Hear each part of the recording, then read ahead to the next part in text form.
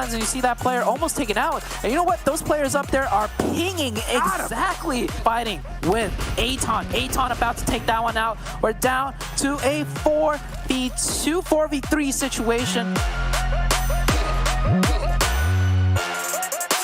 Does not work though, but actually Syndicate does get a knockback, and just as I say that, they are finished out. 4 kills, but is able to get that support from the rest of his squad and just abuse Mazex's. Solitude stayed in that vehicle. Totally forgot it was. They're taking shots at everybody. Yeah, at this point, it's just YOLO send them, be able to save them, and to be really had. And yeah, that's one. I think that's easy confirmed for Sam just as well. So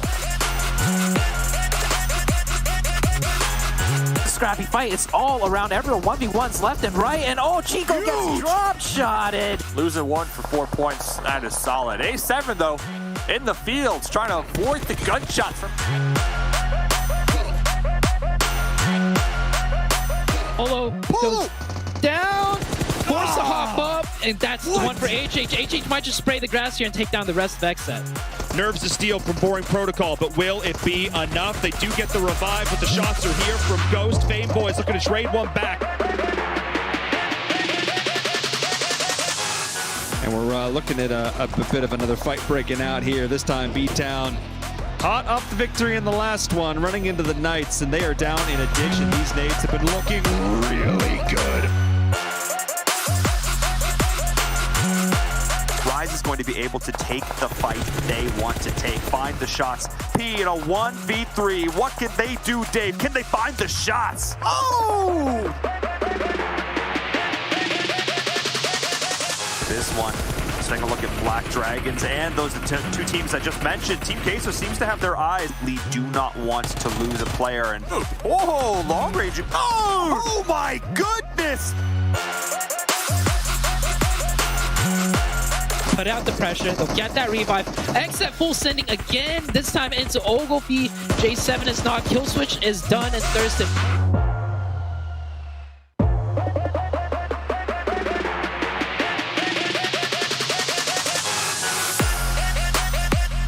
Aynısını söylemeyeceğiz. Son HP Vesi'yi çekecek. Sonrasında uzun mucizeleriyle beraber tabii ki Erangel'de çok güzel puanlar toplamıştı ama ikinci bir mucize yüksek ihtimalle gelmeyecek burada.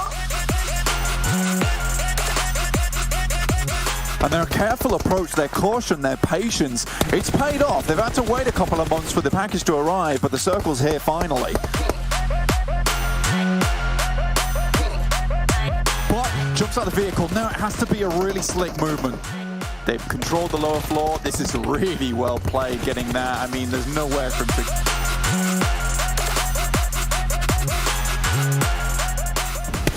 Come on, Mad Bulls, you can do it. The advantage in terms of position, they push on forward. Effect is trying to help him on the sideline. Saltgate gets a lock on the Yin Yang, and Effect can do nothing about that. У них серьезные проблемы. Вивикар продолжает душить, но эффект падает ног с помощью осколочной гранаты, которые слетят масоны, потому что Сузи очень агрессивно въезжает. Yin Yang с двух сторон будет прострел. Чат по сути. Продавили они в меньшинстве. Коллектив Мэджи Прайд. It's going to cook up a nade. We've seen the next phase pop up. It's shifted down to southeast. It is going to be that coastline finish. Rip 7 takes a hell of a lot of damage, but yet to get confirmed. So this is going... There you go. Rotasyondaki rakibine oldukça iyi headshotlar yekta. Hemen burada Timur görüldü. Kudur. Bıra almak isteyecek. Bedava bir puan var burada Kudur için. Hepsi kaldı. Açı vermek isteyecek orada Dark.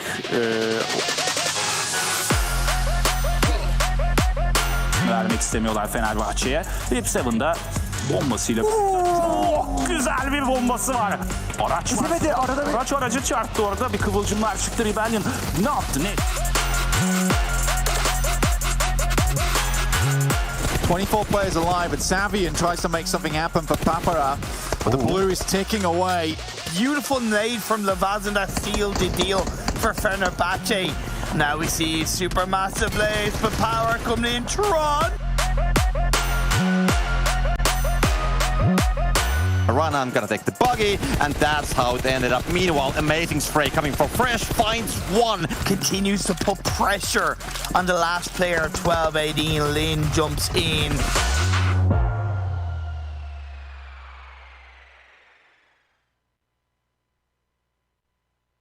What kind of a situation it is, and Bullock just charging in forward. The goal call has been made. Force has gone towards the wall. Eastern side once more, and unfortunately, it looks like it once more. A little bit of a dip dive dodge missing.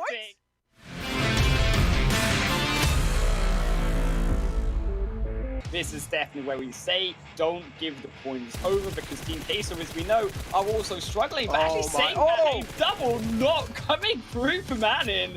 It does not, just previously, have given that up towards Navi, who weren't even in the vicinity coming in. Exactly. Exet though again. Just unfortunate things happening to Exet again. And it's a prime example of that kill switch, and Polo got taken down. I feel like Polo has always been the man who is the first one to go down, no matter what kind of a situation it is. And Bullock just charging in forward. The goal call has been made. Bullock looking really strong in this fight. Yeah, indeed. Of course, that zone, of course, has gone towards the wall.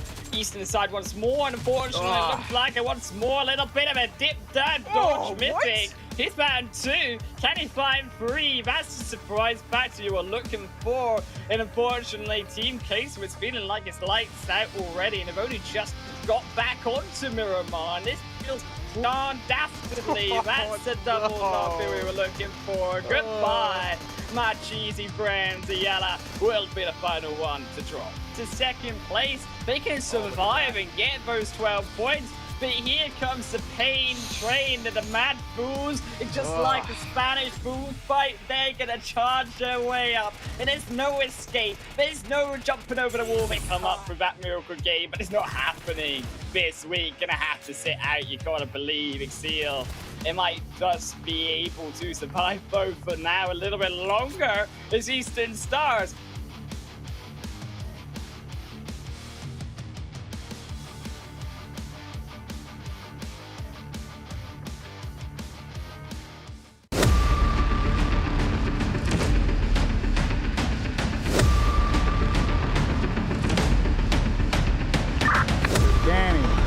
Ready for extract.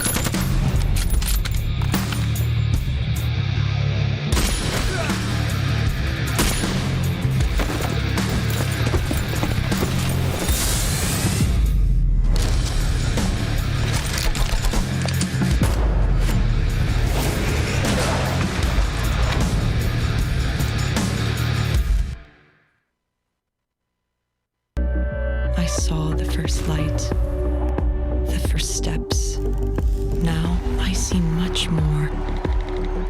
I capture Earth in all its beauty.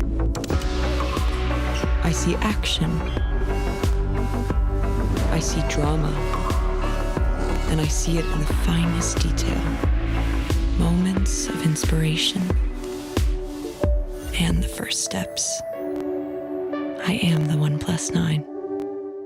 Hello, PUBG Mobile fans. It's almost time to bring together the world's top teams for the PUBG Mobile Global Championship 2021. This year's PMGC has a total prize pool of $6 million for teams and players, and tons of great rewards for our fans as well. PMGC will consist of 2 stages, League and Grand Finals. The League phase will last from November 30th to December 24th. During the League phase, teams from the Americas and Europe will compete in the West League, while teams from Asia and the Middle East will compete in the East League. Each league, 20 teams will compete on Tuesdays and Wednesdays for 16 slots to compete on Friday, Saturday, and Sunday in that week's Super Weekend. The total Super Weekend scores over the first 3 weeks will determine which 16 teams will compete in the PMGC League Finals during the final week. The top 9 teams from the East League Finals, the top 6 teams from the West League Finals, and a special invited team will advance to the PMGC Grand Finals. The PMGC Grand Finals, which will take place on January 21st, 22nd, and 23rd, will determine the PMGC 2021 Global Champions. Who will be the next to glory? Don't miss a single minute of exciting PMGC action.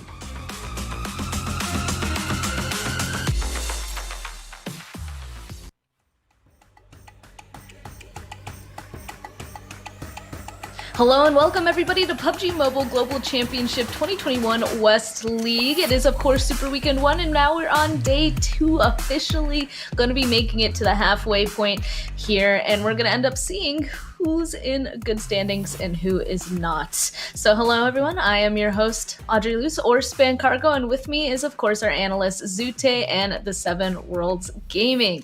So we do know, I already said it, this is day 2. Day 1 already happened, and I mean just right off the bat we just have to talk about what happened in day 1, I have to say, because I gotta say a lot of it is drastically different from what we kind of got used to over the league play. Zute, like you kind of were pointing it out, talking about it right before we ended up going live. You identified one of the questions I wanted you guys to go over. Some of the teams that were at the top of the leaderboard during league play are kind of finding themselves towards the bottom of Super Weekend and vice versa. Yeah, it's just completely opposite of the results from league play. Now, I did say, like, you know, you can't judge league play and Super Weekend. Like, it's going to be different. But I didn't know it was going to be like this. This has got to be one of the first times that I've seen, like, the top teams, like a majority of the top teams struggle in the first day of Super Weekend. A majority of the teams that struggled in the league play, completely opposite. So I know I'm an analyst. I should be able to read more into this. But this is the first time I've seen something like this, and it puzzles me. I got no answers. Maybe 7 does. I'm going to throw this one over to 7 and piggyback off whatever he might say here. Really quickly, I will say, really quickly, I'm going to point out the teams so that 7 can kind of build on that. It's Unicorns of Love, Ghost Gaming, Navi, that are kind of all towards the top now, that we're at the bottom. And for the opposite, it's Alpha 7, Black Dragons, and Mad Bulls. So yeah, 7, you can kind of expound on those 6 teams. Sounds good. With Navi, I mean, it came down to just reps. They kind of know exactly what's going on. They kind of know exactly the power balance that they currently have with Alpha 7, and I feel like they're just getting used to it. They're now being able to get used to just adjusting and doing rotations that they weren't comfortable with. With Unicorns of Love, I mean, this is the team that I was expecting to see here, and another team that actually has surprised me a lot, Alpha 7. We'll talk about them a little bit more here in a bit, Audrey. Okay, yeah, but first let's talk about the format just really quickly. I think maybe talk about the format will kind of reveal it, you know, because Okay, first of all, we start off on the weekday plays. As we can see there's 5 matches per day, Tuesday and Wednesday. Top 16 move on to where we are right now, the Super Weekend, Friday, Saturday, and Sunday games, 5 matches per day, and this is where the points really 100% matter, because the top 16 from there, over the course of the 3 Super Weekends, will then go ahead, move on to League Finals. So we already kind of talked about it. Zute already kind of alluded to it. League play, that's where you just need to get in the top 16, not necessarily needing to get a specific spot, while Super Weekend is kind of a different scenario. And we can see that also by the prize pool, $6 million, and of course the points. It's just clearly some people aren't getting used to their strategy or gameplay that they're being forced to be going into based off of the games. Yeah, these are the teams right here, the Super Weekend teams we have on the screen. It's day number 2, right? We're coming into day number 2. I think things should adjust, but I wouldn't be too surprised if, the pace keeps on, like the teams that have been doing well keep doing well. Maybe Alpha 7, Seven mentioned it. We expect them to do way better. I think that is a team that will switch things up, or at least perform better than they currently are. And the points, you got to get the points somehow. You mentioned it. Points have stayed the same this entire year, but these points are definitely eluding some of these teams, Seven. They definitely are. I mean, I'm pretty sure once we see the actual overall leaderboard for yesterday, we're going to see S2G at the top, and by a convincing lead in a way. So with S2G, I mean, we're talking about some of these teams that are kind of towards the bottom.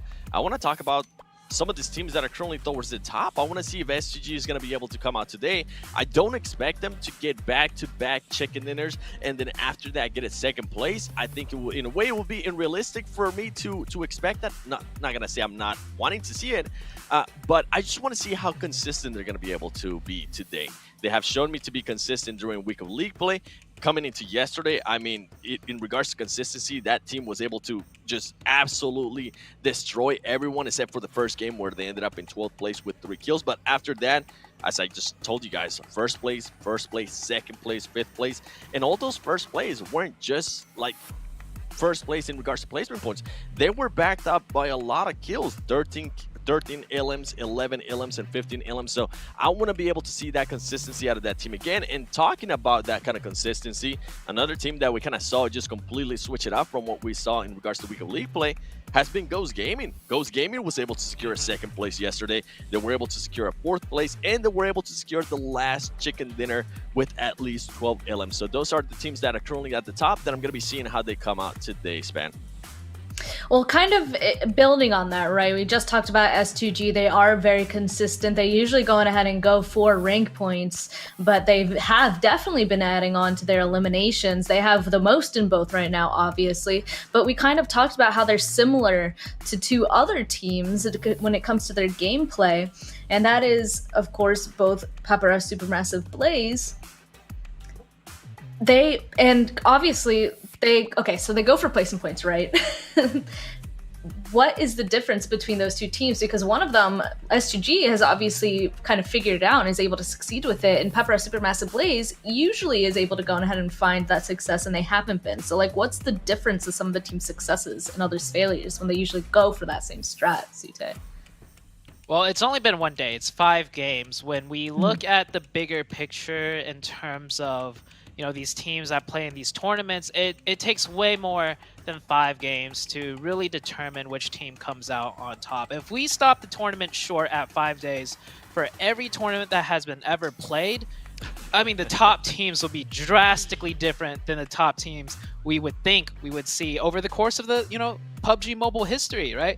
So, once again, it's only been 5 days. S2G, though, we did some, map rotations on them. We paid more attention to them, especially with how well they did. And yes, they have a lot of potential. They play really well. But on the other side of things, you mentioned Supermassive Blaze, right? I think they could do just as well. It just so happened to be that day number 1, the ways the circle shifts, the way, all the RNG factors lined up for the 5 games, it just didn't favor them as much as S2G. Of course, there is skill involved too. Maybe S2G was just more on point with their comms, with their team synergy, with remembering their homework, the VOD they did, and etc. So that might have been the difference there, Seven. I mean, it definitely was. Some of the teams that I'm going to be looking at here, I mean, we got obviously Alpha 7 in 11th place with 22 points. I think I'm going to go all the way towards the bottom. I'm going to go to Furious Gaming with 6 points.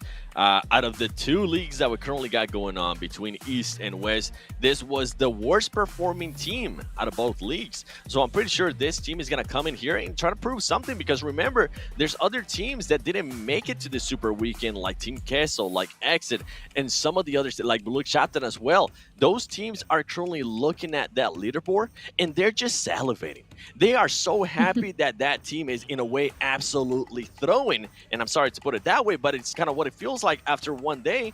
They're just excited. They're like, okay, we might have a chance, because remember, out of this Super Weekends, only 16 teams are going to be moving to the finals and then the grand finals. We'll get into all of that, but with Furious Gaming, I mean, I need to see some life out of them. And as Sute was saying, it's only been 5 games. We can try to dissect it as much as we want to. It comes down to just some teams getting it right, some teams getting it wrong. I think on this one today, then we'll get a better picture of what's going on this Super Weekend. Sometimes teams just have a very bad Super Weekend. The good thing for these teams is that they are at least here on this Super Weekend. They're not currently sitting at home watching like Exit is, like Team Queso is. So for some of these teams, they need to take advantage of that situation. I mean, Alpha 7, I definitely want to see more out of them. With Furious Gaming, I definitely want to see more out of them as well, Sven. Yeah, definitely Furious Gaming, though. They have 6 points total right now. You already said it. Those 4 teams that are currently sitting out definitely are salivating at the thought of that. If they continue to stay with that low points, they're going to obviously be very much easier to catch up on them next Super Weekend. But of course, as well, we got to do a quick shout out to our sponsor, 1+9 and 9 Pro, because you guys know already, with flagship performance and an immersive 120 Hz display and hyper touch technology made specifically for gamers, the 1+9 and 9 Pro are your best shot to climb the leaderboard. And okay, talking about climbing the leaderboard, so we already kind of talked about those teams that are going more for placement points, right? We already called them out. Another opposite side are those teams that usually go for kill points. And again, I feel like there's people all across the board, right? So we have Alpha 7 and Rise usually go for those kill points. We have Knights that usually go for them as well. And as of right now, Knights currently in 5th place. They're still working out for them, currently with 26 eliminations and only 19 placement points. And then you look at Rise, also with 20 elims, 18, and then Alpha 7 even lower in 11th with 13 elims, 9 placement points. So again, like, those are the teams that usually go up for those high kill counts, and obviously some is just working way more than others. Another thing I'd like to point out real quick though, before you guys expound on that, is that Rise, with those 18 placement points, they got a chicken yesterday. So 15 out of those 18 was just from a singular game. Yeah, the results are just kind of all over the place. I would say that's pretty normal for 5 games, as far as when it comes to looking at, you know, if you really want to dissect a team, 5 games is not enough. And you were talking about, so we're taking a little bit of focus on placement points versus elim points, right? Alpha 7, yes, they really focus on the elim points, same as Rise, but I feel like those elim points really stack up as we play more games, right? Because all you need is that one game where the circles kind of shift in a way that allows for all those elim points. Right now, I believe Alpha 7, they've just been getting really difficult circle shifts where usually they could fight in pretty comfortably, maybe take an isolated 4v4. But now with these circle shifts, you know, they're being gate kept from inside and another team coming in from maybe behind them. We saw a lot of problem, you know, yesterday between Alpha 7 and the Na'Vi rotation, so that plays into it too. And there's just so many factors. But that's why we have 3 days in a Super Weekend, and we'll see after day number 2. I think things will, you know, start making a little bit more sense. 7. They definitely will, and I'm glad you guys, especially you, Span, I'm glad you brought up the elim situation for some of these teams. If we go back to what we saw in Weekend League Play, right, let me give you an example. Ghost Gaming was that team that really, they kind of just, they were at a point where they had to secure those placement points. They weren't really worrying about those elims. They figured if we try to make it at least towards the final circles, we'll be able to get those elims. A player from Ghost Gaming that had an outstanding day yesterday, that's usually not one that we expect, was the problem. the problem child HH24. He was able to get 14 elims. He was able to get 1800 damage, which for those stats for me, it shows me that he might be waking up, which if that's the case, that's going to be a huge advantage for this Ghost team. We usually tend to rely a little bit more on Tensa or Spec, and Ghost just being able, and Beowulf just being able to be the IGL for that team. But if Ghost Gaming can get HH24 to kind of keep up this form, I will expect to see them getting a lot more elims throughout the day and not just having to worry about those placement points. I think right now a lot of teams, kind of going back to what I was saying in regards to super weekends, are not guaranteed. A lot of teams might be just trying to play it a little bit safe on the first day of what we're able to see, and it might have just backfired. I mean, going back to Miramar yesterday, the only Miramar that we played, we saw Supermassive Blaze try to hot drop on Ghost Gaming, and in a way, nothing happened there, but it took too long for Supermassive Blaze to rotate out of that hot drop that they ended up getting caught going into the actual circle. They didn't even leave Picado. So a lot of these teams are just trying to figure things out. We mentioned it over and over again. A lot of these teams tend to do completely different stuff here on Super Weekend. And Sute was saying, and I completely agree with you here, Sute, second day is going to show us a lot. Second day, we're going to be able to see which teams are actually, now that's their strategy. Now they're just not doing that for one day. Now they're trying to do this throughout the whole weekend. So it's going to be interesting to see first game, like who's going to be up there. Yeah, you're right. So it does seem like there's a contribution of obviously the team's better performances, but then also individuals. And let's see if anything will change just based off of our first match here on Erangel, throwing it over to Highland Wolf and Necro. Second day of the Super Weekend, Necro. We're here, we're hitting it, slapping it down on Erangel for the first game, and I'm looking towards yesterday, right? And I'm looking towards who had those good points, and S2G, they had a big dog stepping out of the front from those first 5 games. I mean, they're definitely the big dogs, but guess what? Teams like Supermassive Blaze, Mad Bulls, and Furious Gaming, teams we expect to be on the top, are all the way in the bottom 3. Supermassive are right there. Then you have Mad Bulls as well on second last, and then on the last position, you have Furious Gaming, which had quite a decent performance in the league days as well. Now, today is the day where all these teams in the bottom, they need to step up. If they don't, they're going to be having a lot of pressure on the final day of the Super Weekend, week 1. Still, though, a Southern playing path, I wanted to see it, and I wanted to see these teams be tested, because there were some issues when it came to actually deciphering how teams were going to be tested versus the zone. And that's one way to try experiment with this issue. We've not got that similar straightforward playing path, and we've got a zone that finally shifts opposite. This is the first game that we see a situation like this actually in the entire competition, and now we look towards how fast are these teams going to rotate into the zone. We sort of touched on that yesterday in Game 5 when we did see a very heavy Southern shift initially in Phase 1, but it wasn't to the extent because the playing path was still mostly towards that center point. This is very far off. Yeah, this is definitely kind of far off, right? The playing flat path started all the way from down south, and now the circle is kind of tilted up north. It has definitely screwed a lot of teams over. Knights and Furious Gaming already catching each other's eyes, but it seems like both the teams don't really have any intentions of fighting each other. Scream is the only man with the scar in his hand, and he as well, I mean, it's pretty understandable the rest of his squad doesn't really have any kind of weapons to defend themselves. So Furious Gaming first, they're going to be trying to make it in the zone, make sure they're comfortable inside, and then go for that loot. Still, though, not uncommon to see all of these fighting coming on the early stages. And I think this has been, quite frankly, the difference between the east and the western sides here, Necro, is in the west, we have fighting earlier on. In the east, it's much more, all 16 teams, they handshake, they don't fight towards that third, fourth phase because their positioning is further set back. And instead, I think that because of the nature of a zone like this, and to head back towards that point and expand upon it more, is actually, we are probably going to expect a lot of teams to try and make that initial earlier rotation in this format in terms of these teams, and then coming closer in towards that second, third phase, we're actually going to see probably a couple more teams that are expected to drop. Maybe we start to have phase 4, phase 5 be a little bit quieter, see that chaos earlier on. And firstly, for one, I'm not opposed to that, seeing a little bit of bloodshed earlier on in this first game. Yeah, I mean, exactly. If you take a look at the left side of the map, though, there's a lot of teams, kind of drop there. And as soon as they try to make it on the right side in the circle, I'm pretty sure there will be a lot of fights taking place, maybe some casualties as well by hand. But then we have teams like Ghost Gaming coming in. I mean, first day, did pretty well. But again, we don't know how they're going to be performing in the second day. What do you think so?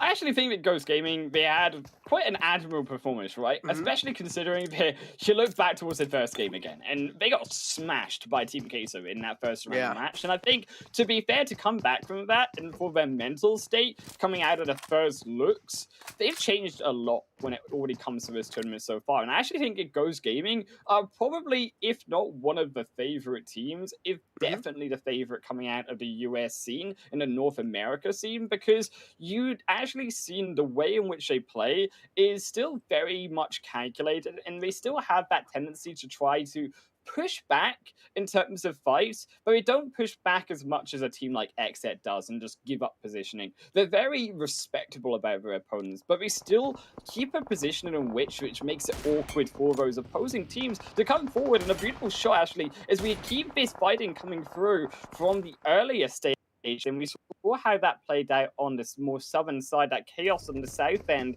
of Military Island. And I think to head back to that, definitely positioning was something there that Ghost Gaming really had a good control of, and in fact actually came out, of course, with that win. Exactly. I mean, if you compare them to the league days, right, in the Super Weekends, they seem pretty in sync. And this is what we like to see, right? As you mentioned, even in every single game yesterday, especially that Erangel game, it did seem like in the end they were quite in control of the positioning, how they were playing. Each and every single player did seem quite in sync with the team. But now Ghost Gaming already on a move. We do know how they like to play. They like to go in the center of the zone, and they will just try to hold that compound down. Another team, H2G, sitting right on the top of leaderboards. They have 93 points on their name. I mean, of course, today they're going to be breaking that 100 marks barrier. Still, though, S2G, right? I mean, the dominance should come through from yesterday. It was ridiculous, the amount of points they had overall. I mean, you're looking at almost, as we said, that 100-mark barrier. This first game, you expect them to break it quite easily. But also, I think when you look towards other teams who are challenging S2G, Unicorns of Love, a massive team coming through, quite frankly, from their league stage play, where, yes, they might have not been trying so hard, but still were very close to not even making it here. And then coming into the first day, they took the first chicken dinner in quite a command skill fashion, and then actually maintained that through some spectacular plays. Especially you look back towards that fourth game of Roll Kids, right, on Sanhok, who was able to heel strat up towards that third position, still grant his team 10 points where everyone else was getting smashed by S2G. That's what is keeping Unicorns alive, actually, in the second place and above teams like Ghost. Exactly. I mean, Unicorns of Love, you had to talk about this team, you know, in the past, but I'm going to hold on to my words for now. Aton taking a couple of shots on the players of Supermassive Blaze. Nothing really found, though. No connections being found yet, and it seems like they found themselves those individual compounds that they're going to be calling it home, at least for now. But there are still a couple of teams closing in the same site, including Ghost Gaming, and this is where Supermassive Blaze might just not be happy to see Spec over here taking a couple of shots on them, but Spec instead is getting that return fire onto himself. But there is the cover fire available from the side of Ghost. Savian out in the open is quite low, barely survives though.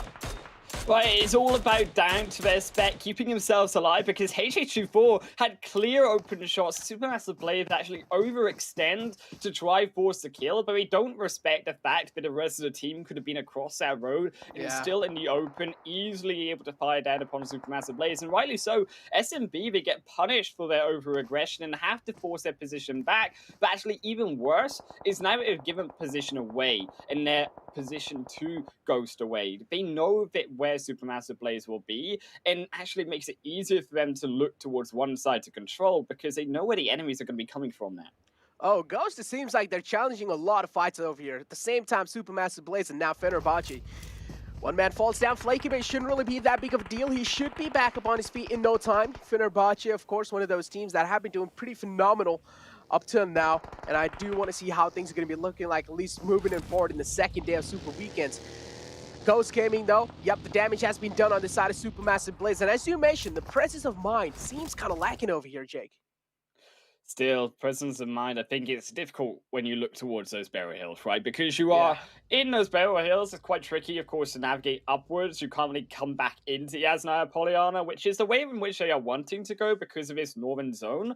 But actually, when you're looking towards heading back down south and you're looking to wrap, the problem with the barrel hills is that you are in this dip, you don't have the information of where those other teams are coming on while you're there. If you pop your head up, you suffer the problem of ghosts shooting down upon you. You have the problem of other teams rotating up from that south side, which is going to be the general consensus. And as that zone does continue to shift further towards the northern side, I actually think teams who have already made that wide far north rotation, such as A7, such as S2G, these are going to be the winners out of future possible rotations, because they don't have to worry about navigating around the trickiness, as we say, those fields set to Yasnaya Polyana, but particularly don't have to contest Yasnaya Polyana specifically, which is going to be quite infamous in this game, particularly for not actually allowing players who enter in on this location to be able to easily escape from it further up, because you don't have, again, that ability,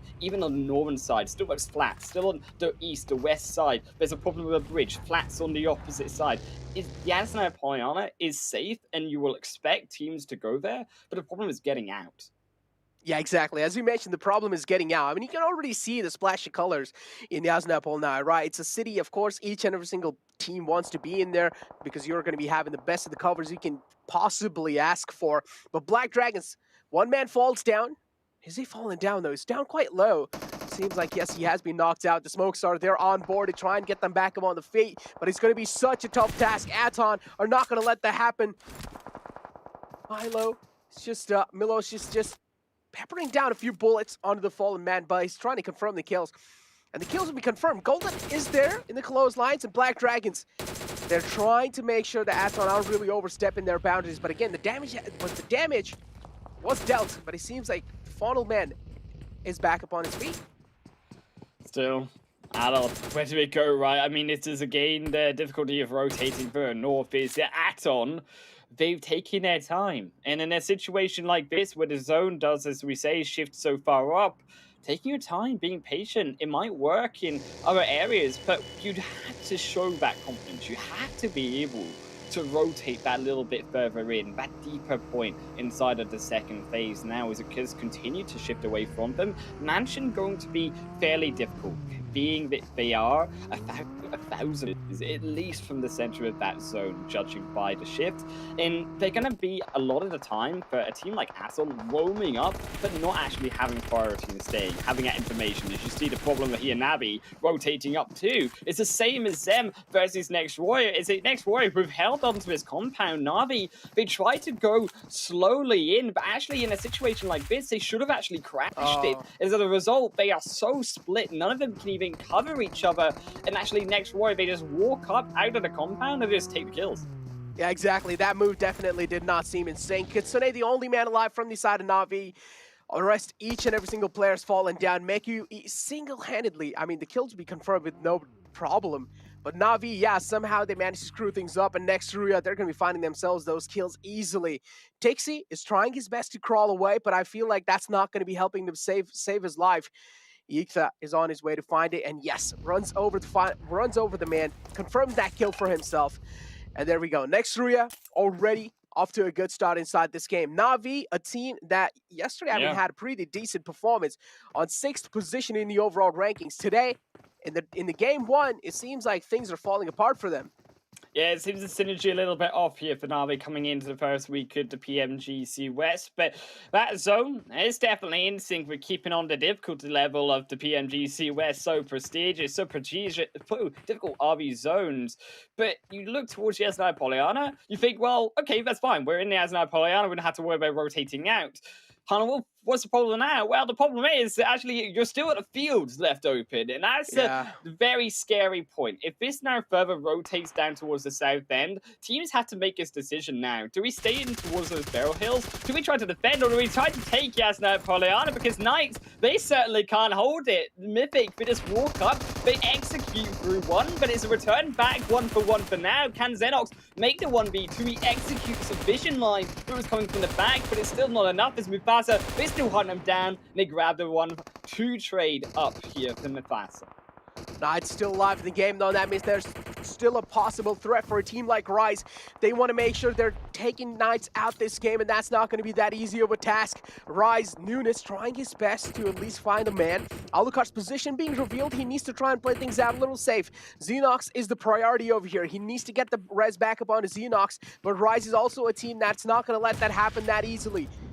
Knights, again, they're just holding things down. They're not really overstepping it. They're not really getting overconfident in this fight, which makes quite sense because the damage on the damage that Knights have gone onto themselves is not really looking good. And take a look at this. Alucard getting charged upon by Nunes is going to be taking him down instantly, and the kill will be confirmed. Oh, the thirst is real. And this is the difficulty again with Knights in their position. They are very split across these AC compound side here from Yasna Poliana. And actually, as a result, Knights, they could move closer. They could try to stick together. They find the revive coming through. It was a little bit of a dodgy nade coming through from Goose, but this is again the problem. You make these sound cues, and they find you because of through the sound that you are making. And Knights, they just get slapped down by through Rise. And now, actually, as a result, Rise, they have such immense control over this, and because of the fact that they purposely didn't actually lose all that much in that fight. They only lost one player, keep in mind, as Unicorns Love equally going to struggle here versus next Warriors. They seem like Pain Train roaming their way throughout the zone. They executed Na'Vi and they're on the neck. Oh, they are, and now Unicorns Love as well. They're taking quite a lot of return fire from the side of Kudur from next Ruya. GK first falls down. Trades are happening back and forth, but again, the damage on Unicorns Love is quite a lot. Next Ruya, oh, they seem like they're on top inside this fight, at least for now. Rolkis is on his way onto the Fallen Man. He's going to try and get the res back up onto Fresh, but Kudur is the man who's not going to let that happen. He's going to be pretty jealous of that fact. Kitsune as well, he's there in the backlines. I saw him in the radar right there, but it seems like he can try and play the spoil sport over here. He can try and go for the third party, but is that what he's going to do? Because he's the only man alive from the side of Na'Vi, and he wants to make sure he's staying alive for as long as possible. He wants to get those positioning points. Uh-oh, bro, look at where that zone went. It got up towards those telepoles and up towards that northern end of Yasna Poliana, and that is going to be such an open expanse to come out. You're looking now at teams positioning here, Necro. You're going to want to head in towards those tops on the eastern side. You can go towards the north, but I think that is the other strong point here in this zone, where you have the coverage of the high ground and also those big concrete slabs that hold those telepoles up. But still, that's still not going to be all that much compared to the hills. And the hills going to be far superior, so you still keep your high ground, but the dips in between those ridges, that's where it's going to be also powerful. These teams are looking to try controllers. Unfortunately, Unicorns Love, they did try to control, they were back onto that fight. The next Warrior, they did find, of course, another kill on their merry way through. Fresh going to be their second one confirmed away from Unicorns. Yeah, exactly. Unicorns Love just giving up on the Fallen Man Fresh. There's no way they're going to be able to get that res back up onto the Fallen Man. The manage clearly looking pretty heavy on the side of next Ruya, and now Unicorns Love running straight into Rise's arms. Lin falls down. Nunes is the man who finds the opening onto that. And on the other side, I also do see Mad Bull's taking quite a lot of damage onto themselves, and Unicorns Love, just like that, if I'm not wrong, they're out the game. Yeah, they are. They're good. Good is gone here, Necro, in that first game. There's no unicorns left standing. There's no horses. It's an extinct species now. As footballers have moved their 30 further forward as well through wars. A7, and A7 actually trying to hold that exit down from Stalber. Keep in mind, they're all the way up towards that Stalber hill on that second phase shift, and then they had to move down, and finally they have met that wrath of footballers. The nades don't land though, and Lutz is trying to hold out the base through from those nades. He's trying to drive away those sound cues and get rid of the artillery, but Lutz goes a little bit too far, takes a few more shots, as now also Solke will wrap around. Eats a couple of bits of zone, but it's Ram here that is core player. Ram will, in the meantime, continuing to get closer. Can he find those executes though? Nade parade from both these sides, not really dealing that much amount of damage. Rom in the clotheslines finds one.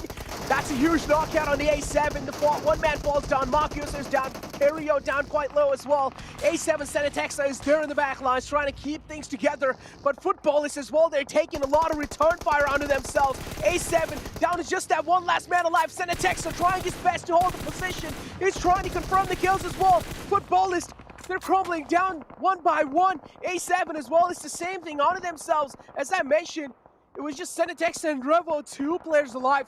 Footballist Lutz is still alive in the far fray. But again, getting the res back up on ROM is going to be a little tough task. Yeah, Footballers, they tried to go into the charge, they tried to drive in, but they didn't have the position of the camera spent correctly on Senatex. The tree was just a little bit too awkward to dance around, and Footballers, yes, they keep themselves alive, but it's a failed engage where I actually think Footballers, had they been more in sync and drove in together, it would have been much more difficult for Senatex to just pick them off by one, and actually as a result, they could have potentially actually first down A7. They could have found those revives back on to the Footballers members. As their Black Dragons are trying to do the same, they're trying to drive over, but they also fail versus Eastern Stars as Nate executes for squeezing, and with a bait left on an opposite island to the rest of the team, they execute them out too, and it's down to just one for Golden. Oh, Black Dragon, as you mentioned, just have one last man alive, and it's going to be Golden from the side of Black Dragons. But Eastern Stars, Octavian just driving around, trying to just gather that attention from the side of Black Dragons. Octavian getting himself a little bit of high ground over Black Dragons. Maybe he can try and pepper down a few bullets onto them. And guess what? Milos from the side of Aton. He spots out the players of Black Dragon. Golden, oh my god, I can already imagine the amount of pressure this man has on his shoulders. He wants to get the rest back up on the fallen man. He should be able to do so. But again, the wall of death is moving in, and it's going to be dealing a lot of damage onto them. He should barely find it. It might be, no, it won't be the case. No. Actually, the squeezing does get annoyed, taken down there through by the blue zone. But Assen, they're making that big push in, and there they go. They tried to execute a vehicle, but too fast. Didn't put the brakes on, and Asta executes himself out of the game. A second shoot here as Cardi's so low, and only Milo's trying to be the Hail Mary plays, driving through the entirety of the zone to Choco there, but Choco goes down too, barely keeping themselves alive. I mean, they drew all the attention as we head back towards that south end. Where did Atten come from? Well, from this fight in between Furious Gaming and Supermassive Blaze, they dipped out of it and left actually Supermassive to find that revive onto Salvian. They should find it, as we say, this time around. They don't have the zone to worry about. So we do have 4 members of Furious Gaming who are slowly assaulting their way further forward. That nade won't land either, as it does go wide. Oh, screen was quite close to Nate, but okay. Now back to safety. Supermassive Blaze. If Furious Gaming wanted, they could have charged in forward when the man was falling down. But now Supermassive Blaze, they're down. They're up to a 2-man squad. On the other hand, Furious Gaming down to just that one last man alive. That nade came in clutch. It was a game-changing nade. Now Trigger's in, trying to get the rest back up onto Trigger. Is that going to be possible? That's the question. Savian falls down from the side of Supermassive Blaze. Furious Gaming definitely do have a lot of pressure. Same thing goes with Supermassive Blaze. Furious Gaming with that res, they should have their confidence level boosted up. And they're walking forward, they're healing back up. Now they've got the assault ready. The revive's barely there, but the molly on the front door. They'll burn them down. They do not find a full flush. Savian, he's trying to heal up in the midst of 4 members right now. He does manage it. Oh my god. He dodges out, executes through. Can he find the next? He dips into the bathroom. But you can't take a toilet break now, Savian. You've got to go out and fight. As he does, he takes down a second. Can he take the full hat trick through? No, he cannot. As Big Milo defends his team from death. Oh, Furious Gaming, that's not how you play that fight. He almost single-handedly clutched that out against him, Furious Gaming, but the damage has been dealt. Oh, this is not really looking good for a team like Furious Gaming. But again, I do want to see, because the circle shifts away on the side of Ghost Gaming and A7. A7 are right in the smack center, and they also have a little bit 1-1 spread going in inside. That means they are covering the most amount of land inside that one. If S2G makes their mark inside the next zone, they will have the man advantage. Still, that zone, it has moved away as a whole from even the north exits of those telepoles, and now it's gone even further towards no man's land, heading in towards Starboard. That's why even those who try to take both positions we talked about are going to struggle. It's gone into such an unlikely spot, this zone, where you are seeing teams actually be hesitant to move. They don't want to go into zone. You can charge like Atten, but it is so risky, as we've seen already, and that's why a squad like Mad Bulls haven't made that push. They're trying to hold on as long as humanly possible. But now that that zone has shifted away, you can see the cars, you can see the smoke road, but they're so sporadic, these smokes, it shouldn't defend all against that much.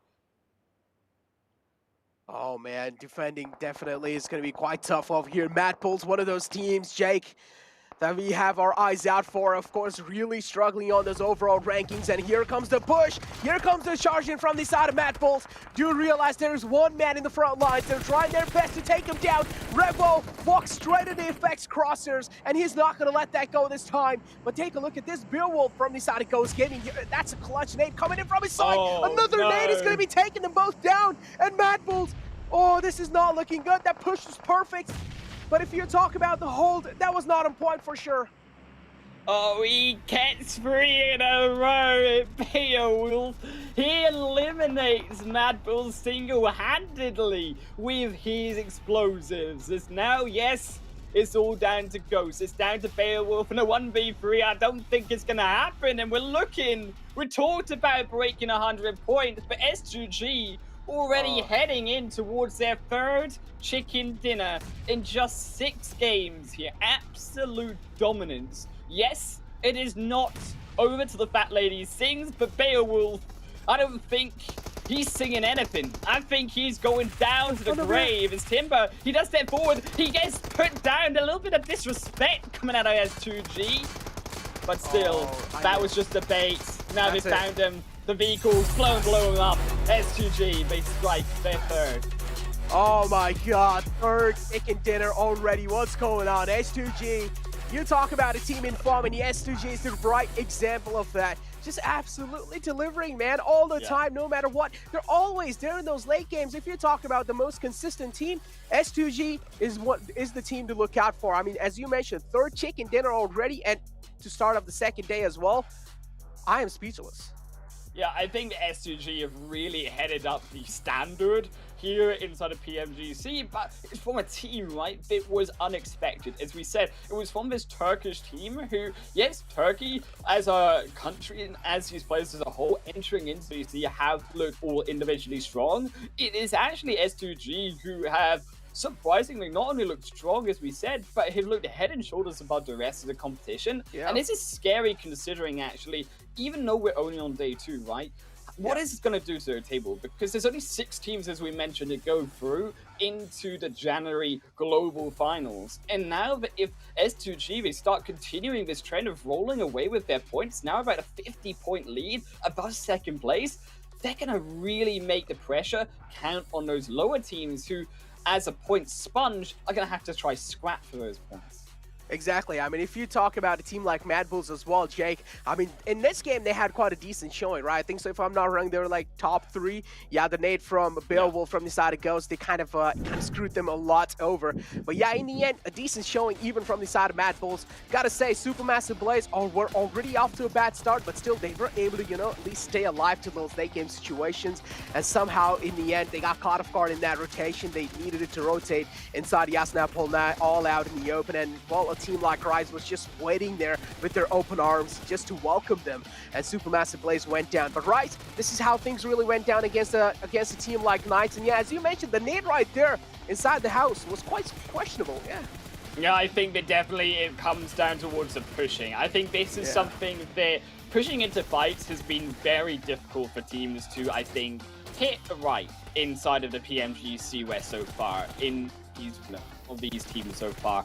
You see it in Navi, you see it in, I think, Unicorns of Love, particularly in the league stage days. I think you see even to an extent here with Knights trying to defend against Drive, or Mad Bulls even trying to find their position on the end. There is a plethora of problems coming from these teams when it comes to approaching the team fight correctly and actually positioning correctly in advance of this fight.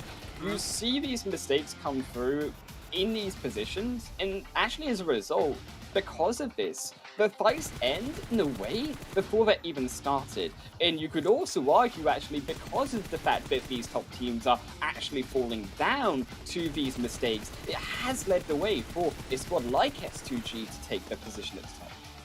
Yeah, exactly. I mean, S2G, I mean, it's like they have cracked the code. No matter what kind of zone it is, you're always going to be seeing them in the top 5 or either just take the chicken dinner no matter what. It's like if you see S2G in the top 2, there's high chance that they're probably just going to seal the deal and just take that chicken dinner. At this point, as I mentioned, they've just cracked the code, and it's pretty much looking like it's impossible to stop them with the performance they have been able to show. On the other hand, teams like Na'Vi as well making quite a lot of mistakes. The rookie mistakes being shown from the side of Na'Vi in that previous game. That split coming in from their side, it didn't really seem like each and every single player was even communicating in that fight. Well, we've solved one puzzle, S2G. We've got to see if the analyst desk can solve another puzzle. Of course, what happened with those higher expected place teams? We'll check them out. Well, y'all, you know, one of the questions that I did have at the beginning of the show that I ended up not asking is S2G stoppable? Is there any stopping them? And after that first match, I feel like so far that answer is no. There's still time, but 7 just S2G. Yeah, that's pretty much it. Just S2G. At the beginning of the show, I was saying it's not realistic for me to be expecting another back-to-back chicken dinner from them. Now it's getting a lot more realistic. This team, the way they're performing, the way they have been able to improve, we've always been saying a week of league play doesn't really count, but just the improvement that I've seen out of this team, from being a team that was just pretty much going for placement points, trying to see how they got into the final circles, to the first day of the Super Weekend, then we started seeing some elims, and then here on this first game of day number 2, they just send out a massive statement to everybody, being able to collect a full total of 30 points, 15 elims, 15 placement points. So what a performance. We will be breaking more stuff down from them in a bit. But Ghost Gaming, I mean, we got to give props to this team as well. This is another team that we were talking about earlier, that it was just completely different team. And here on day number 2, they're able to start it off with at least a second place finish. We saw Bale being at least able to collect some of those elims there towards the end and being able to collect a lot of those placement points too. And something with Ghost Gaming, it seems like they're just able to kind of, in a way, clutch up and stay alive when they need to. Yeah, Ghost Gaming keeping that consistency coming in strong. 3 teams I want to shout out real quick before we go to the next page is Mad, A7, and FG. FG just got more points in one game than they did all of yesterday. A7's back up in there.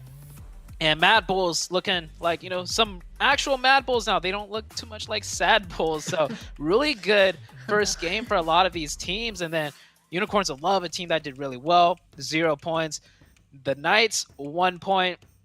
It's like we got another little mini flop, but S2G, they maintain that dominance. Ghost Gaming maintains that consistency. Bayo definitely clutching it up right there. And Na'Vi also with 1 point. Hey, A7 did good, Na'Vi did bad. Maybe it's still a pattern to be seen. And we do have Rip Savine here as the MVP. 664 damage and 6 elims. This S2G team, they don't get that much camera time. That's something I noticed. I feel like their rotations and their positioning and zone control is just so good that they don't have to like do anything crazy that catches the eye of the cameras, so to say. And then by the time the game's over, hey, they got another chicken dinner and somehow have 15 elims. Yeah, they seem to kind of, you know, just hang around the outskirts of the zone and then only really move on stuff that they know that they have to go ahead and take advantage of in the end. So you're right. That is something they're kind of just like lurking in the distance, figuring out what they have to do next. But another thing with S2G is, oh man, I don't know. We talked about them already, right? And how their usual game style is that way, and how there are other teams that usually go on ahead and do that as well. Just obviously S2G, they've figured something out that's a little bit too different here. And it also looks like, just a sec, S2G Rip Savine going head to head against Myra from Alpha 7 Senate. They both have a good amount of damage, but it's really S2G that was still able to turn those into more kills, as Alpha 7 unfortunately was taken out a little bit too early. Gotta say, that end zone there was pretty difficult, 7, for these guys to really go on ahead and have anything happen for them. It definitely was. I'm glad we're able to see Senatexa here from Alpha 7, though. I feel like he clutched big time for his team. And something that I love that we'll be able to see in a little bit is how bad you could see Alpha 7 wanted to get some points. And I saw something out of him that we'll be showcasing it to you guys here in a little bit. With Alpha 7, I mean, you can start seeing the crazy difference in playing style. Sute was just talking about it with S2G. They don't really get that much face time. We don't really often see them here throughout the game as much. But with Alpha 7, we're always seeing them because they're just so much more aggressive. S2G being able to maintain that first place and expanding on that lead to almost 42 points. The good thing here, now we have Ghost Gaming being able to move up to that second place. That's going to be great for them. It's going to create a lot of cushion for this team towards the top. Unicorns will love maintaining those 66 points. Fenerbahce being able to have those 55 points right there. And we do see Navi and Knights moving down, as we do see Rise rising up, being able to collect even more Elim points, being able to collect some placement points. And something that I'm loving out of Rise right now that I gotta give them props is that they are kind of starting to create a great marriage between those Elim points and those placement points for a total of 47. But back to what I was saying in regards to SGG, they're just so patient. They know when to actually go for the action. They don't have a rush to kind of just hunt anybody down, and so far Sute, I'm loving that as we go here towards the second page.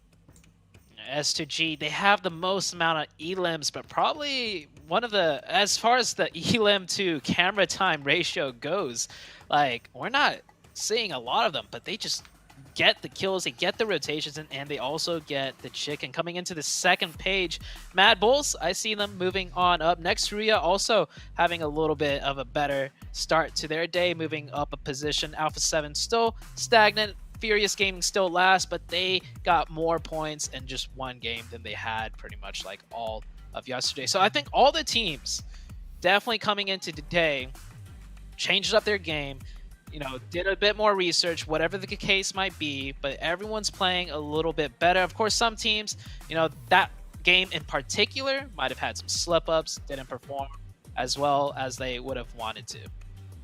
There's also a lot of teams on that second page of the overall that end up doing really well in this last match. So Zute, I mean, you said at the beginning, 5 games definitely isn't enough to really go on ahead and determine how these teams are going to do over the overall of the Super Weekend. And we're already seeing that just in match 1. And more on that, y'all. As fans, you guys can have favorite votes, by the way, as you watch. So go on ahead, launch PUBG Mobile. You can go on ahead and play it, vote for your favorite PMGC teams, and go on ahead and get rewards. Yeah, I'm pointing down there towards it. You can get a voting ticket, log into the game, watch live in the Esports Center, and of course share the voting page with your friends. You can also find more information in game and go play PUBG Mobile to get rewards, various pink level permanent items, everything you could possibly think of, all during this time while watching PMGC League. Of course, more on that though is that there's also treasure boxes. As a PMGC exclusive, there are treasure boxes in the Esports Center as well. So all you have to do is watch PMGC live on YouTube or the in-game Esports Center, get the PMGC token that is shown, and of course go on ahead and redeem it to get more permanent items in the PUBG Mobile Esports Center. Additionally, there are 2 more treasure boxes coming up during PMGC, so go on ahead and stay tuned for that, and you can find more information in the game. So a lot of information there, y'all, but we just basically, there's so many things that goes on ahead and builds on top of these teams right now. It's so hard to know who's going to go on ahead and do well. So go on ahead, fan favorite everything. And it's time for the more details that Seven was talking about. Zute, go on ahead and take it away with the beginning of our recap. All right, we're going to head into the recaps of that match. There was definitely a lot going on. We saw a lot of early action, too. It was like teams came out to play today. Today, everyone was looking pretty strong, pretty aggressive. We're actually starting off with the S2G map rotation. I mean, we don't see them on camera as much, so we're going to highlight their map rotations, Seven. And maybe here, Seven, we'll get a chance to see where they picked up all those kills. I'm looking for all those little red X's to appear. And that's what I was talking about. Like, here we're being able to see it perfectly. This team is and this team is completely different than some of the other teams in regards to the metas that we see. They don't really split out as much if they don't have to, especially in stones like this one. And they kind of, it feels to me, Sutia, at least from what we're seeing here, they wait towards the end. They try to position themselves for those final circles, and they just let the elims come to them. And that's something that we've seen it over and over again. They do end up losing somebody there, but they're able to kind of move I mean, they're able to kind of move up here. You see them being able to secure some Illims as they're moving up. And all those Illims, at least most of those Illims, come towards the end as you're able to see them here. Now they're just moving up slowly. I love that one of the players had that high ground, which earlier, by the way, they were able to third-party a fight that we're going to be showing you with Alpha 7 and Footballers. And overall, S2G has just been insane. And now this fight right here. I mean, talk about Rise being aggressive too. Rise brought on the heat on this first match. Yeah, Rise crashed straight on in. Usually in this type of situation, especially with these apartments, we always see teams just share it and they just, you know, stay next to each other. They become neighbors. I can't tell you how many times I've seen this, Seven, where we just have two teams just waiting for the next circle and they're not doing anything because it's so difficult to fight in these buildings. So many corners to check, so many angles. But Rise Esports, they really just took it to the Knights, and even the casters were talking about it. I think the Knights weren't expecting it. They got a little bit dazed, confused. We saw that one grenade that almost knocked thirsted their own teammate out from the Knights. But the spotlight here is definitely on Rise, just ramping up that aggression. There's that grenade we were talking about. I think might have been strategic, made Xenox crawl a little bit faster. Like, hey, yo, if you want to get revived, get over here quick, because Rise is coming. But that grenade did not stop Rise one bit. And let's see if they, shoot the box. I think Rise were definitely feeling it. And this is the fight you wanted to look at specifically. You wanted to look at Alpha 7 versus Footballers. Well, we got it right here for you, 7. Yeah, this fight, I feel like it could have gone either way. You see some Footballers players being able to kind of just be passive. Something that I've always loved about Footballers is just how many grenades they're able to throw, okay?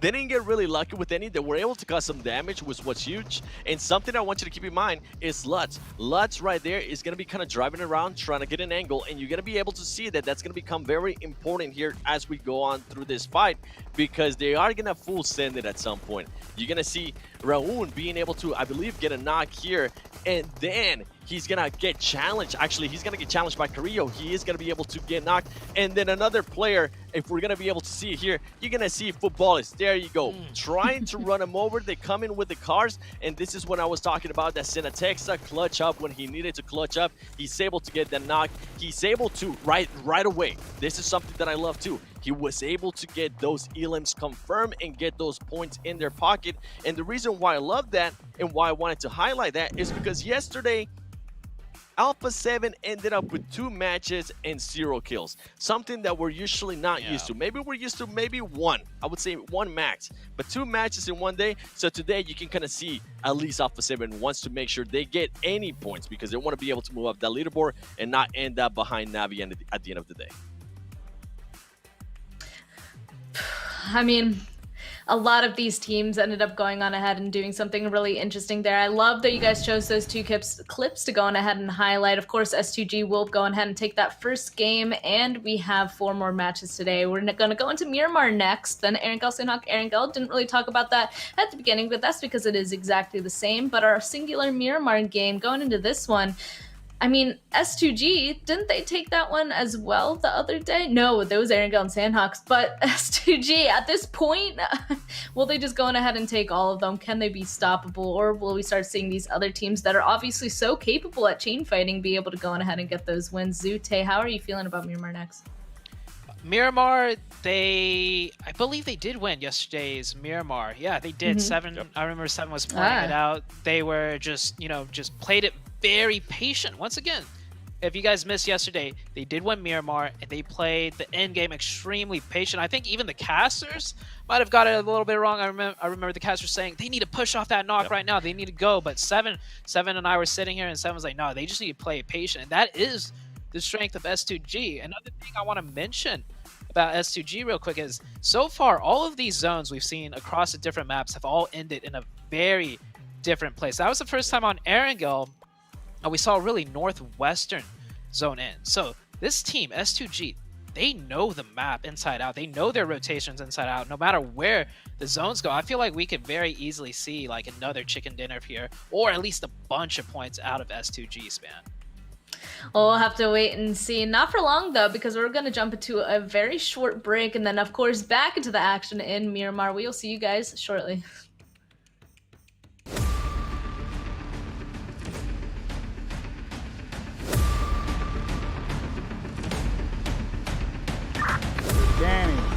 Ready for extract.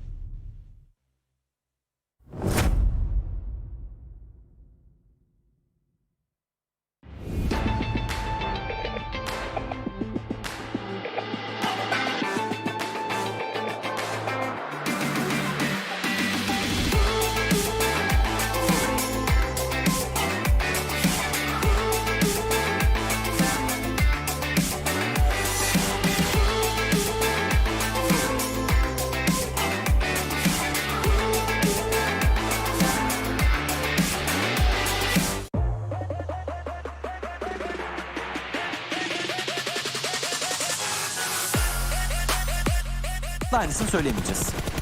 Son HP Vesi'yi çekecek. Sonrasında uzun mucizeleriyle beraber tabii ki Erangel'de çok güzel puanlar toplamıştı ama ikinci bir mucize yüksek ihtimalle gelmeyecek burada. And their careful approach, their caution, their patience, it's paid off. They've had to wait a couple of months for the package to arrive, but the circle's here finally. But jumps out of the vehicle. Now it has to be a really slick movement. They've controlled the lower floor. This is really well played getting that. I mean, there's nowhere for him to...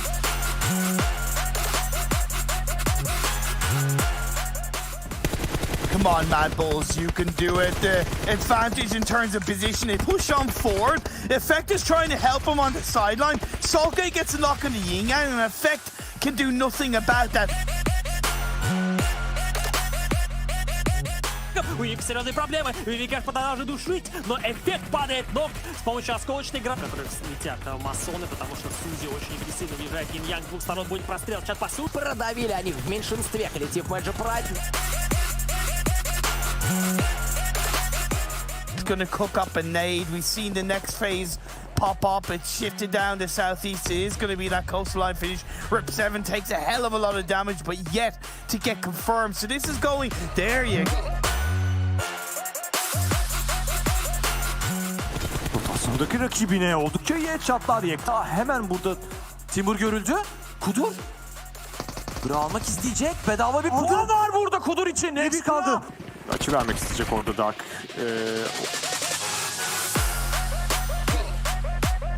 Vermek istemiyorlar Fenerbahçe'ye. Rip 7'da bombasıyla çok güzel bir bombası var. Araç var. Araç aracı çarptı orada. Bir kıvılcımlar çıktı. Rebellion ne yaptı ne? 24 players alive, and Savian tries to make something happen for Papara. But the blue is ticking away. Beautiful nade from Lavaz, and that sealed the deal for Fenerbahce. Now we see Supermassive Blaze, but power coming in. Tron! Run, gonna take the buggy, and that's how it ended up. Meanwhile, amazing spray coming from Fresh, finds one. Continues to put pressure on the last player, 12-18. Lin jumps in.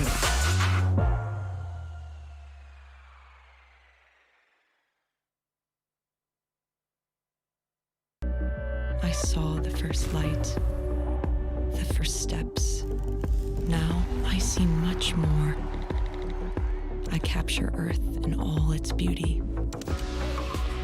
I see action. I see drama. And I see it in the finest detail. Moments of inspiration. And the first steps. I am the 1+9. Okay, y'all, welcome back to PMGC West League Super Weekend 1 Day 2. We're about to be going into Miramar, and I asked what they wanted to talk about right before going into this, and Seven, he just said a singular word that we're going to go ahead and expand upon. Hot drops. Seven, go for it. That's pretty much what it comes down to. We saw in the first hot drop that I really want to talk about, Ghost Gaming and Supermassive Blaze. Now, this is not the first time that's going to be happening. I hope it happens again. Sue, do you agree with me on that one? Just a quick yes or no? Yeah, Does it happen I think again? it's going to happen. Yeah, yes. Yes. All right, sweet. The next hot drop that I'm going to be looking at is going to be Next Ruya versus Alpha 7. Yesterday, we didn't really see a bigger hot drop out of those two teams.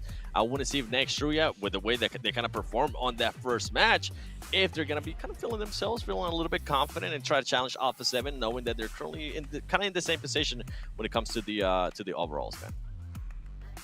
Okay, yeah, we'll have to keep an eye on that. Alternatively, do you think that maybe since... Okay, there's two ways, right, Zoo? I want you to answer this. They could go on ahead and continue with the hot drop because both those teams obviously need those points, so they could just go on ahead and commit to an early fight and potentially just get those points early on, or do you think it'd be more worth it to kind of just ensure that you're going to kind of play into the late game and get your points that way? Well, as far as the hot drop goes between Ghost and Supermassive, we saw yesterday Ghost try to play aggressive, Supermassive backed off in a really good defensive manner, and then Ghost was just like, okay, if you guys don't want to fight, we'll just leave. And I don't know what happened to Supermassive. They took so long to rotate and leave that Na'Vi eventually rotated into them, and Gate kept them out and picked up some kills.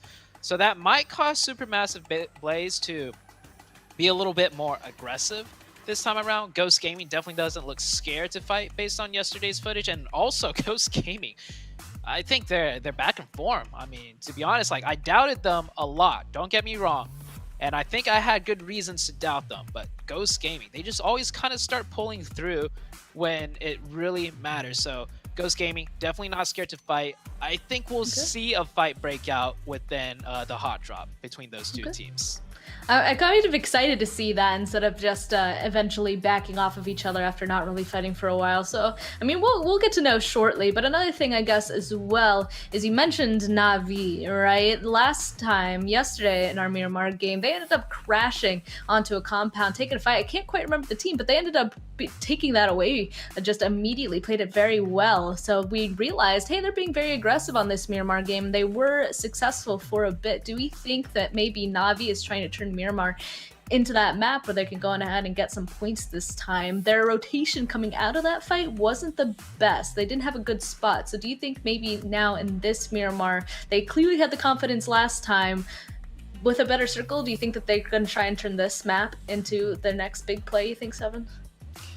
With this one, I mean, the first thing that I'm going to be looking at with Na'Vi is how long are they going to be taking to actually get to the circle. We saw a different change in them yesterday where they were kind of looking to get into the circle before Alpha 7 did. I know we keep bringing this up, but it was just such a clash, man, of stuff that you guys might have not been able to see to detail.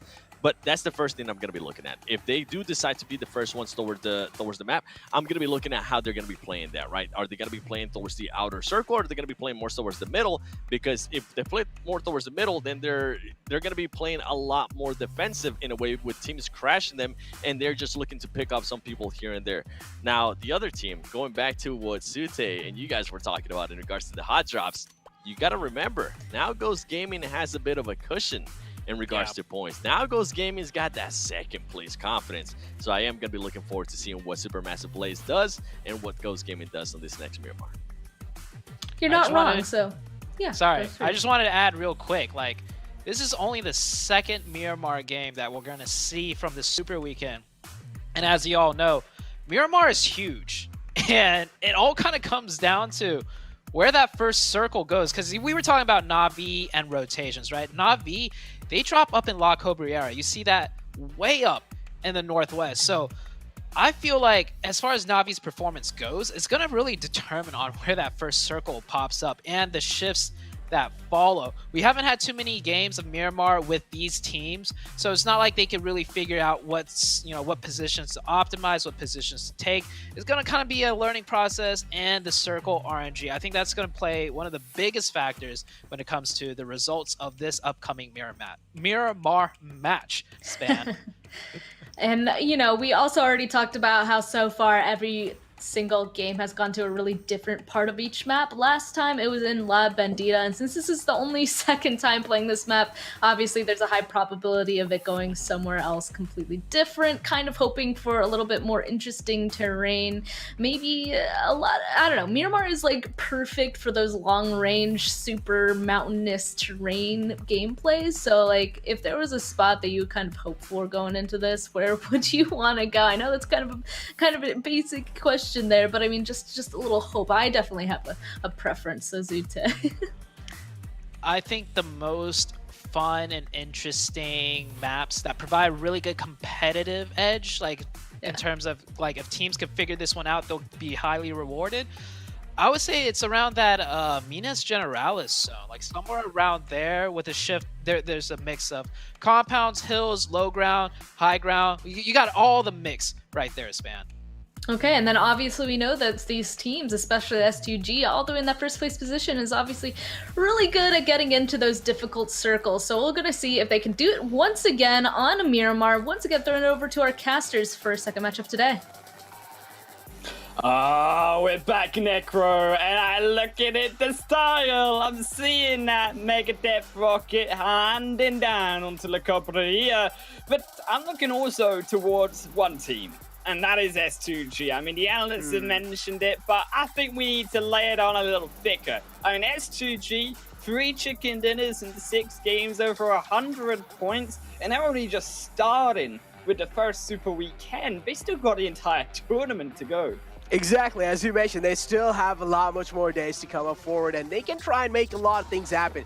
And we were also talking about, you know, the drop clashes the analyst desk were having a talk about it. Another drop clash over here, A7 and Knights this time. Quite an interesting one, but yeah, I really do want to see what's going to be happening in Picado as well, because yeah, as Seven Walls Gaming mentioned, that now Ghost Gaming has that little bit of cushion to going forward. They can, of course, try and make that push happen against Supermassive Blaze and try and play that spoil sport.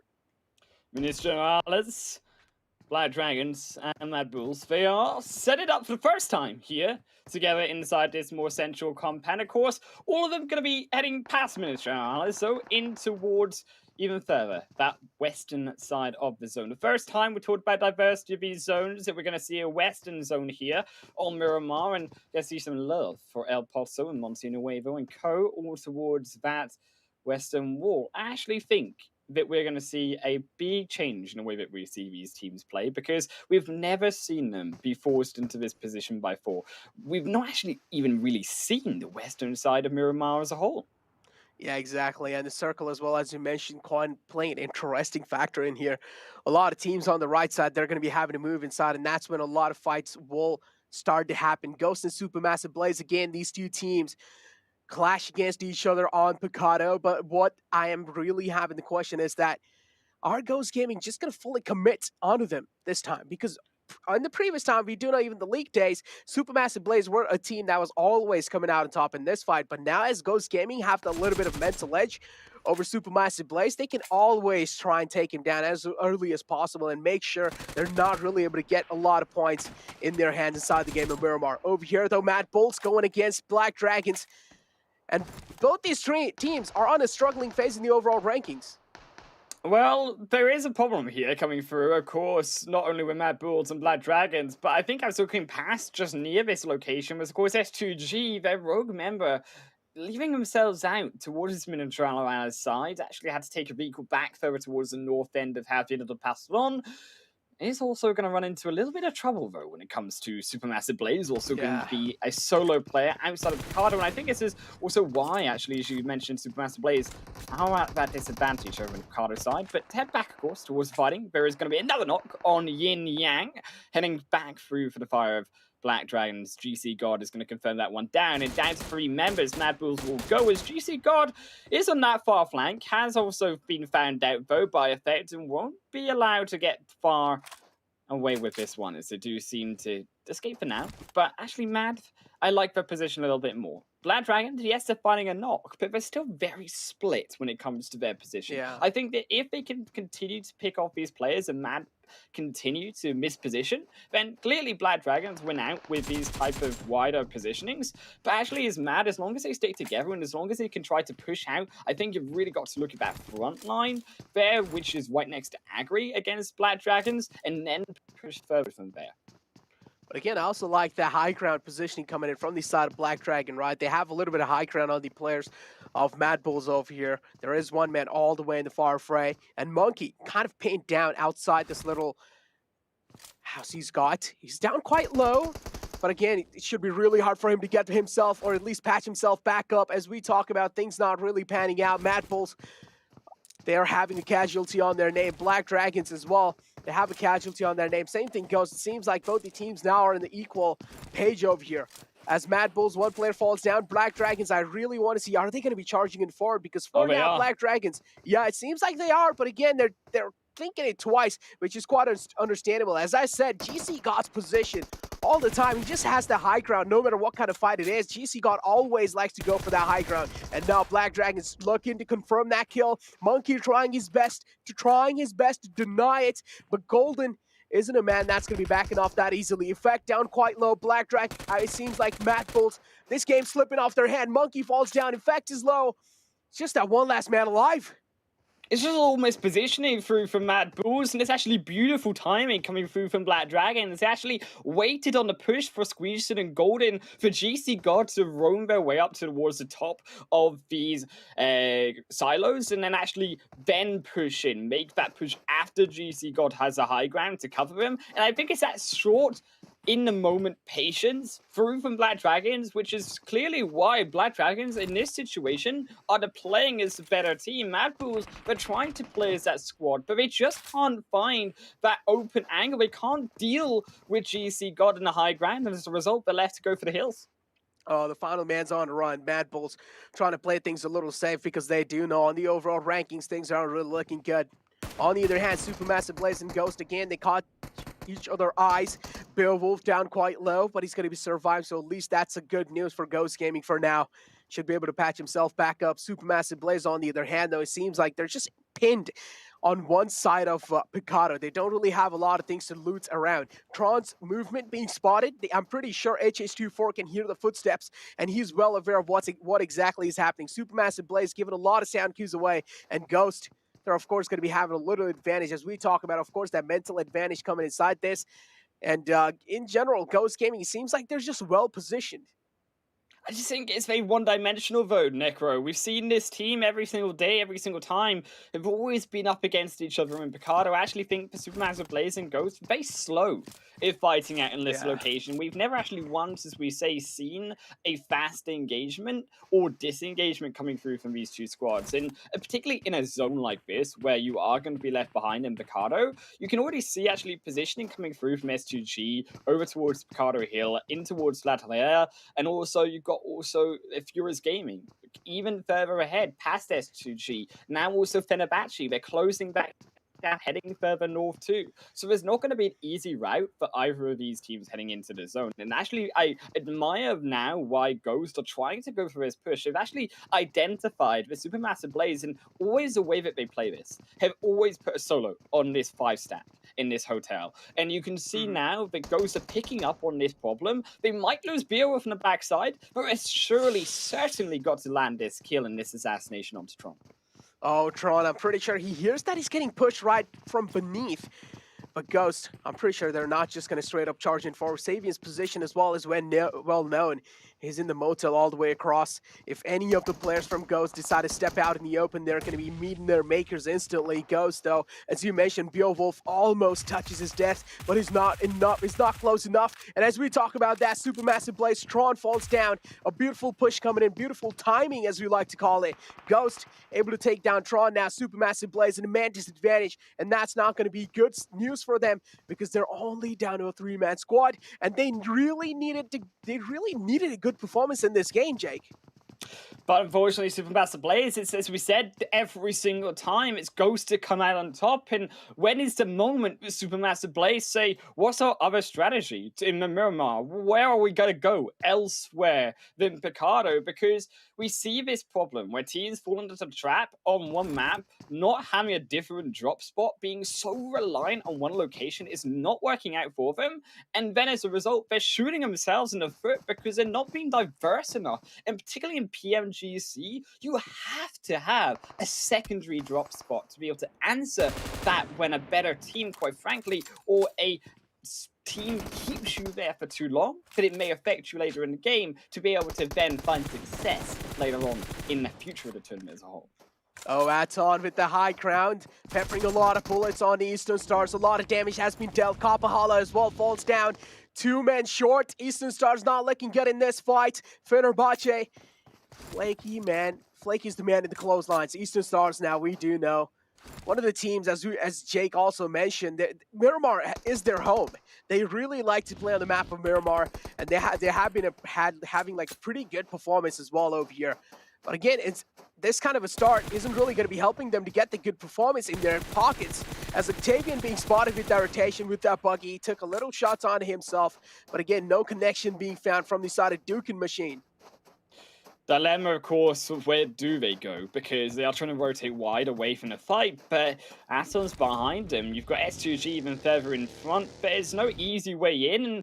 And you have to actually admire that the zone isn't fully available to these teams. There is part of that western wall that we mentioned is going to be an out-of-bounds area. So this zone does feel slightly more towards a phase 3, and it is going to be more compact, therefore, for these teams to enter on into, given also by the fact that you've only got, realistically, Monsignor Waiver available that's a strong compounded team, and you look towards S2G's positioning. I actually love that spot because they've got a high ground over the compound and the crossroads all connecting into Monsignor Waiver close towards the center of that zone, but they've also, in additionally, able with that high ground to look behind them into all of these teams, making those wider rotations down through towards the south. Is fortunately Black Dragons, they were trying to rotate later into that game, and Supermassive Blaze, luck has struck them. They're staying in Picardo, unlikely as they do strike in 2 kills. Oh, that's a huge one as well. And Supermassive Blaze, at least they are going to be able to get their confidence back up with those 2 kills that they've found on the players of Black Dragon. Tried to rotate through Picardo, but it seems like that was not really a successful rotation from their side. Footballist spotting out a couple of players from the Knights. And again, Footballers, we did see them take a couple of shots onto them. They were able to find, or not really deal insane amount of damage onto them. But now Unicorns Love in the clotheslines of Rise. Our rise of where Lin is. Unicorns Love is really close. And if Lin finds the right moment to strike, I'm pretty sure he can deal a lot of damage. Has the nade in his hands. He's cooking it to perfection. Mufasa is just unknown, but he's quite lucky. He moved at the last second, Jake. He moved. He got lucky with that one, no, Necro.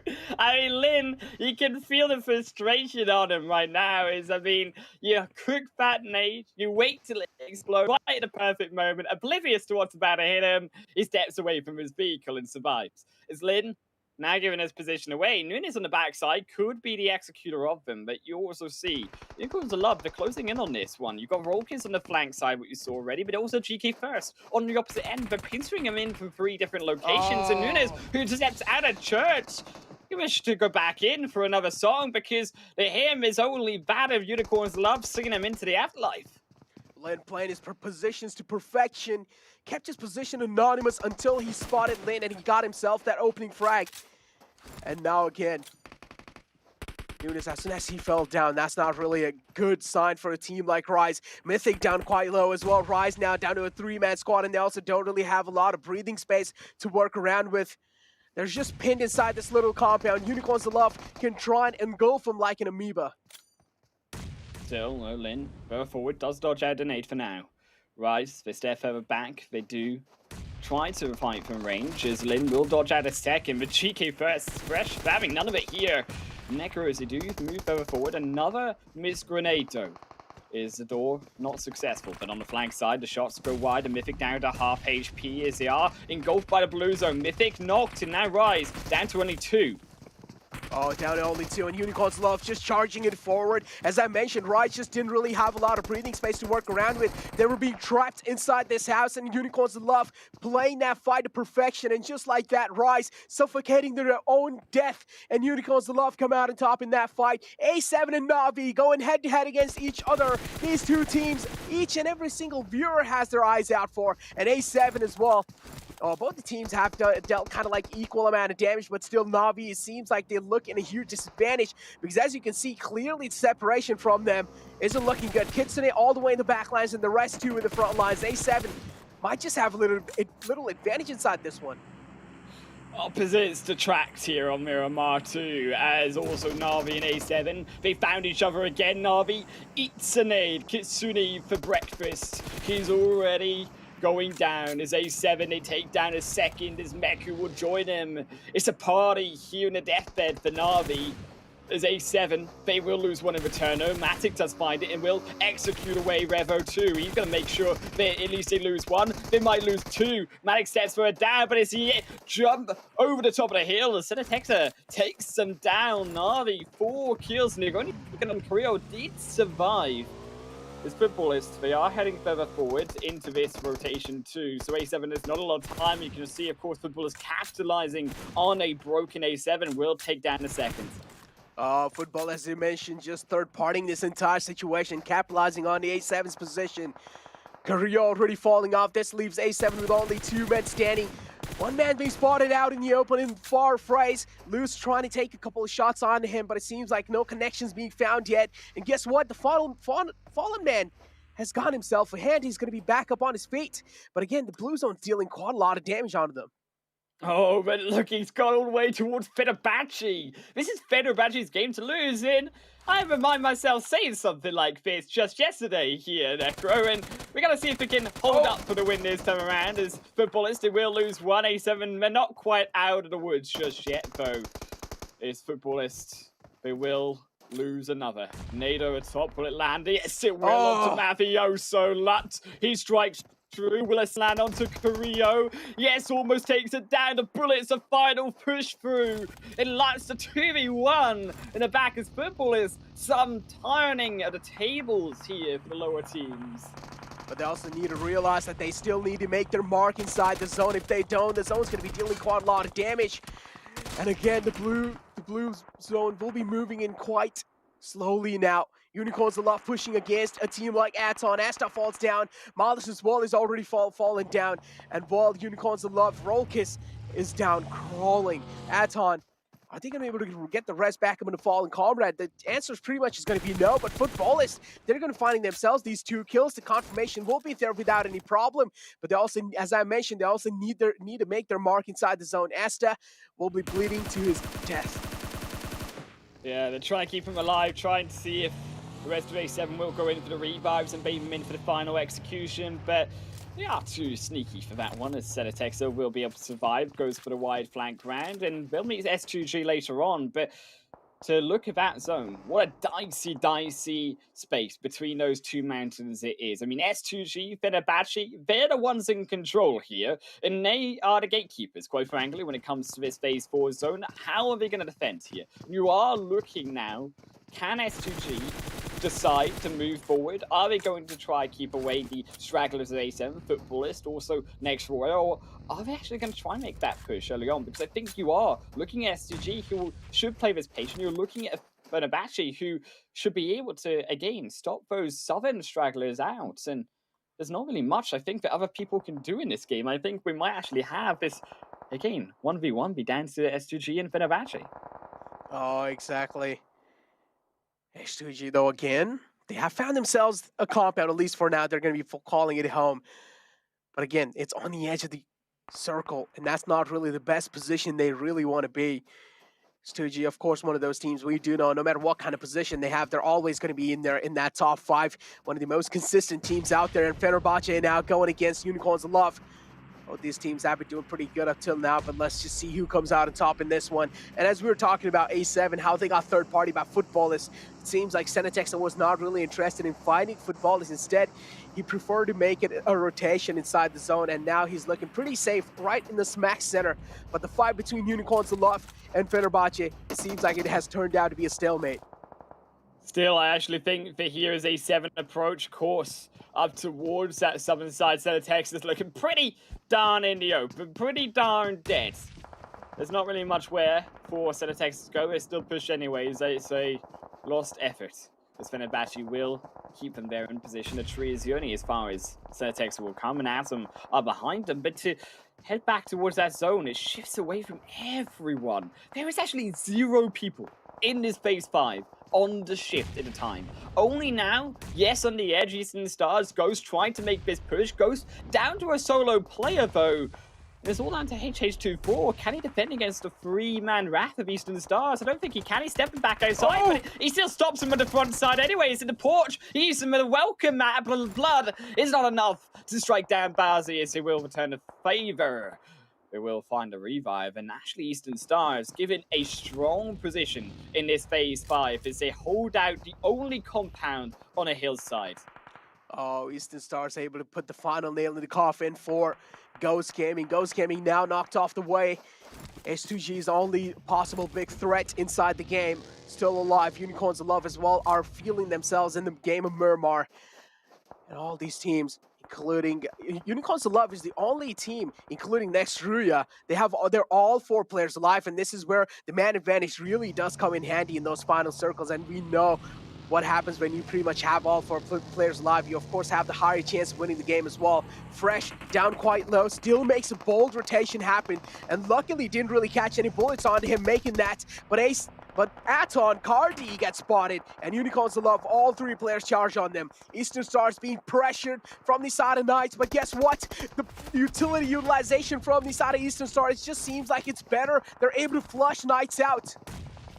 And there's nothing that Knights can do but trying to play on 2 different fronts again. Coops is left as a solo. The third is far out on the flank, but we're playing inside the house. And this is the crux here for Knights. They can't fight equally, and they lose out initially. Xenox on the grenade, on the pop, and the extra bullet outside. And Knights, there was nothing that they could do from that point. They fall down in 8th position, but we're still to look towards this zone positioning. Unicorns of Love still sneaking their way in, fresh in the backside. They can take advantage, actually, of Fenerbahce. Unicorns of Love, they could sneak this one through as Fenerbahce on the outside. They're trying to be dispatched by Unicorns of Love, but they also take out Footballers. They're fighting on 2 fronts. There's not really a lot of cover to work with in the final zones. That means a lot of teams are just going to be stuck out in the open, including one of them are going to be Fenerbahce for now. Look at the Fresh.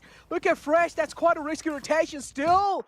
Not really catching any bullets. What's going on? Fresh, is he invisible? He executes them. He executes Fenerbahce, right? And that's the thing. He takes out the Nox. He takes out the Fenerbahce team. There's nothing they can do. They come outside.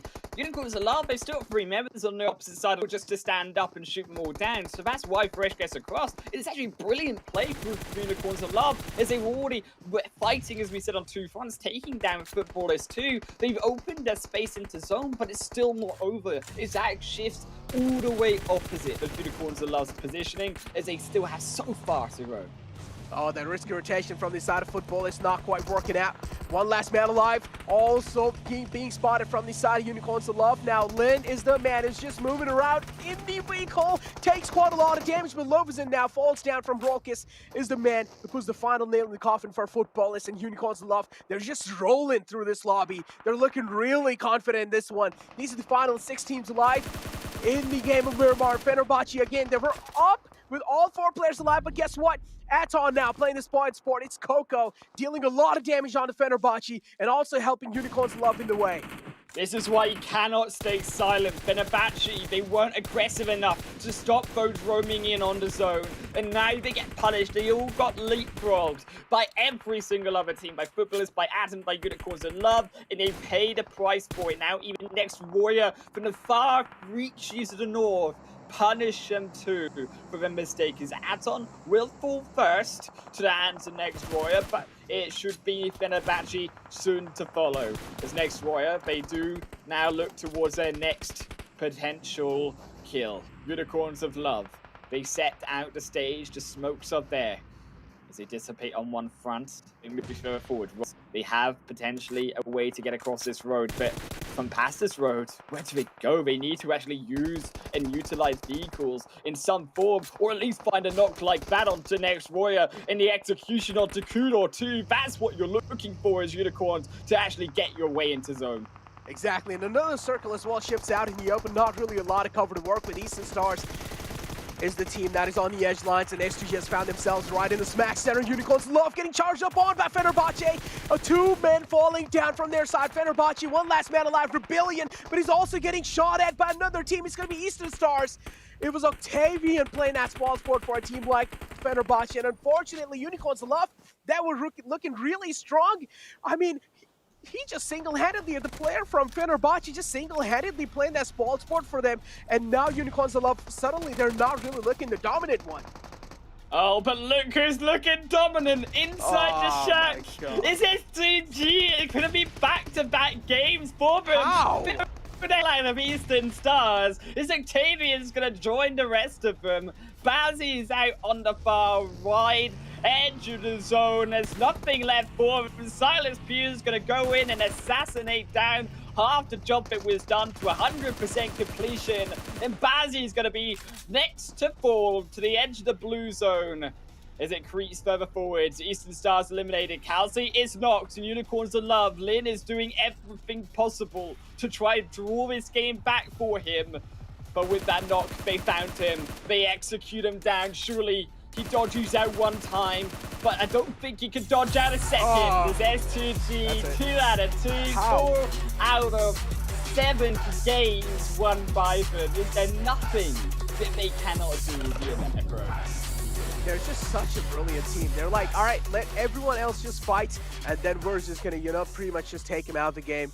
And in the end, oh my God, it's like no matter what you say for a team like, for a team like S2G, it's just gonna be less, man. They're just so insane. They're always able to put on a consistent performance. Oh yeah, I mean for sure. When you look towards, I think here, you are spying S2G.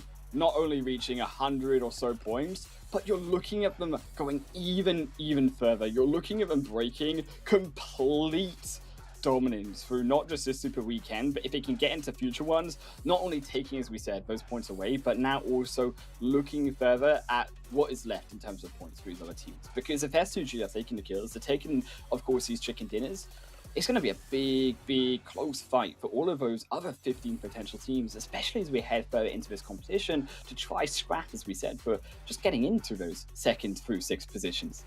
I mean, and we've just like started through the second day. That was just the second game, and already S2G, they've gotten themselves like 4 chicken dinner in the Super Weekend. I mean, I don't even know. It's like a huge statement being made from a team like S2G, and just the brilliance, just the sheer brilliance that they showcase in those end moments. They're like, all right, let everyone else fight, and then when we find a right moment to strike, we're going to be striking. They just know how to keep quiet in those moments. And here are the highlights as well from that previous game, how Black Dragons and Mad Bulls, they've started that fight, and how, like, in the end, Mad Bulls just fell apart. That game was really important for both those teams, but somewhere down the line, some questionable mistakes were being made from the side of Mad Bulls.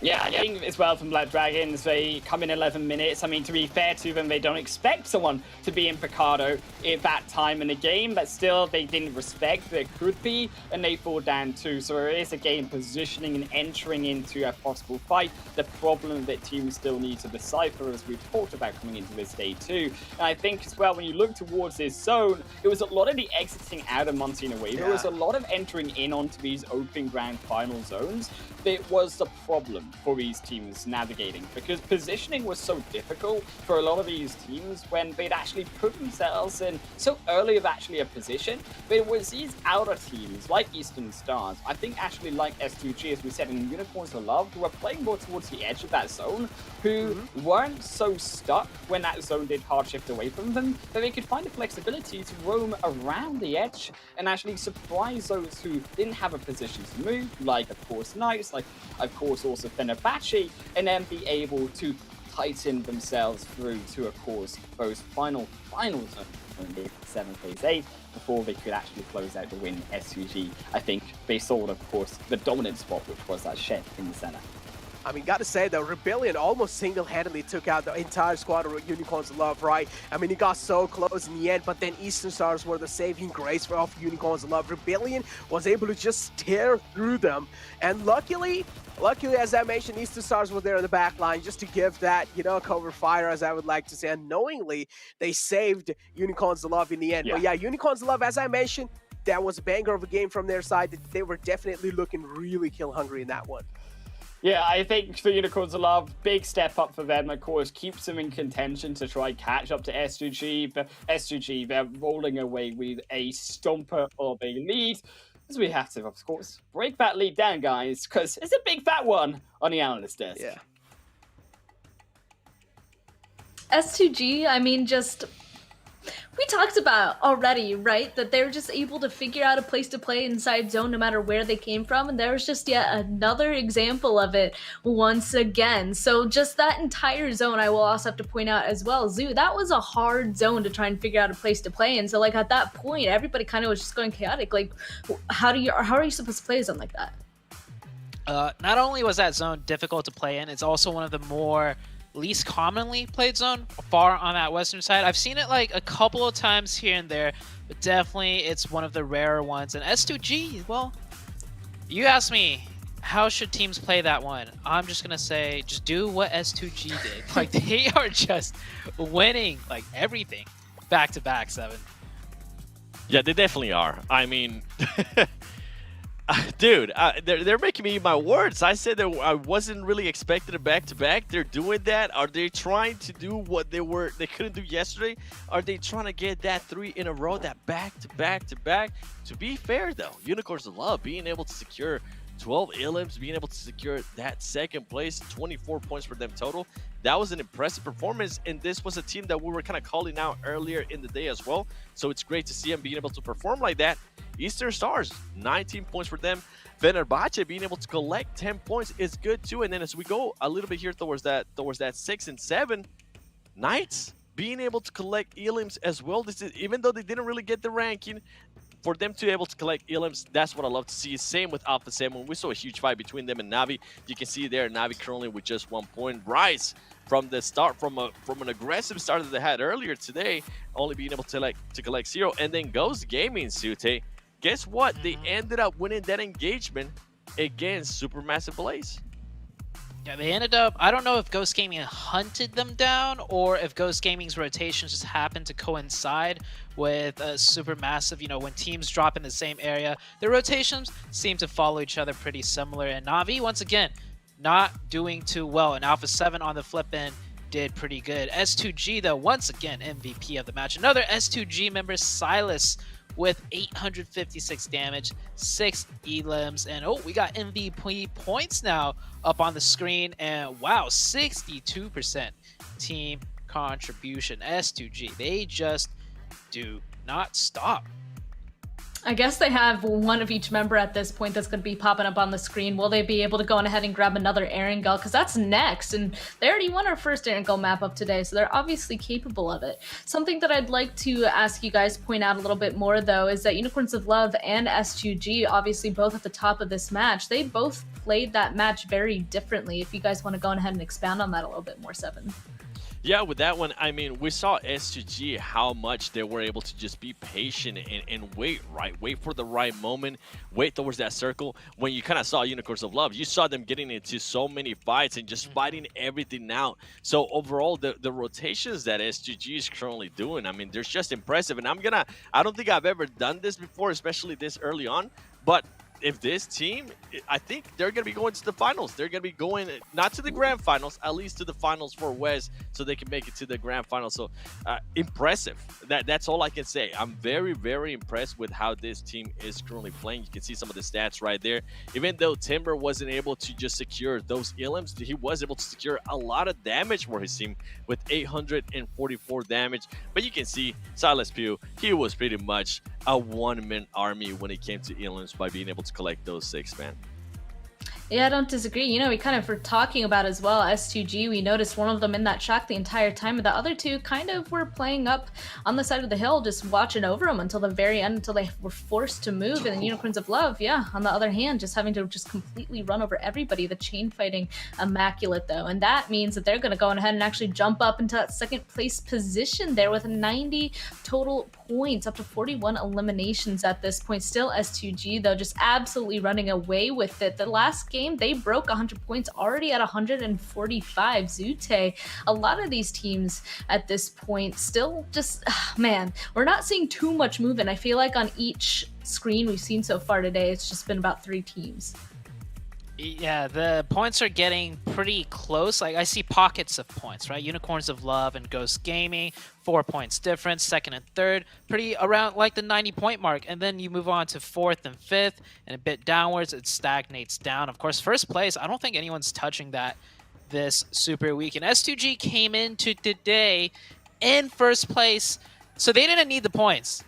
But they just got 2 chickens in a row. So it's like kind of like slap in the face, right? Like, yeah, we're first place, and we're going to take the first 2 wins. What do you guys think about that, right? S2G just continuing to dominate. And Alpha 7 doing better and better. Na'Vi falling down a little bit. You see that arrow moving them downwards next to that 9. And now Na'Vi and A7, 1 point difference next to each other. It just seems like every step of the way, whether it be the rotations, whether it be the engagements, whether it be the points table, these 2 teams cannot seem to get away from each other. So that's actually quite funny to see, Span.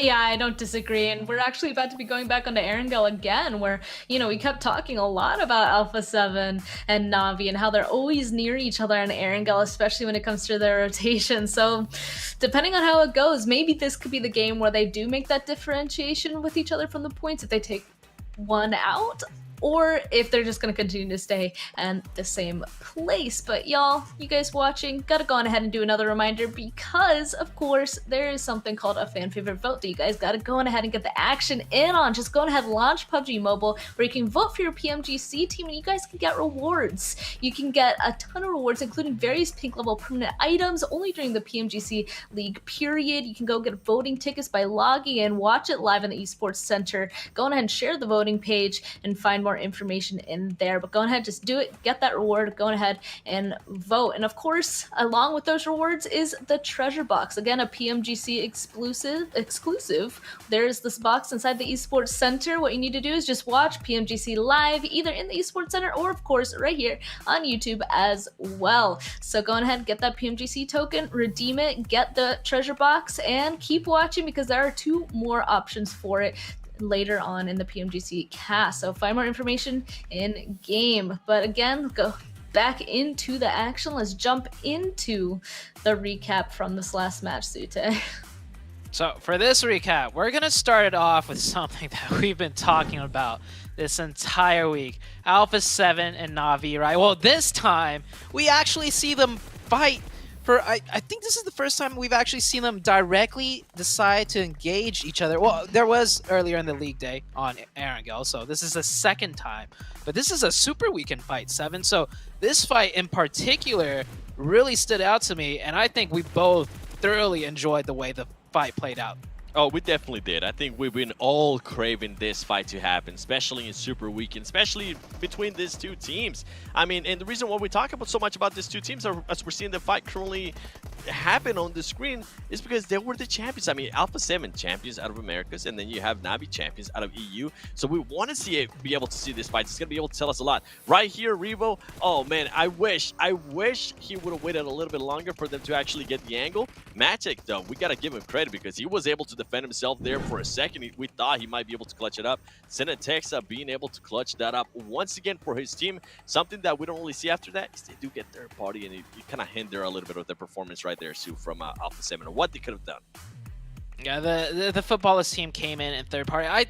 It's so sad to see, right? With two teams that are juggernauts, they finally fight each other, and then they get third party. I almost wish there was a rule, like, right?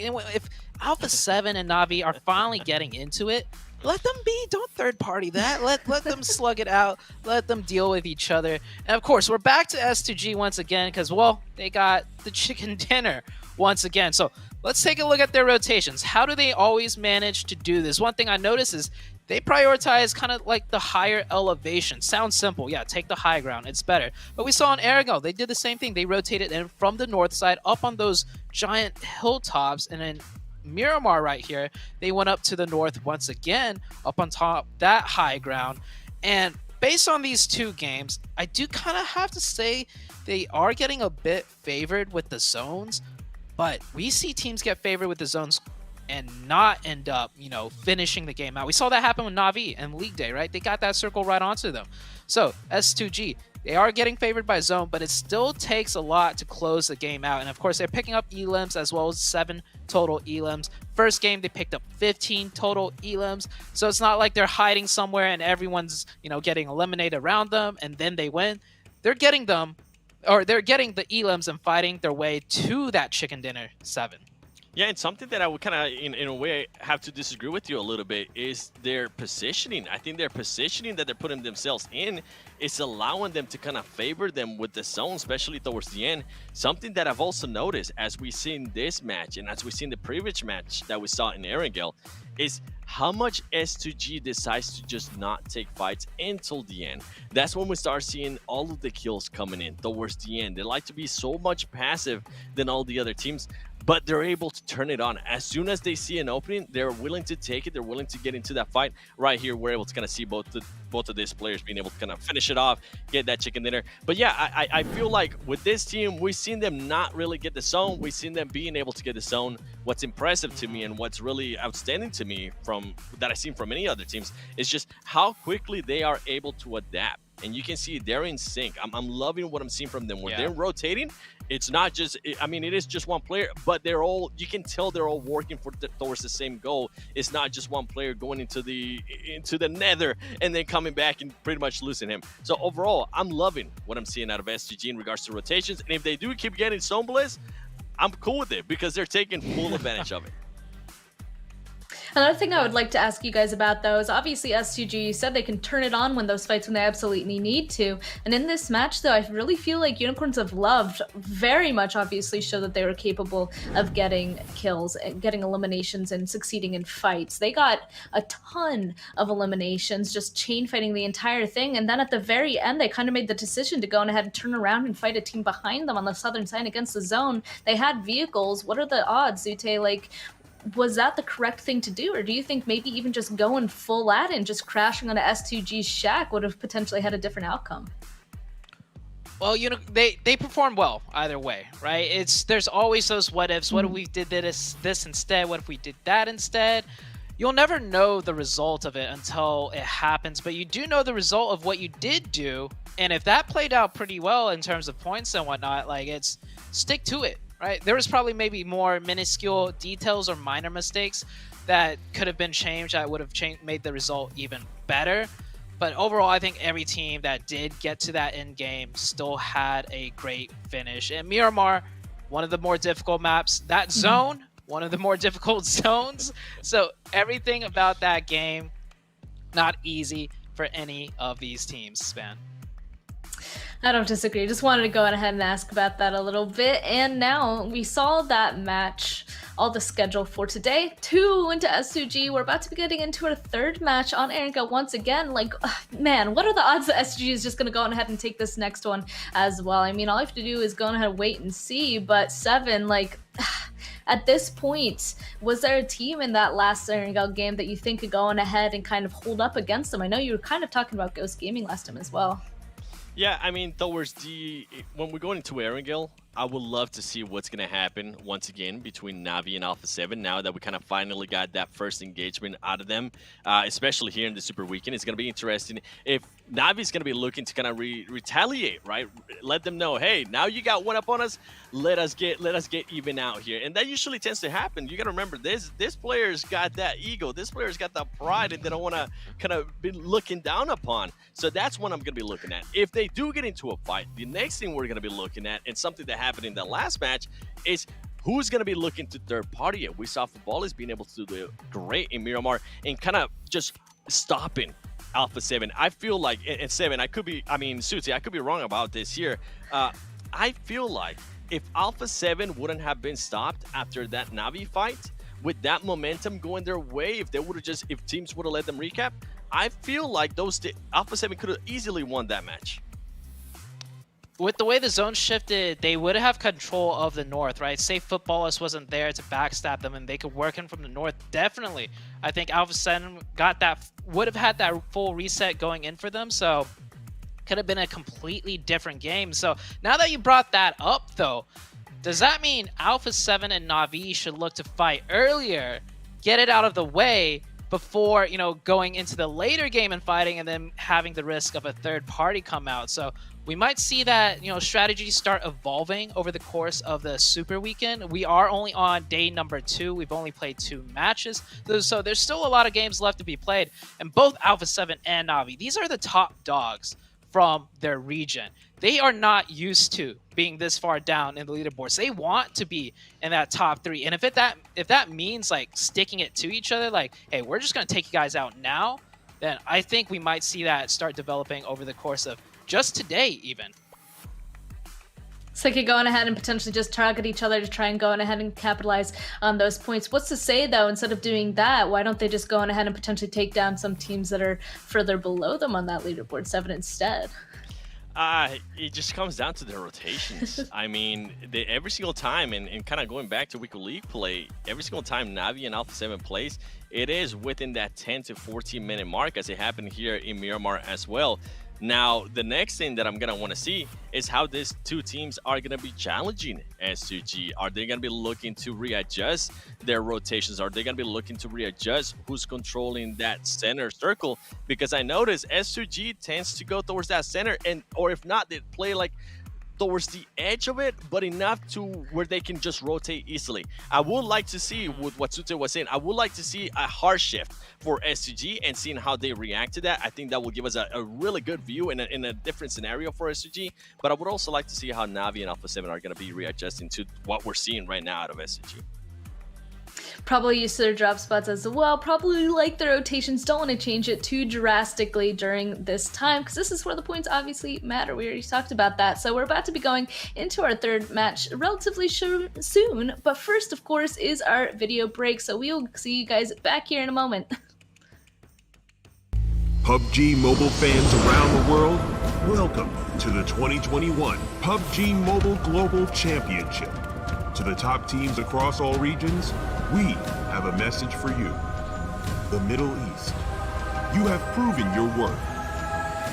Now, make your formidable debut on the PMGC stage. South Korea, forget the past. This year, show the world you've ascended. Remind the world of South Korea's raw talent. Japan, you came so close last year. But what doesn't kill you only makes you stronger. Bring it back better than ever. The Americans. You're the alpha dogs that dominated the West. Now, lead the pack on the world stage. Southeast Asia. You took down so many strong teams on your journey to the top. It's time for a comeback on the global stage. Europe. It's now or never. Push your limits and surprise us all. This is the moment to create your legacy. South Asia. You were the dark horse of 2020. Amaze those who would underestimate you again. China. You carry the crown of last year's PMGC. Now, with everyone's eyes on you once more, can you secure back-to-back victories? PMGC needs a champion. The world needs a champion. Who will stand victorious in the end? Who will be next to glory?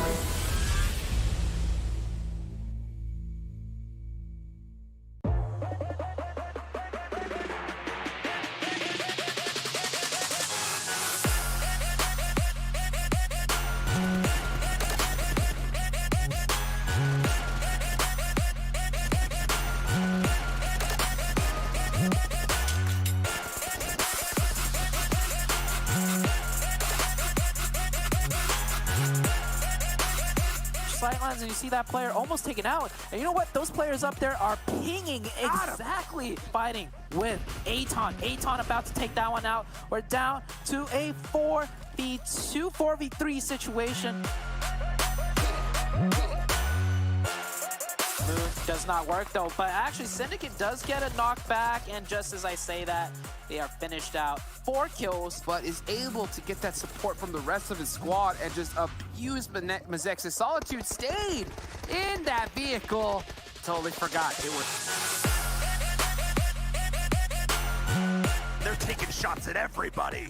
Yeah, at this point, it's just YOLO send them, be able to save them, and to be really had. And yeah, that's one. I think that's easy confirmed for Sam just as well. So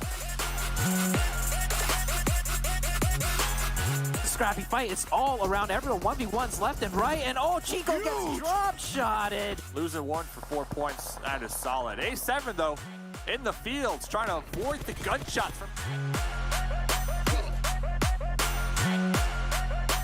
Polo goes down, forced to hop up, and that's the one for HH. HH might just spray the grass here and take down the rest of XSET. Nerves to steal from Boring Protocol, but will it be enough? They do get the revive, but the shots are here from Ghost. Fame Boys looking to trade one back. And we're looking at a bit of another fight breaking out here. This time B-Town hot up the victory in the last one, running into the Knights, and they are down in addition. These nades have been looking really good. Rise is going to be able to take the fight they want to take, find the shots. P in a 1v3, what can they do, Dave? Can they find the shots? Oh! This one, let's take a look at Black Dragons and those two teams I just mentioned. Team Queso seems to have their eyes. They do not want to lose a player, and oh, long range. Oh my goodness! Put out the pressure, they'll get that revive. XSET full sending again, this time into Ogilvy. J7 is not, kill switch is done, and Thurston. I saw the first light, the first steps. Now I see much more. I capture Earth in all its beauty. I see action. I see drama. And I see it in the finest detail. Moments of inspiration. And the first steps. I am the 1+9. Welcome back to PMGC West League. We're about to be going into our third match of today, and that means it's going to officially be the halfway point for this very first Super Weekend. I'm Spancargo, Zute, and 7 World Gaming here. Going to go on ahead and get into our third game, which of course is on Erangel. We already talked about S2G's absolute domination so far, having 4 chickens, a lot of them of which have happened on Erangel, half of them which have happened on Erangel so far. And I mean, will they go on ahead and basically do it again is what we're going to be finding out very shortly. But of course, Zute, going into this next one, is there anything else that you want to go on ahead and potentially discuss while we're waiting for this match to start? I think the one thing we kind of need to pay even closer attention to now, especially since I know we've talked about it a lot, but especially since Alpha 7 and Navi actually took a fight, just straight up took a fight, that might be the turning point in you know, when it comes to, are they just gonna just start slugging it out now, right? Like they've made it into the Super Weekend, and most likely they're gonna make it into the Super Weekend next week too. So just finish it out now, so you guys both could part ways if need to, like figure it out, because this back and forth, it's putting both of them down in the second page span.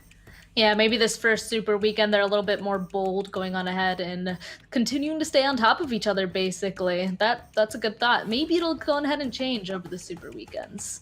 Before we start our next match, though, again, gotta go ahead and talk about the flagship performance and an immersive 120 Hz display and hypertouch technology. You guys already know it, OnePlus 9 and 9 Pro, made specifically for gamers, and of course is your best shot to go ahead and climb these leaderboards. At this point, the leaderboard is so you kind of talked about those shelves, I believe 7, where it's just S2G all the way up there at the top, and then the next two, second and third place people, just kind of duking it out as well. At this point, would you even continue to try and go on ahead and grab those top positions, or are you just going to go on ahead and just try to start fighting for that top 16, I guess?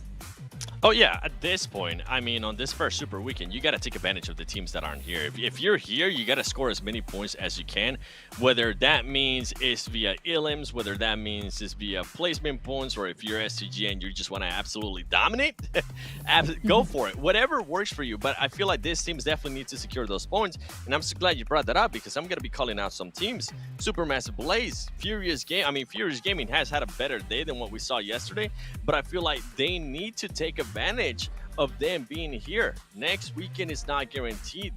Some of these teams, I mean, with the way they're playing here, if they continue to go on this slump, it could hurt them in a way mentally. We have seen momentum get taken away from some teams. Sue, you as a pro player, and you can tell me if I'm wrong on this or not, but do you remember if having a bad Super Weekend affected your team going into the week of league play? Ooh. How much time I got? All right, okay. I'll do seconds. it real quick. Go. I'll do it real quick. So, I played comp last year. We made it to Super Weekend. We didn't do too good in Super Weekend, and that led to disagreement within the team. I got subbed out in the league play the next week, and then in that league play, we didn't even qualify. So yes, 7. The results in Super Weekend matter a lot. You do bad in league, but you qualify, you can turn it around. We see a lot of these teams turning it right around. But if you do bad in the Super Weekend, going back into the league, I mean, you might struggle, your mental might be down, and everything might fall apart, Span. Definitely not an ideal situation for any of these teams. So luckily, they have a couple more games left today to hopefully turn it around before the halfway point. Of course, they have tomorrow, but let's jump into our second Erangel match of today. Take it away, Highland Wolf, and of course, Necro. We're here, okay, here Necro on Erangel once more, and to be frank, I'm actually looking forward to this. I've got high hopes, okay, but we're not going to see SUG win this game. I don't want to cast a curse, okay, maybe they do win. I wouldn't be opposed to that, but I want to see a little bit diversity when it comes to who's taking chicken dinner, because at some point, the bellies of SUG, they're just going to explode eating that much turkey. I mean, hey, come on. I mean, I definitely am eyeing off for S2G, man. Come on, that would be kind of cool, right? 3 chicken dinners back to back. Yeah, I do understand. I also do want to see that diversity. But again, if S2G do get that 3rd chicken dinner back to back, I mean, that would definitely be one of the most, like, incredible moments, right? It would be kind of cool. In the PMGC West, yeah, exactly. Right? Yeah, back to back 3 chicken dinners. And, well, they will also have, like, 5 chicken dinners up their sleeves already, man. I mean, also, I think it's been down to, yes, some of the zones have been given to them, but at what point are we going to say that the zones aren't just being given to them, that it's actually them consistently making it into these top positions? I mean, look at that lead. It's a mega lead, 55 points. 55 points between them and the 2nd place team. You heard me right, not the 5th, but the 6th or the 7th place team, then Echo, the 2nd place team. Yeah. That's at least 2 big games worth of a win of just even 2nd, only to catch up with S2G. That's such a cushion that they've been able to get themselves so early on as well. Exactly, and at this point in time, SUG might as well just start targeting teams that they don't like, right? I mean, what do you think, Wolf? I mean, if I was in the shoes of S2G, if there's a team I am really jealous of, and I feel like they can be a possible threat in the future, I would just start targeting them. Who would you be jealous of if you're S2G? Unicorns of Love. They're doing pretty good. I'm jealous if I'm S2G. I don't want them to be anywhere close to me, neither Ghost, and I would just start spoiling their game. Do you know what it is? Is it a color pink? Is that what it is? Are you opposed to pink unicorns? No, it's nothing like that, man. Pink Come on, they're on fluffy second place. unicorns? I just don't want unicorns love. I mean, if I'm S2G, I don't want any other team on that second place getting like closing that distance, right? I, of course, want that team to just stay there. Any other team that is down there. I mean, but yeah, S2G again, it would be kind of better if they just keep on focusing, as you know, if they just try to rack up those points as much as possible. But again, as even the analyst desk mentioned, they have a huge safety cushion now. They can always go for that bloodthirsty games. Also, there's a big difference when it comes to, of course, we said the taking out of each other on this leaderboard. You can see Na'Vi and A7 rightly on 9th and 10th position. I mean, if you coming into the Super Weekend, day number 2, we're going to have Na'Vi, we're going to have A7 both past the halfway mark on the leaderboard. I would not be inclined to agree with you. I would pay you money to bet that at least one of them would be past 8th position, but I would be a poor man to you, Necro, right now, because that is not the case. 43 and 42 points respectively. Yes, they've been taking each other out. I actually think it's been not just that, though. As we said, it's been these mistakes coming through from A7, from Na'Vi, in these team fighting. They've not been playing as a cohesive whole, and that's been something that actually has been picked up by these other teams, and has been a reason why they've not had this success. Now coming in onto this third game, I need to start seeing Na'Vi, A7 at a halfway mark of the first Super Weekend start playing as that team. They need to be making plays, even if they're bad, as a 4-man team, because splitting up and making 4 separate good plays is easily taken out. I mean, I do understand where the disappointment is coming from, right? It's just like A7 and Na'Vi not really living up to their name. I mean, coming inside the East, West region over here, of course, like, they were one of the most strongest teams, right? At least that's what was considered. And now they're on, like, 9th and 10th position. This is not what the fans would like to see. Of course, we wanted teams like Na'Vi and A7 to be like the first 2 teams. I mean, let's be honest. That's what we expected over here. That's what we were expecting. But now, I mean, as we have the overall rankings in front of us, they're on 9th and 10th. And now A7 and Na'Vi definitely will need to step things up. And as we mentioned, this is the second day. If you're not really able to step things up on the second day, that means the third day you're going to be having a lot much more pressure compared.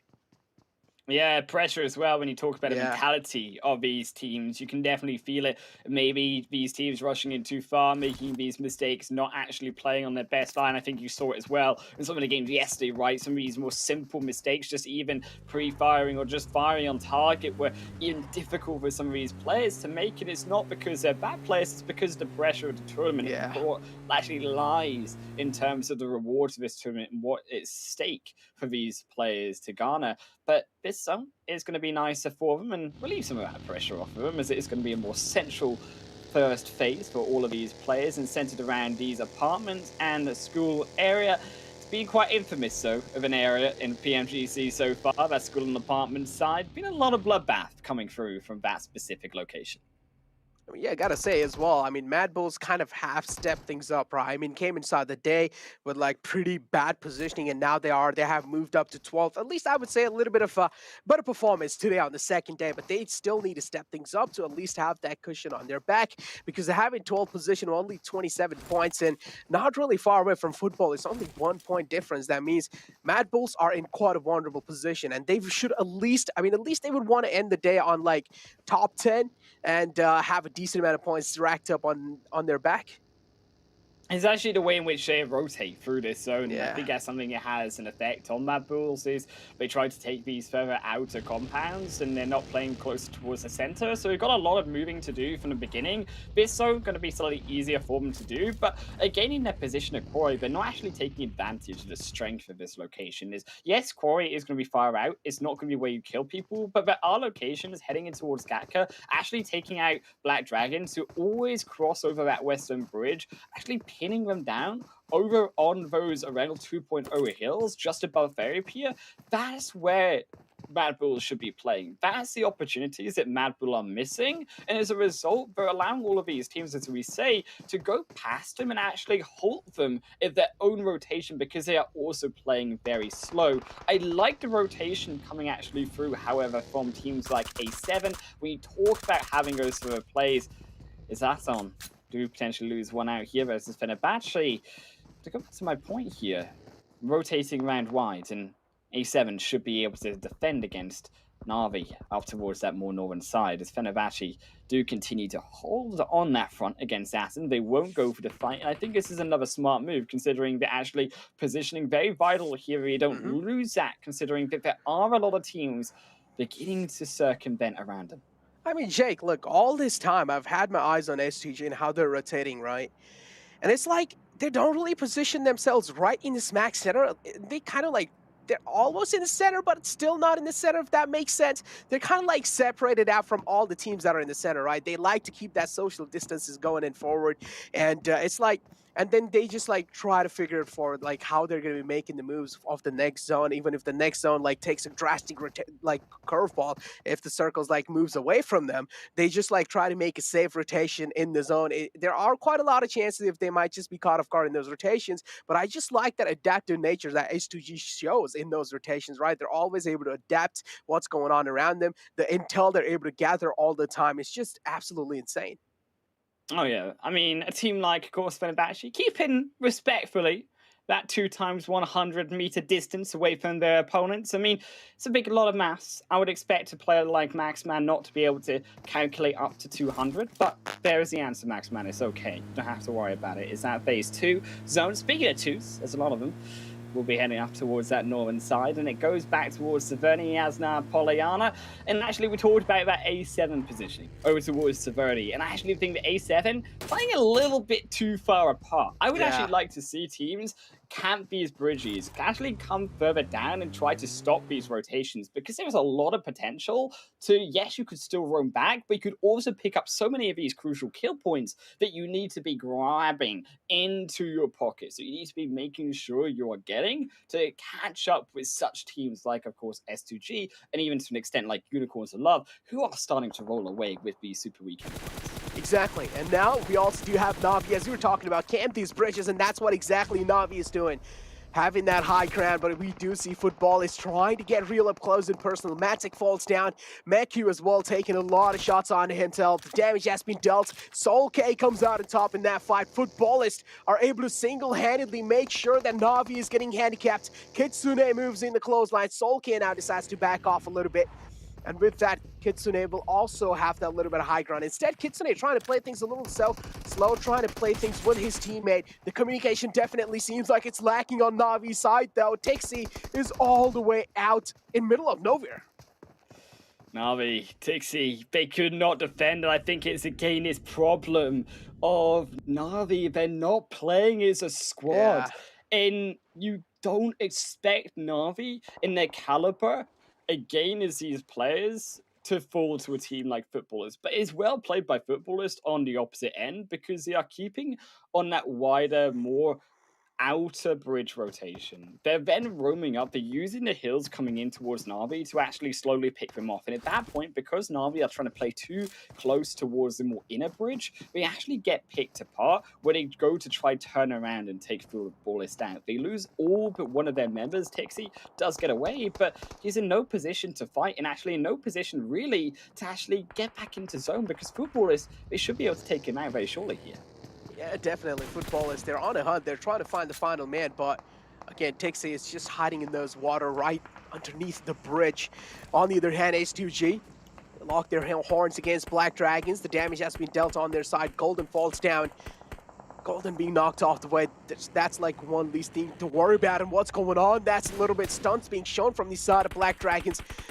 A heroic entry inside the scene from Fukuzen from the side of Black Dragons over there, is trying his best to stay with the team. But again, Black Dragons, they're just taking a little too much damage. Still, they're in the center. This is why you see teams don't play towards the center. I mean, it's been death the moment you tried to go in there so early on. I mean, A7 as well. We talked about their strength with their wide position is finally coming to fruition as they do catch out Eastern Stars on a wide Yasnai Polyana swap rounds passed out by Hill. They do lose one player as they try to rotate save him. Is going to be executed out in there. Tixi is able to actually punish away one of Footballers to sneak his way back onto land. And I think that Tixi is playing with death, quite frankly, as well, though, too, because you are looking at a situation now. Had he not fired, had he got away, he might have been in a better position. But now that he's given his position, two footballists, they're going to clearly be able to execute Tixi out of this first game. And yes, you might have got 1 point, but Na'Vi, they should have been going for the placement points, not that one extra. Oh, there's no way Tix is able to make it out alive from this situation. If he does, it would be just a complete miracle he's able to pull off. But on the other hand, next Ria Frozen out in the open, not going to be spared this time. Black Dragons is the one. Just get that knock for themselves. Knights going head-to-head against S2G, and we do know S2G, we all are eyeing out for them to get this third chicken dinner back-to-back.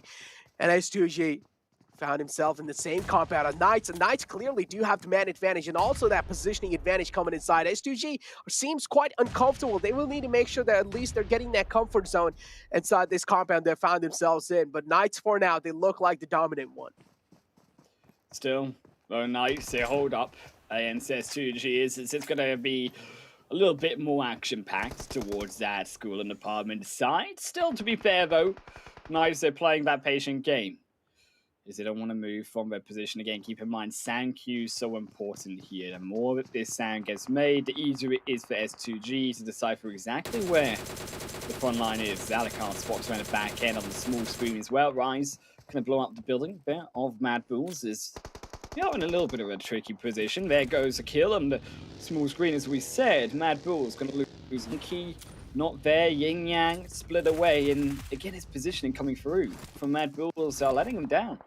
On the other hand, Rise as well engaging in a fight.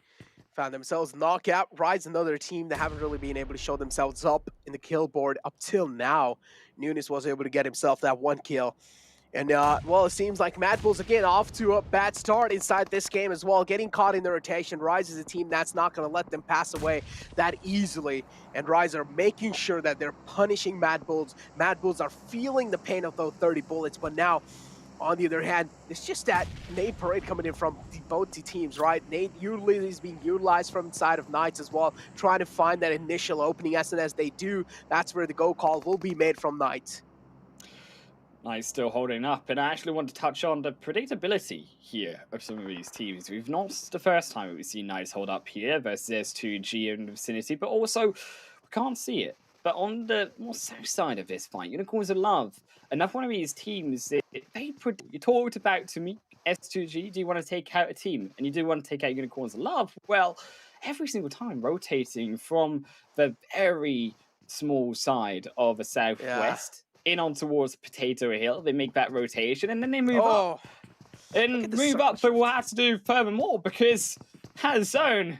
Oh boy, it goes up towards the fields of Yasna, Polyan and those bridges. And actually, trickily, it's still in on that more northern side. Yes, only by a fraction, but it's still there on the north end of Yasna, Polyan and past those bridges to the north of Erangel as a whole. Yeah, and A7 are controlling the most amount of zone as well. There is a massive split coming in from their side. And guess what? Furious Gaming now ramming their vehicles in the compound of Knights. Xenox being separated from the rest of the pack still is able to find Nerves of Steel this man has, and he's able to find that kill and instantly try to retreat back, but he got found as well. Trigger is the man who's not going to let him go that easily this time, and Scream is the man in the clotheslines of the rest of the players of Knight. Now is the situation. Now it's 3-on-3 Furious Gaming as well.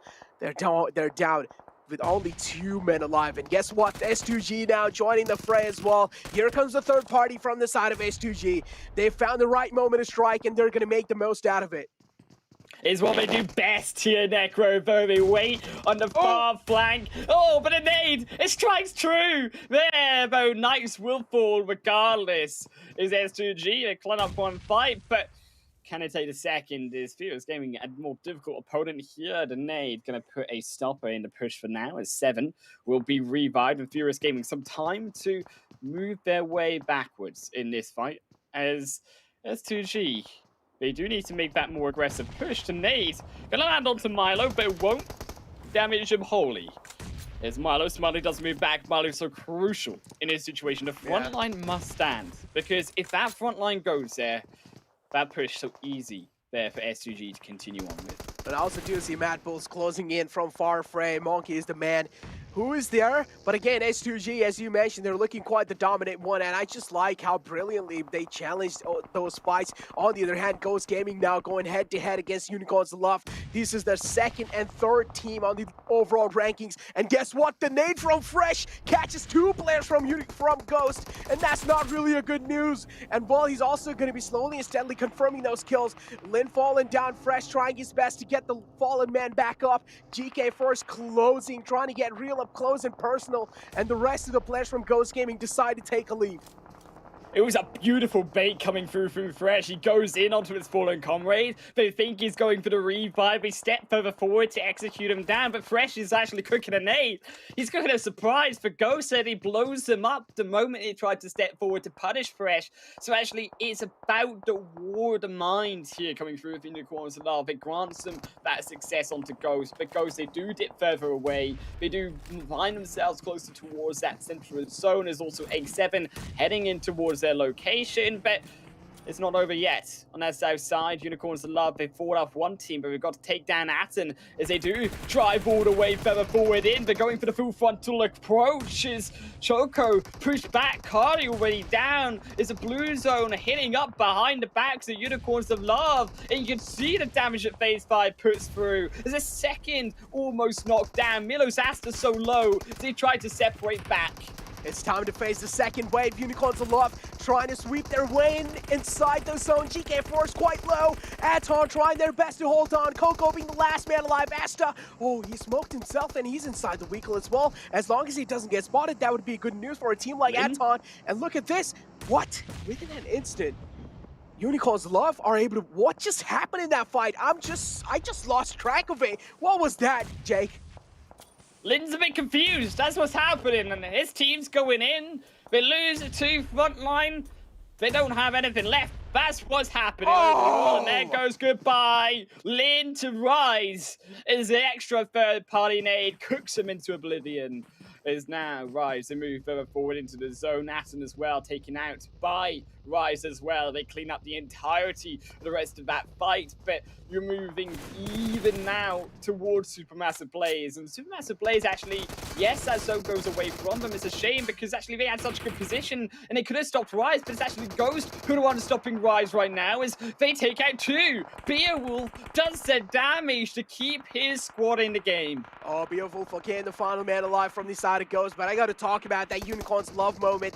Those 2 players in the front line just got shredded to pieces. But now if you talk about SeoulK over here from the side of Footballers, they have locked their eyes against Next Ruya. Yikta is there inside the compound, still alive and good looking, but again, the rest of the players are quite weak. Next Ruya, it seems like they're not going to be able to successfully hold this compound because of course the man advantage is not really looking there. They don't really have the manpower to try and hold on. He's trying to get the res back up on the fallen comrade, but again, is that going to be possible? That's the question. SeoulK trying to gain as much as intel as possible from behind the wall.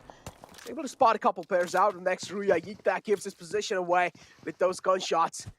But again, somehow next Ruya will need to make sure they're trying to play the situation as safe as possible. Love is still in the water, trying to cross his way. Next Ruya, they've been spotted. They've been rumbled. Footballers are roaming around and trying to stop them on the exit, not on the entrance into the compound themselves. Yeka, Wyatt, that zone going to push them further forward into Footballist, and that fight will happen later on. Fenerbahce, who's also got Dolken Machine in the flank, going to also take advantage of next Roya, but towards our center point. A7, what a position they've got inside this center here to punish. Senetexa does find one, rightly so. If S2G roaming in across the edge of the riverside, Carrillo as well will be there to do the same, but look at the players coming in on that zone from them. Yes, they've got a center, but it's 360 surrounded by all of the rest of these 7 teams. Exactly, yeah, you've got the center, but you're also the center of attraction at this point, A7. You have a lot of things to worry about, a lot of angles to take care of, and Supermassive Blaze, it seems like a little glimpse has been spotted from their side of Ghost. I mean, again, these 2 teams have been clashing in the map of Miramar, and again, it seems like the same thing's gonna repeat, but Ghost, they're not really willing to fight. Of course, they don't really have the man number. They don't really have the man advantage going inside this fight. So, of course, trying to play for those positioning points is probably the safest move they can go for. Supermassive Blaze taking a couple of shots. It's Keth in that rotation. Eastern Stars as well, looking quite good, but they still need to make their mark in the next zone. And A7 are looking the kings of that next zone. They are. That zone shifts back to them once again. And I think crucially here for A7 is the positioning. It's those small little holes in between the hills that they're using to hide, to allow the attention onto them, rightly so, to dissipate, to then allow the draw of fire onto each other from the outskirts of those zones. And then they'll party up together. They'll take the third party. You can see as S2G, a repeat there once more of them landing that S2G kill. Is actually... We do head back further towards now, those smokes dissipating with S2G. And I have my concern here of equipment, of utility. So far to continue going in here is Mad Bulls, the 8th gone. Who is going to be the next? Because they are going to fall soon. They have to make the push with the cars because they don't have infinite smoke supply. They definitely don't, but S2G are barely making it inside the circle as well. They're right on the edge. They can try and play things a little safe, and as long as they're forced, maybe in the next circle, if it moves away from them, that's when the pressure will be building up on a team like S2G. But on the other hand, Supermassive Blaze, a man falls down, but there's still 2 men up, and trying to get the rest back up on the fallen man, it's going to be quite a tough task for them. Supermassive Blaze will be sweating at this point in time in the game. As I mentioned, as I mentioned, A7 right in the smack center, and that smoke as well. Yup, beautiful timing on that to provide that cover from the front lines. And A7, look at that, so many teams are getting up close and personal, and A7 are just the center of attraction at this point. I actually believe that smoke came from Eastern Stars, and it's to block out the vision of Supermassive Blaze as he approached upon the hill. You could see them trying to fire down on the first person that came over the top. And Eastern Stars, they know better than that, and they actually put Tron in a position where they had to turn around, and they had to take out the other fights. This, the smoke will defend Tron too.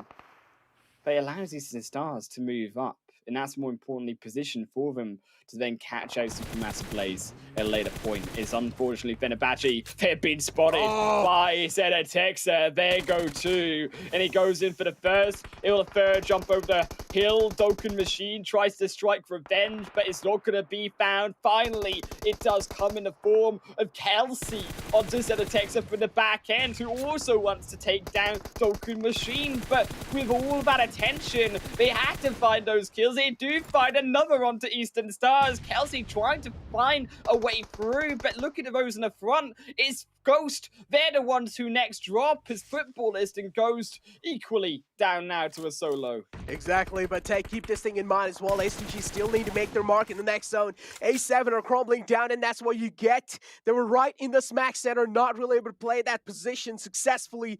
Had a lot of eyes going up on them as well, and A7, they are just crumbling down slowly and steadily. S2G, one of those teams trying to make their mark now, utilizing those smokes, creating that smoke pathway in. Kelsey has already made his mark in, but again, the problem is the circle's out in the open. You don't really have a lot of cover to work with. That means smokes are probably the main utilities you really need inside a circle like this. Supermassive Blaze down to just that one last man alive. Keth, a lot of eyes are on that man. And Eastern Stars, look at the separation coming out from their side. They don't have smokes on Necro. They've been using them for the last 3 zones. That's the difficulty of coming into so late a game when you've got no utility left. You're using your vehicle, you're using the pro, you're using the grass. In A7, they don't have anywhere to run anymore. They don't have any grass. They can still use the bullets to try to defend, but it's not enough. Kapahala uses the rock as a meat shield to execute away A7 as they will fall. And Eastern Stars left only to Kapahala. This is the only option and the only chance Supermassive Blaze and Ghost might have of coming further forward is, yes, it will be Supermassive Blaze trying to go forward, but they lose out, and now it's Ghost, the solo player. Tensor, they got your number. What are you going to do here? Is still the revives will come through, and Eastern Stars, they play this slow, steady. This is going to be a free win for them. But Korea from A7 not really able to shine through. Bright from that situation. He falls down, and now we are left with only these top 2 teams alive. Ghost and Eastern Stars. We wanted S2G, at least I wanted S2G to get those final, just 3 chicken dinners back to back, but it seems like that's not the case. Instead, the nade from Kapahala is not going to be missing the mark, and it just crawls right behind the man. And unfortunately, Ghost were not really able to come out on top. Eastern Stars just steal it away from them.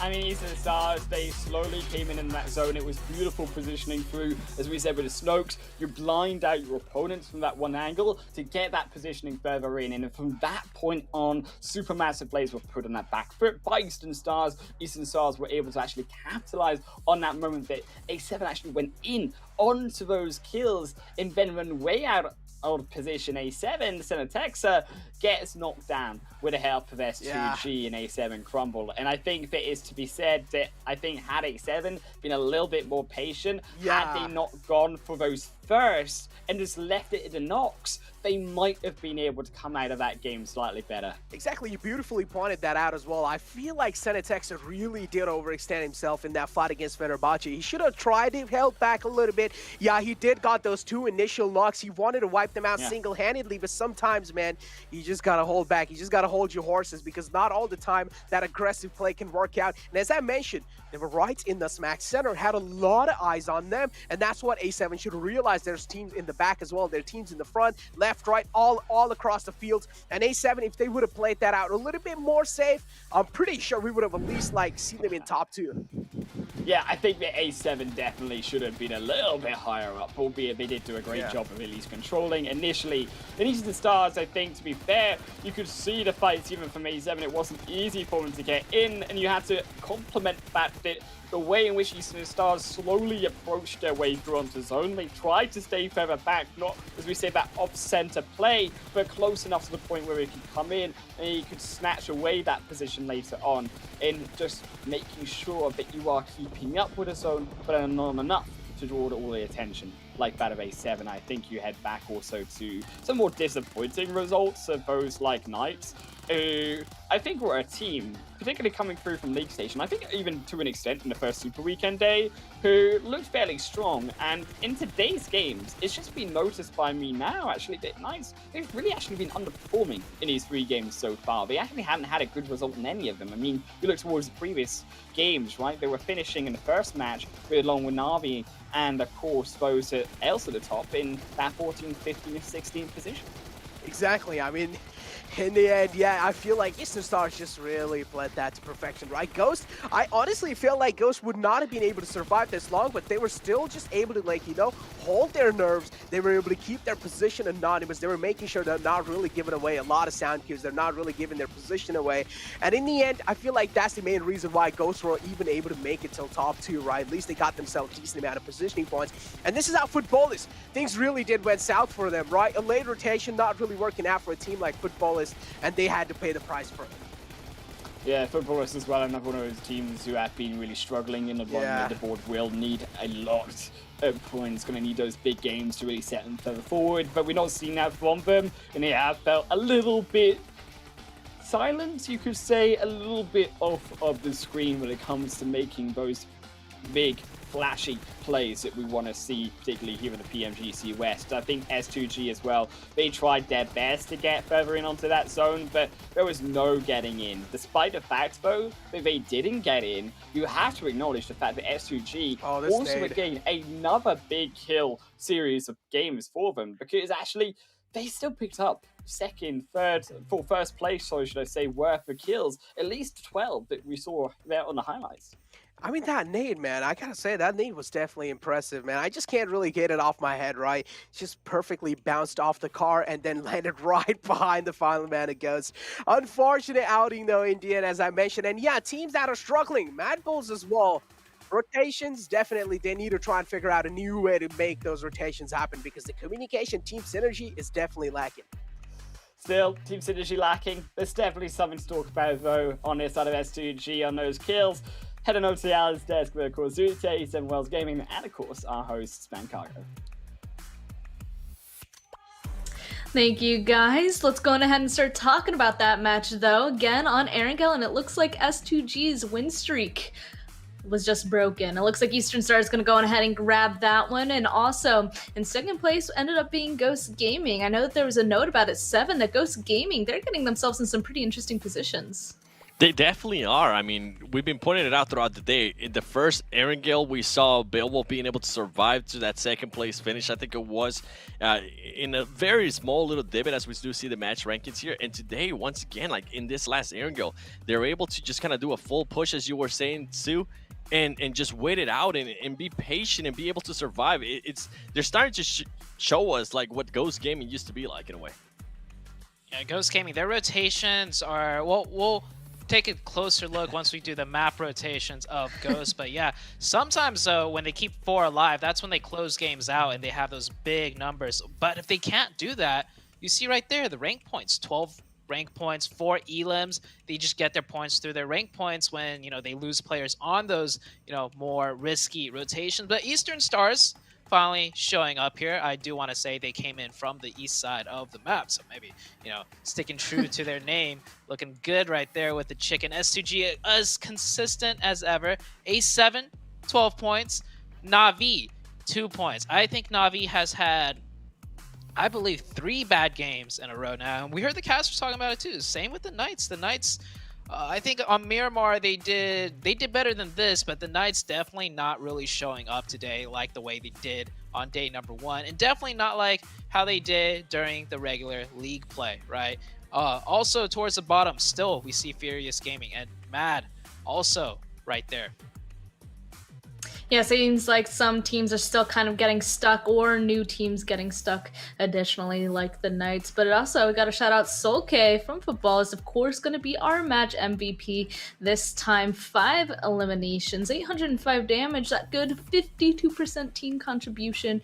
And you mentioned it last time, they do have up there the MVP points. Solke himself grabbing 3.1. I mean, Foot, they ended up this match getting to be able to take down Na'Vi in this one. They didn't go on ahead and take the full win, but they were able to kind of scrap it out all the way into the end there, but kind of fell. So that's kind of interesting to see that they went on ahead and grabbed this MVP, right, Zute? It just goes to show how much Solke actually did. A lot of times, usually the MVP is awarded to, you know, one of the players in the late game, but we do get those occurrences where a player just kind of pops off really early on, and we did see that Footballers fight with Na'Vi super early, so that is why, you know, Na'Vi did so bad. We thought it'd be Alpha 7, but it's actually Footballers, you know, taking that fight to them. So shout outs to Solke, very experienced player. He has played in PMGC before.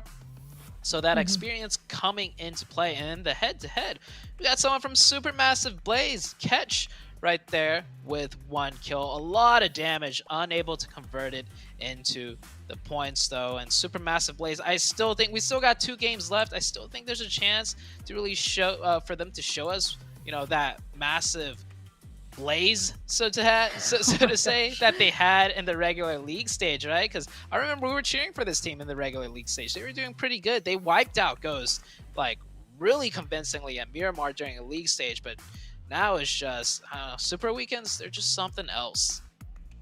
I don't disagree. Well, they were a team that I was definitely keeping an eye on. So Pepper Supermassive Blade, kind of surprised to see their performances this far. But I was going to point out that they ended up having a really good match this time. They ended up getting 12 points in this last match. So maybe they're kind of going to be on that up. And speaking of ups, there we go. Once again, we're seeing this leaderboard move around a little bit. Ghost and Unicorns of Love are definitely just playing chase at this point. It's back and forth they go. And Eastern Gaming, though, they're finding themselves in that 4th place position. 7. I mean, they ended up jumping up higher, kind of like under my nose, I feel like.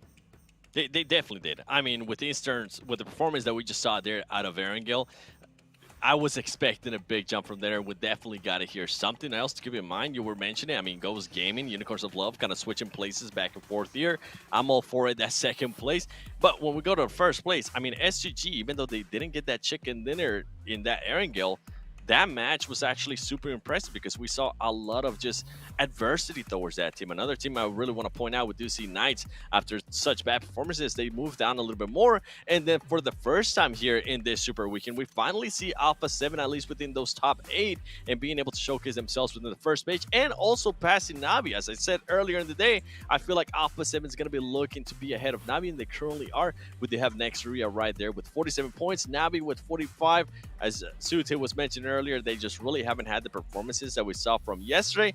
Maybe going into this Sanhok, it might be a little bit different. And then Supermassive Blaze, a team that I called out in the last segment.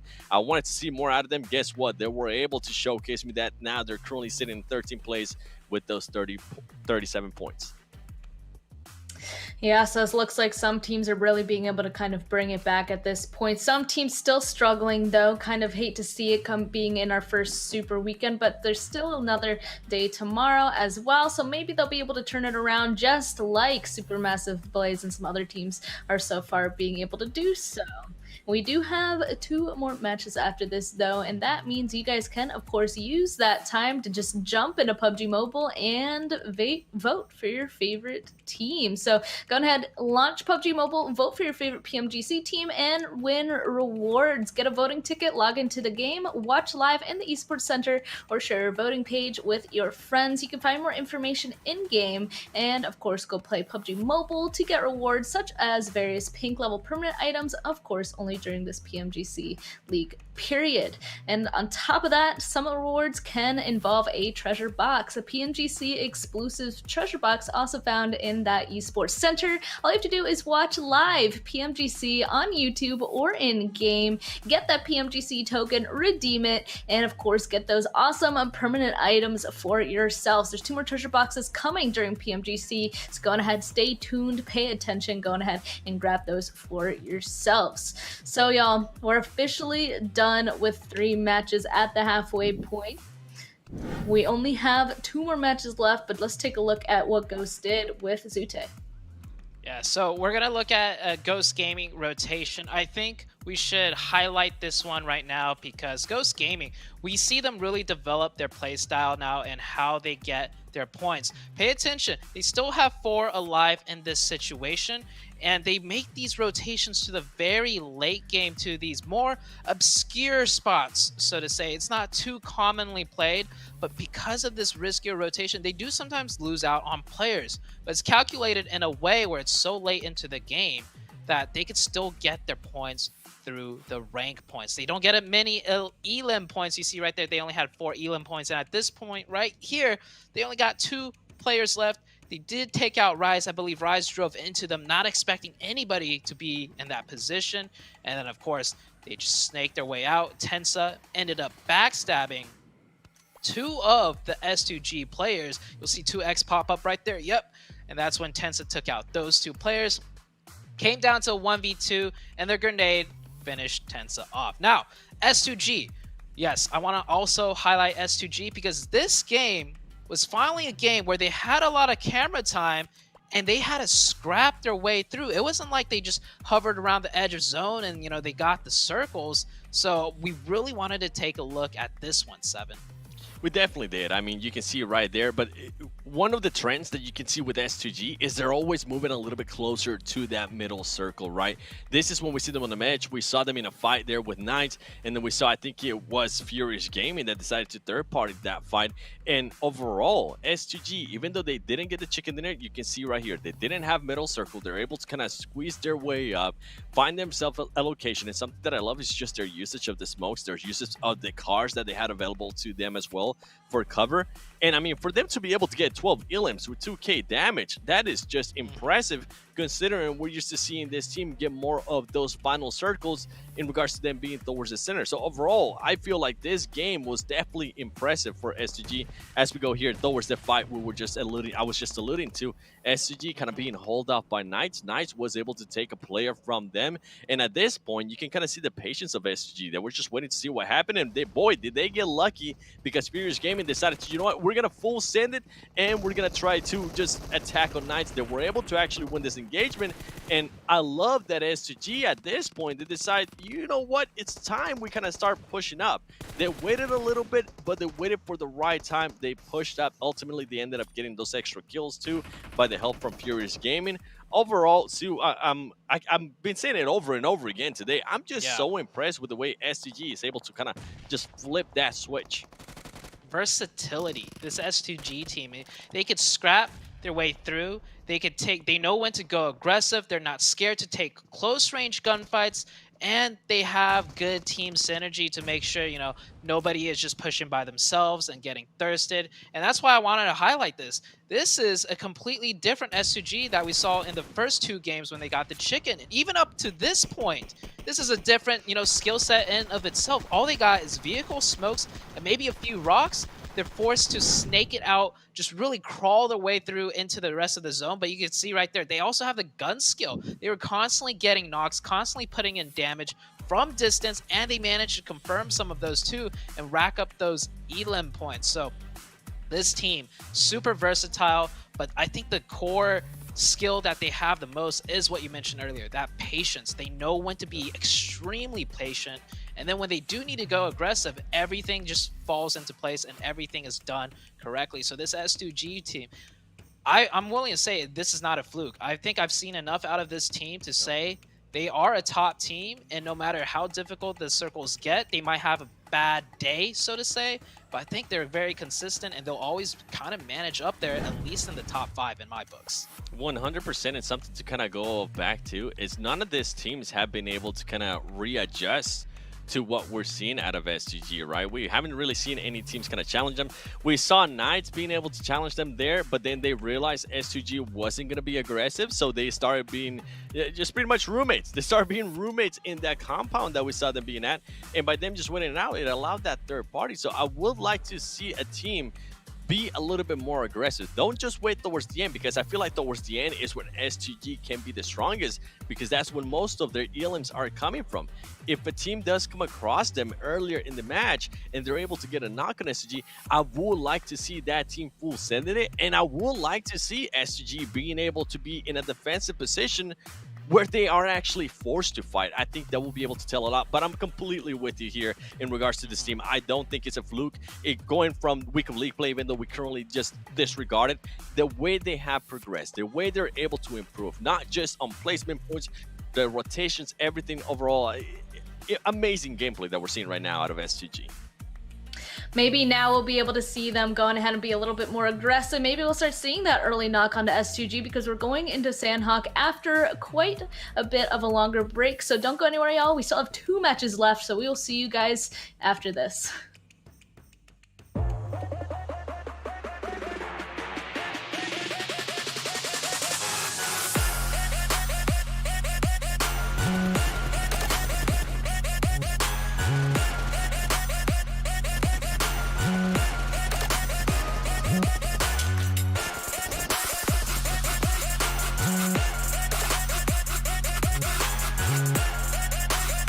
Sightlines, and you see that player almost taken out. And you know what? Those players up there are pinging exactly, fighting with Aton. Aton about to take that one out. We're down to a 4v2, 4v3 situation. Move does not work though, but actually Syndicate does get a knockback, and just as I say that, they are finished out. 4 kills. But is able to get that support from the rest of his squad and just abuse Mazex's. Solitude stayed in that vehicle. Totally forgot it was. They're taking shots at everybody. Yeah, at this point, it's just YOLO send them, be able to save them, and to be really had. And yeah, that's one. I think that's easy confirmed for Sam just as well. So scrappy fight. It's all around everyone. 1v1s left and right. And oh, Chico gets drop shotted. Losing 1 for 4 points. That is solid. A7 though, in the fields, trying to avoid the gunshots from Polo goes down, forced to hop up, and that's the one for HH. HH might just spray the grass here and take down the rest of XSET. Nerves the steal from Boring Protocol, but will it be enough? They do get the revive, but the shots are here from Ghost. Fame Boys looking to trade one back. And we're looking at a bit of another fight breaking out here. This time B-Town hot off the victory in the last one, running into the Knights, and they are down in addiction. These nades have been looking really good. Rise is going to be able to take the fight they want to take, find the shots. P in a 1v3, what can they do, Dave? Can they find the shots? Oh! This one Let's take a look at Black Dragons and those two teams I just mentioned. Team Queso seems to have their eyes. Lead do not want to lose a player. And oh, long range. Oh my goodness! Put out the pressure. They'll get that revive. Exit full sending again. This time into Ogilvy. J7 is not. Kill switch is done, and Thurston.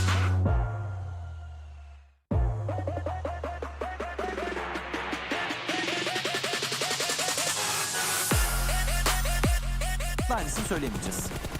Son HP Vesi'yi çekecek. Sonrasında uzun mucizeleriyle beraber tabii ki Erangel'de çok güzel puanlar toplamıştı ama ikinci bir mucize yüksek ihtimalle gelmeyecek burada.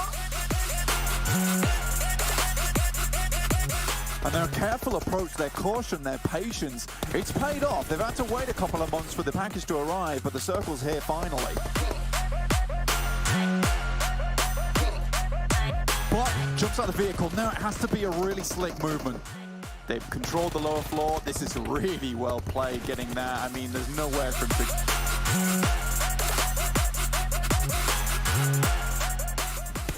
Come on, Mad Bulls, you can do it. The advantage in terms of position, they push on forward. Effect is trying to help him on the sideline. Saltgate gets a knock on the Yin Yang, and Effect can do nothing about that. У них серьезные проблемы. Викаш продолжает душить, но эффект падает ног с помощью осколочной гранаты, которые слетят масоны, потому что Сузи очень агрессивно въезжает. Yin Yang с двух сторон будет прострел. Чат по сути. Продавили они в меньшинстве коллектив Magic Pride. He's gonna cook up a nade. We've seen the next phase pop up. It's shifted down to southeast. It is going to be that coastline finish. Rip 7 takes a hell of a lot of damage, but yet to get confirmed. So this is going... There you go.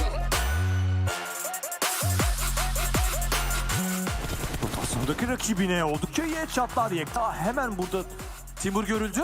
Kudur. Kura almak isteyecek. Bedava bir puan var burada Kudur için. Next kaldı. Açı vermek isteyecek orada Dark.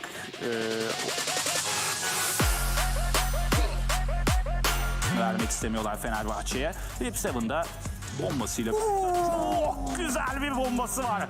Araç var. Araç aracı çarptı orada. Bir kıvılcımlar çıktı. Rebellion ne yaptı? Ne? 24 players alive, and Savian tries to make something happen for Papara, but the blue is ticking away. Beautiful nade from Lavaz, and that sealed the deal for Fenerbahce. Now we see Supermassive Blaze, but power coming in. Tron! Ranan gonna take the buggy, and that's how it ended up. Meanwhile, amazing spray coming from Fresh, finds one. Continues to put pressure on the last player, 12-18. Lin jumps in.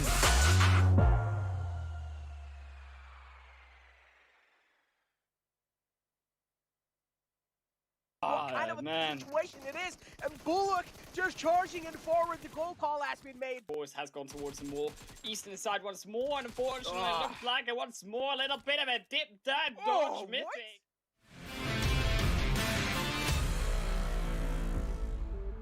This is definitely where we say don't give the points over, because Team Queso, as we know, are also struggling. But actually saying that a double not coming through for Manin, it does not just previously have given that up towards Na'Vi, who weren't even in the vicinity coming in. Exactly. Exet though again. Just unfortunate things happening to Exet again. And it's a prime example of that kill switch, and Polo got taken down. I feel like Polo has always been the man who is the first one to go down, no matter what kind of a situation it is. And Bullock just charging in forward. The goal call has been made. Bullock looking really strong in this fight. Yeah, indeed. Of course, that zone, of course, has gone towards the more eastern side once more. And unfortunately, it looks like it once more. A little bit of a dip down dodge missing. He's found two. Can he find three? That's the surprise factor you were looking for. And unfortunately, Team Queso is feeling like it's lights out already, and have only just got back onto Miramar. And this feels dastardly. That's the double knock we were looking for. Goodbye, my cheesy friends. Yala will be the final one to drop to second place. They can survive and get those 12 points.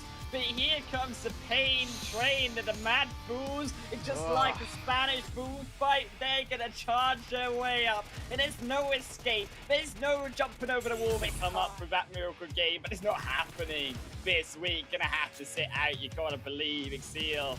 It might just be able to survive both for now a little bit longer as Eastern Stars.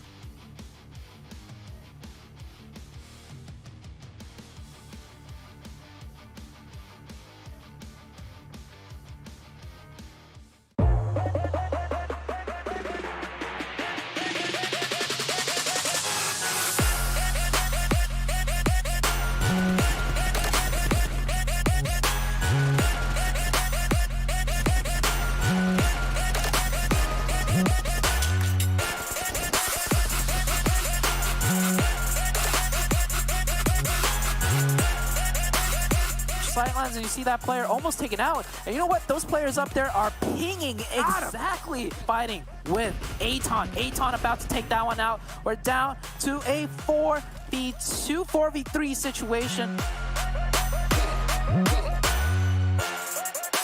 Does not work though, but actually Syndicate does get a knockback, and just as I say that, they are finished out. 4 kills, but is able to get that support from the rest of his squad and just abuse Mazex's. Solitude stayed in that vehicle. Totally forgot it was. They're taking shots at everybody. Yeah, at this point, it's just YOLO send them, be able to save them, and to be really had. And yeah, that's one. I think that's easy confirmed for Sam just as well. So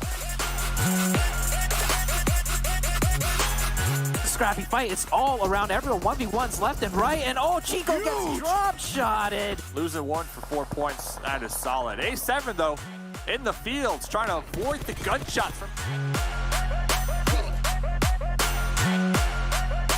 Polo goes down, force to hop up, and that's the one for HH. HH might just spray the grass here and take down the rest of XSET. Nerves of steel from Boring Protocol, but will it be enough? They do get the revive, but the shots are here from Ghost. Fame Boys looking to trade one back. And we're looking at a bit of another fight breaking out here. This time B-Town hot up the victory in the last one, running into the Knights, and they are down in addiction. These nades have been looking really good. Rise is going to be able to take the fight they want to take. Find the shots. P in a 1v3. What can they do, Dave? Can they find the shots? Oh! This one. Let's take a look at Black Dragons and those two teams I just mentioned. Team Queso seems to have their eyes. They do not want to lose a player. And oh, long range. Oh my goodness! Put out the pressure. They'll get that revive. XSET full sending again. This time into Ogilvy. J7 is not. Kill switch is done, and Thurston. Welcome back to PUBG Mobile Global Championship 2021 West League Super Weekend 1 Day 2, as you guys saw that fly off of our screens. I'm the host, Spancargo, with Zute and the Seven Worlds Gaming, and we have 2 matches left for today, about to be going on to Sanhok. Zute, how do you feel about this one? Do you think this is where we could potentially start seeing S2G be that aggressive person that you kind of wanted? Well, if I remember correctly, S2G fights Ghost Gaming in Paradise. Yesterday, I was about to say last week, seems so long ago, but yesterday on Sanhok, we saw S2G almost win that Sanhok game. It came down to that grenade that, from Rise, that 2-piece, that one grenade that completely stopped S2G from getting that chicken dinner. But in the very beginning of the match, S2G did fight Ghost Gaming, and S2G won that fight pretty dominantly. It started off with S2G getting, that off angle in the very beginning of the Paradise fight, and that caught Ghost Gaming off guard. And this is all coming back to me right now. So the more I talk about it, the more I'm excited to actually see this fight happen in Paradise, because Ghost Gaming, they're looking in shape. They're looking in form just as well, Span. I agree. And man, you said that, and that's making me realize S2G, they have 4 chicken dinners, 1 second place and now a 3rd place. So now it looks like maybe they need to go ahead and get a little bit of revenge coming onto this Sanhok. Man, 7. I mean, man, we saw their domination up there on top of the hill last time. This time, Sanhok can go completely anywhere. We already know that. We're not in control of the zones, contrary to some people's beliefs, you know? So going into this one, I mean, it could go somewhere completely different, that they'll still have to force them to be making some big rotations. On a map like Sanhok, since it's smaller, do we think that those rotations are really going to be coming into play like we're so used to for S2G, or is it going to be lesser? Will more people have the advantage that usually S2G usually has with their great rotations? I mean, it comes down to where that map ends up, right? If we end up in a map, especially a zone, where it's right close to Paradise Shore, assuming that S2G is going to be landed there, they're not really going to have to do anything. That's going to play so much in their favor because this is just such a passive team right up until the end. If we end up with a maybe southwest circle, then you'll be interested to see how they readjust to that, what kind of rotations they do. As you mentioned, considering Sanhok is a lot smaller, considering a lot of teams are usually tend to hide or try to tend to third party somebody that's currently rotating. I'm interested to see another team that I'm actually really interested to see on this one. It's going to be Navi. Yesterday, they really didn't have the performance I expected to see out of Navi. I would like to see how they're going to come back here today, especially where the zone ends up. That's pretty much the thing that it comes down to, right? Where is the zone going to end up? We saw it yesterday as well. They ended up towards the north, and it didn't play into Alpha 7's aggressive game style. If the zone usually ends up on the south, that's when Alpha 7 is kind of more comfortable and they decide to be a little bit more aggressive since they do end up going Buka. But it comes down to what's going to happen between that S2G and Ghost Gaming's hot drop. I know YouTube chat wants to see it. I know I personally want to see it. How about you, Span? Do you want to see that hot drop? I mean, yes and no. I love to see hot drops because we get to see that early action, and no, because it also kind of makes me, you know, worried in a sense, because these teams, you know, usually getting in early fights in a match isn't the best. You know, you want to stay alive as long as possible, get those placement points and of course those eliminations. So I mean, we'll just have to wait and see though, because S2G and Ghost at this point have really kind of shown up. I gotta say, Ghost Gaming, you used to really go hard for eliminations, have been focusing on the placement point a bit more. But now that we're on Sanhok, you don't have to focus on that macro as much anymore. It really does come down to that micro play and those kills. So teams like Ghost Gaming and other teams that usually go for those big kills, we already talked about them, Rise, Alpha 7, Knights, maybe this is their time to once again go on ahead and shine. I feel like, Zute, that could be a big possibility.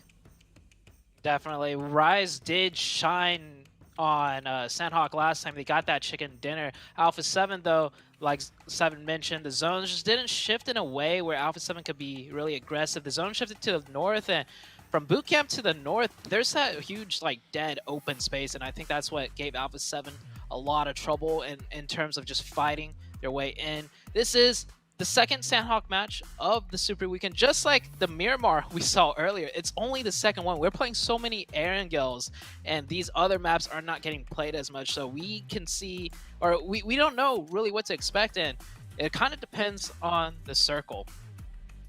Well, luckily we don't have much longer to wait, because we're about to be jumping straight into our Sanhok match. You already said it for the second time, throwing it on over to Highland Wolf and of course Necro for the action.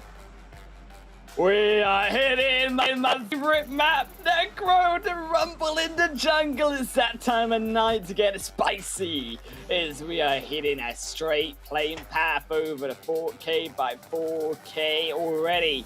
Navi changing it up a little bit, heading towards that more northern side, heading further back though to Camp Alpha, and my eyes already drawn, of course, to what we saw yesterday. Paradise Resort, ruins. Those are two areas that we're looking at straight away. I mean, you can see already most changes happening too, right? Supermassive Blaze. They were the winners last time.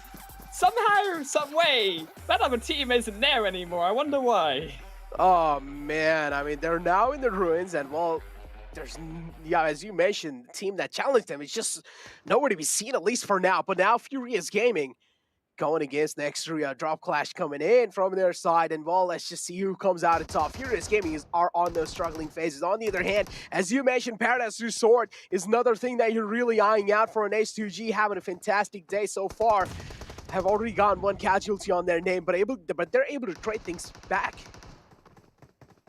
Still, S2G, they're looking to win out on this version of the fight this time, and it looks way more dominant than the fight that we saw yesterday between Ghost and S2G. It was slow, calculated. This time, S2G, there's none of that.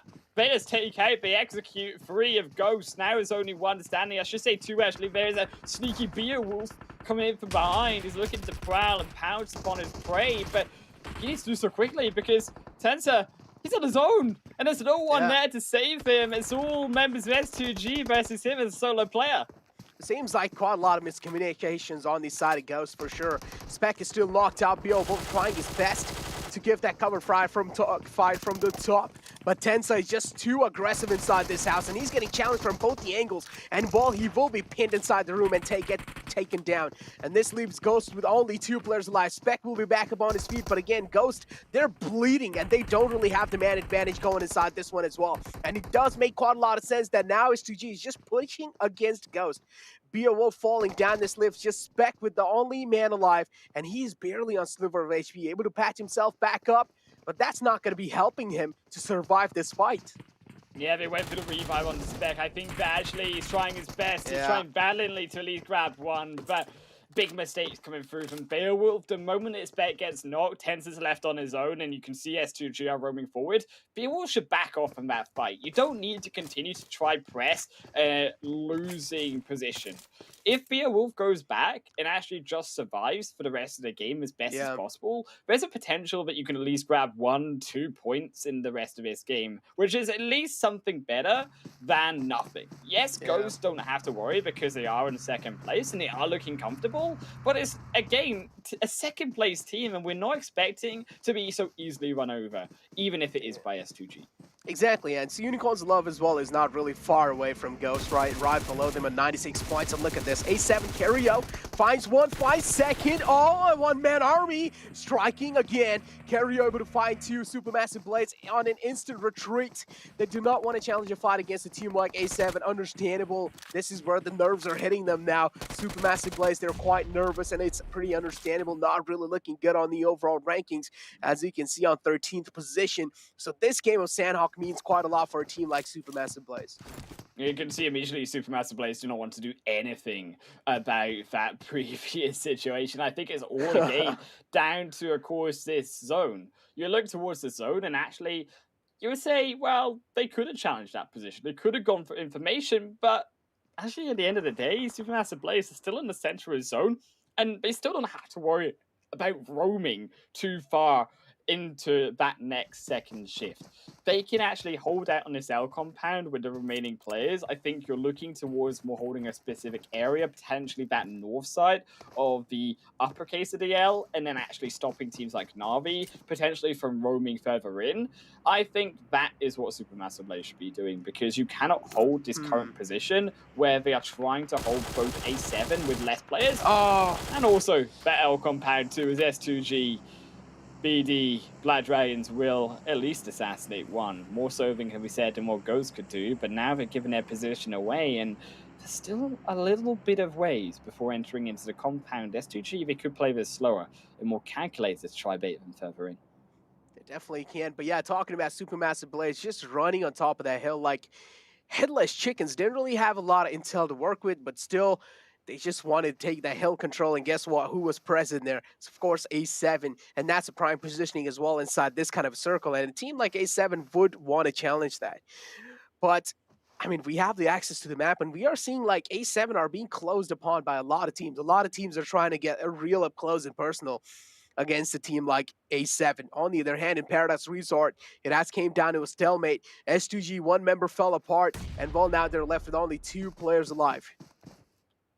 Still, we're coming through closer into the fight. Black Dragons, they are pushing themselves further closer. You see the Fox Squeezing has moved up in towards S2G's compound, can circumvent round in onto that south side entrance as the rest look to make that approach to the north side. But slow is the name of the game. As S2G have moved back, we talked about them controlling more that compound, playing to their strength and playing to actually the buildings that they have already under their control. But to look at control, actually, A7, on, of course, that map side, starting to again be surrounded by more of these teams roaming around. Knights from the bottom in particular as one.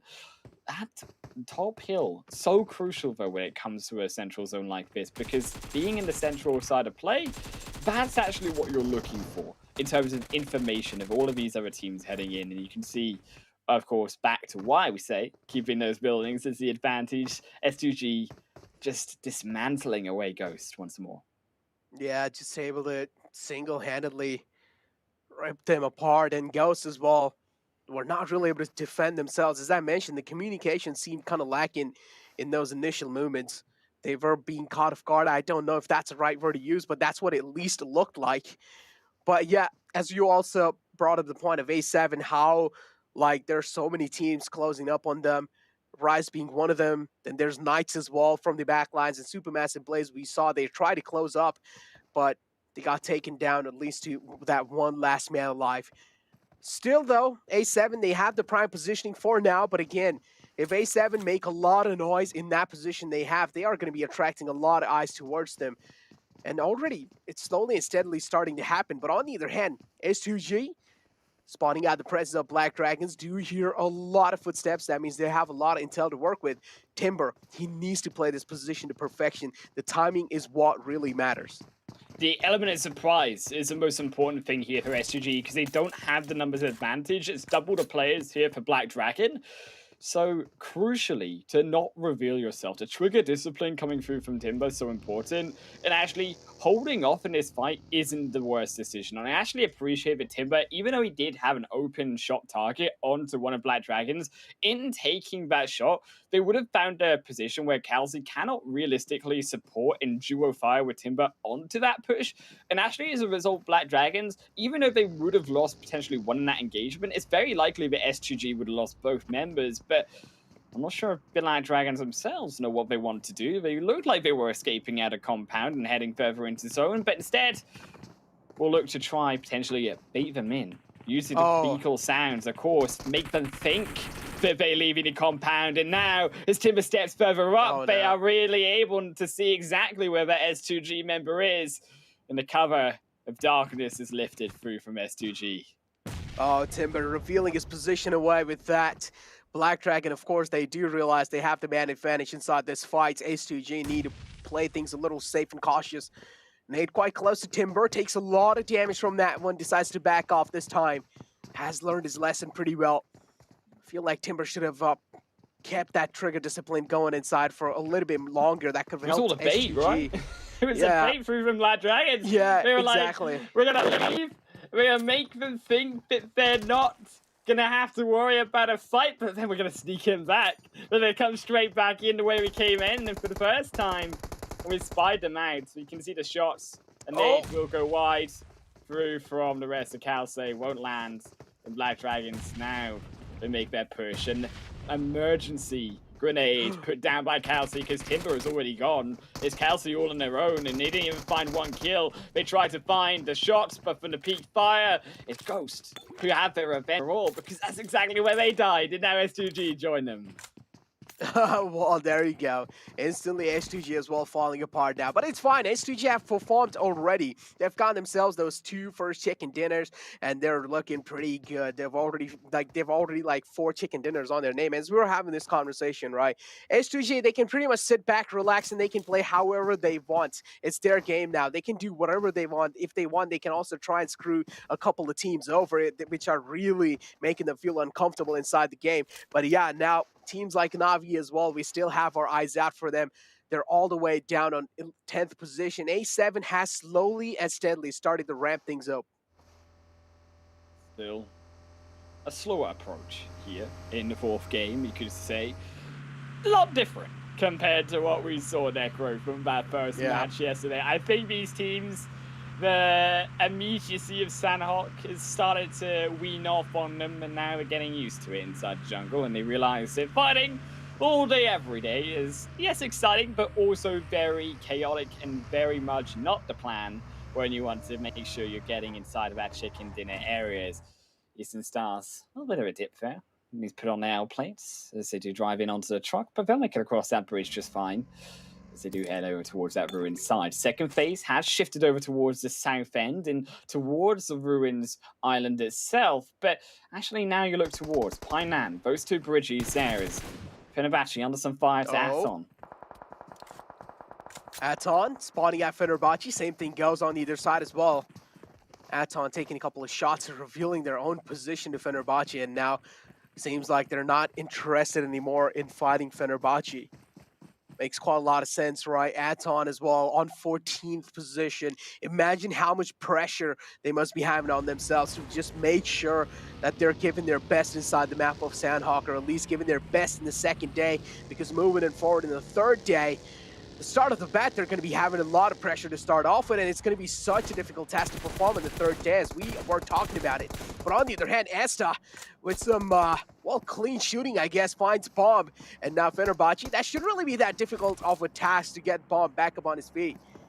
He should be able to stand up, yeah. No, sorry, they do find that one, of course, killed, that one knock, but to echo, of course, that point, actually, Aton, as they escape through from the cave, they may just actually, because we talked about Painan, these two bridges. These are the locations which we're going to be eyeing up heading into this second phase. These are the coin flip locations. Wherever we go in this third phase, as it does shift finally in, is going to depend who has this control. And it does shift over towards more of that more eastern northern side. So yes, it's not going to be as chaotic potentially as it could have been. More teams are on that northeast front, but there's still difficulty for Unicorns of Love and Eastern Stars, because guaranteed, unless they go down towards Camp Charlie, like Unicorns of Love are smartly doing, and make that very quick rotation, they're going to be forced into Painan, more that Ruins Bridge coming into boot camp, and it's going to be a much more uncomfortable time, whereas actually Gate Kept is Supermassive Blaze, they get kept back front door real good, and Na'Vi, they head it in the hard way as they'll lose one, but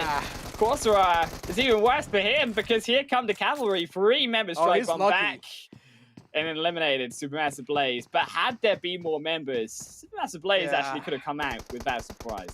Na'Vi just running in that compound like headless chickens without having any intels, and well, Kitsune was almost being confirmed, but quite lucky that he had his teammates in the back to provide that cover fire. But again, now Mad Bulls spotting that crucial rotation from the side of Fenerbahce, taking a couple of shots onto them, but bullets not really landing. But this is also their chance to kind of a chance to dig in the enemy hills. And if you talk about a team like Mad Bulls, things not really looking good for them, Jake. All the way down to 15th. All the teams that are at least in the bottom 5, they will need to ramp things up in these final 2 games of the second day. But now Na'Vi taking a couple of shots. They're being rained down by death and destruction from the side of A7. I just sometimes wonder, just in my mind, why is it like this? Why is A7 always with Na'Vi? You think Sanhok, it could be different. It could be a new start for A7 and Na'Vi, but no, they go back to their old ways and they still fight somehow, some way together. A7 do strike down that first confirmed kill onto Na'Vi, so it will now be reduced to 3. But A7, they've not moved. And to be fair, actually, I've got a little concern there for A7, because the fact that they haven't moved from Boot Camp Hill and they were there in those opening minutes of the game, they cannot have a lot of loot inside their backpacks, guaranteed, because they haven't been looting up as comfortably as these other squads. So on an extended Sanhok game, possibly here, they would surely be in a lot of trouble if they get caught out and don't have a way in, which on the edge of zone could be likely. Yeah, definitely. They will have to make those bullets count. But on the other hand, now Mad Bulls spotting out the player in the front lines. Yin Yang trading few shots. And Fenerbahce are the one in the front lines. Still, as we mentioned, Mad Bulls, this game is really crucial for them. And they would want to make sure any kind of things, they would want to make sure at least they're not really going bad for them. But on the other hand, Na'Vi making that bold rotation out in the open. A7 spotting that rotation happen. It's quite a risky one as well, but at least they're able to make it out alive. That's what really does matter, especially in the shoes of Na'Vi for now. But Na'Vi, one trouble away, and now they're into another one. Knights is the one they will have to pass through. It's just like waves of trouble. The zone. Look at that, Vodecro goes all the way up in another hardship. They all went towards Quarry. They got duped by base number 4 as it heads in over towards Knights. It heads in over towards Bootcamp, and I think actually A7, they're going to be singing some prayers here when it comes to actually that zone, keeping them in relevance. That could be so much worse for them, but now it also comes to defending away these spots, because yes, they do have not the worry of teams coming in from that southeastern front, but they do have to worry about getting down that hill in towards more of that center zone, because they still had to keep some space clear, which is already occupied by Na'Vi and occupied by Knights. So you would actually expect the rest of A7 to make more of a rotation through to Bootcamp, but the problem there is actually that A7, Mafioso, although he holds on to that information, is very tricky to do due to the nature of upside Bootcamp being very open, being very difficult with the roads, leaving you need the requirement of the smokes, which they don't have, because we said that they don't have the equipment being so early on top of that hill, coupled by the fact that that is a requirement, judging by the fact that Black Dragons have taken up spot on the opposite end of those roads past Bootcamp. Aton spotting some rotations from Unicorns of Love, another team that is doing pretty fantastic so far. And with that kind of shots already, Aton's position being revealed, Unicorns of Love can now try and capitalize on that, or at least they can try and adapt and maybe try and moving forward for better positioning inside the zone. Again, they still need to make their mark in. Furious Gaming and Rise, it has came down to a complete stalemate. I do want to see inside this fight, again, Rise, they have way better position compared to Furious Gaming. Instead, Furious Gaming's backs are completely exposed to a team like Unicorns of Love. As soon as Furious Gaming makes a little sound, as soon as they give a little sound cue away, I'm pretty sure Unicorns of Love, they're going to be gathering their attention onto them, and maybe they can find themselves some free kills, because they will be pinned, they will be sandwiched between two teams. And on the other hand, now Black Dragons, look at this rotation. Mad Bulls spotting them out, but still not really able to take him down. But heavy amount of damage inflicted, though. But Mad Bulls, they don't have the position advantage, despite the fact they've got a compound, in the fact that the squeezing is being pressured by that zone.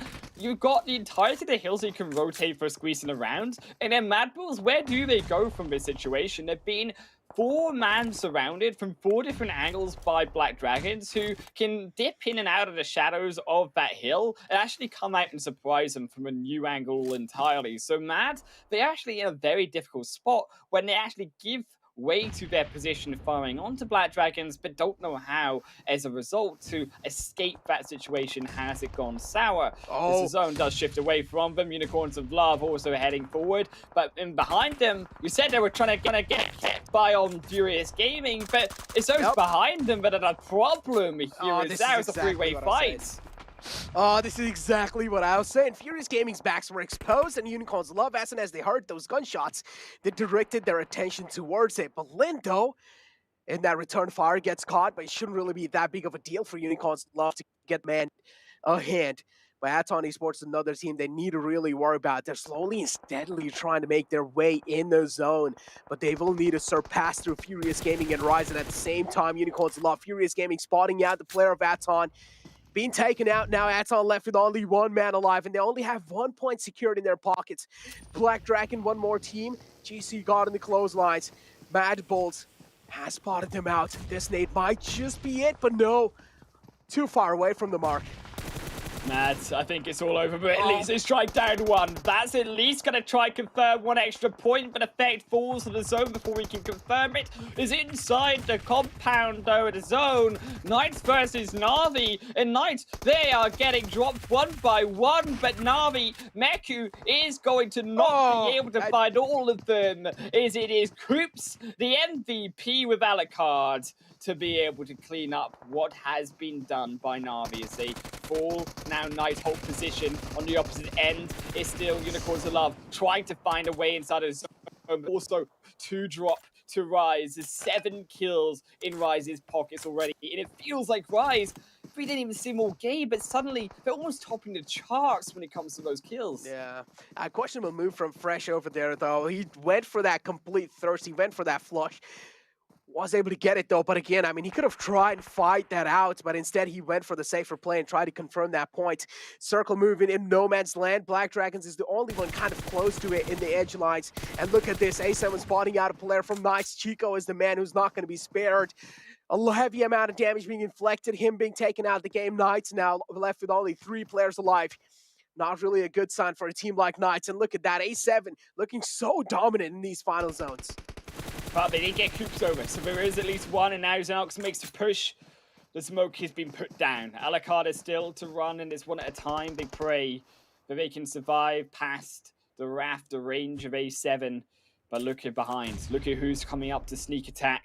It's Black Dragons, and they're the ones with a zone, and they want to stop A7 from crawling their way inside. As that zone has got Mafioso, jumps back inside, but you can see already, even 1 second of tick does already 25% of their HP bar. Is Coops, they will lose Linux on the back line. He drops down, finds one. Can he get a second? No, Gary, with the help of a third, will be able to find it, but Gary's down 2. Is this all on the top side? A7 with another knockdown and the high ground advantage, proving so worth for A7 as they push their way onto a zone that has gone away from absolutely every single player remaining in this game. Is Revo gonna sneak down?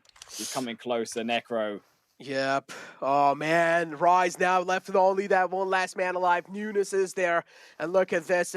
Well, it seems like A7, this is A7's game. There's no way they're going to be able to lose this, right? They have been looking dominant throughout the game. There's no way they're going to be losing this game just like that. And look at this, Black Dragons boss one out, takes him down instantly. Rebel being taken out the game. That's huge, man, down as well. Oh, A7, they're not going to be looking good at this time. Black Dragon already griefing A7's game. And now A7 are down to just that 3 man alive. Black Dragon, though, they still have 1 more man alive, it's for Kuzin, but again, let's just see how he's able to play the situation now, because A7 still need to make their way downhill, and inside the circle, they only have trees to work with as cover, and Black Dragon can again try to play that small sports and make sure A7 aren't really getting that chicken dinner in their hands. They're still trying to play slow. They're going to fall down to Rise in 3rd position, 10 kills at it now, double digits, but I tell you who's a big fat winner. It's not A7 in the zone. It's Unicorns of Love. They're still alive here, Necro, and they're in the top 3 once more. They are making it worth. That is worth money right there when it comes to getting in that 3rd position. They might even get 2nd here. As soon as we'll fall, A7 do get a chicken dinner. Where do Unicorns of Love land? In 3rd position, rightly so. They will drop, but regardless, A7, more importantly, back on form here is now. We wanted to see the rest of A7 step up, and it took them all but 9 games to do it. Exactly. I mean, they look dominant throughout the game, right? And I feel like that's a well-deserved game as well from the side of Unicorns of Love. And, well, guess what? The Met strat again strikes in the map of Sanhok. I mean, who guessed, right? I mean, at this point in time, I'm just so used to it, right? Coming in from the SA region, I'm just so used to seeing that Met strat. Over there, it's like each and every single team, as soon as you see it's the game of Sanhok, you're always going to be seeing at least 1 player from every single team going for that Met strat. And now Unicorns of Love doing the same thing over here. It's just so easy to get those placement points in the map of Sanhok, right? You know what it is? You know what the big brain play here, though, Necro, is the Unicorns Love, right? Team Queso, they used to be the Sanhok heel strat masters, but they beat out Team Queso inside the league stage days. Then they ate the cheese to power them up, and now Unicorns of Love have the power of Sanhok healing strategy. That's big brain coming through from Unicorns of Love. They were the ones who knocked them out, right? In 16th position, barely. Yeah. So now they make it worth with, of course, as we said, worth money. Points coming in on 3rd position. 20 points so far, garnered by them and Sanhok. But actually, to be fair, you do look towards also Rise, who actually, through the game, so by so, have been picking up these points too here and there. And it's a big game coming through from them, even if they did fall to A7 at the end. Yep, it started all off with this fight initially with Furious Gaming and Nexteruya, and Furious Gaming, well, almost single-handedly, as I would like to say, they almost destroyed them. And then H2G and Ghost, well, a big team falling apart early off. I feel like that was like a huge sigh of relief for a lot of teams inside the game. And I don't really like this play from, Supermassive Blaze, just running in like headless chicken on that prime positioning on top of the hill. And of course, I feel like at this point in time, if I was in shoes of Supermassive Blaze, I would have definitely expected that position to be like camped by someone, right?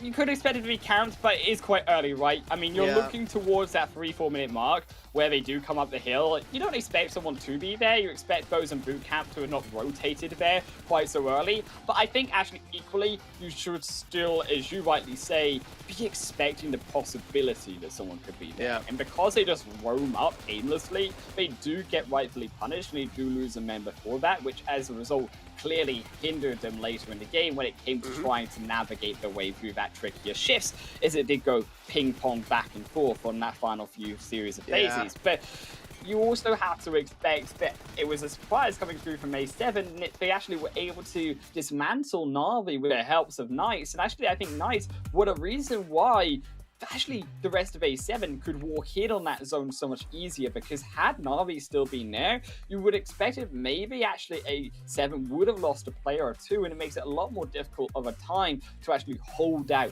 on those final zones navigating in had they had to take a lot more fights, which wasn't the case. But to break it all down more and to make it in deeper detail is of course back into our analyst desk. Looks like A7 is going to go on ahead and join everybody else with at least one winner chicken dinner. And we were just talking about them before that match. We're talking about them and a couple of other aggressive teams as well. One of them being Rise, actually. So them being the first, second place team. I mean, Zute, I feel like we kind of called it.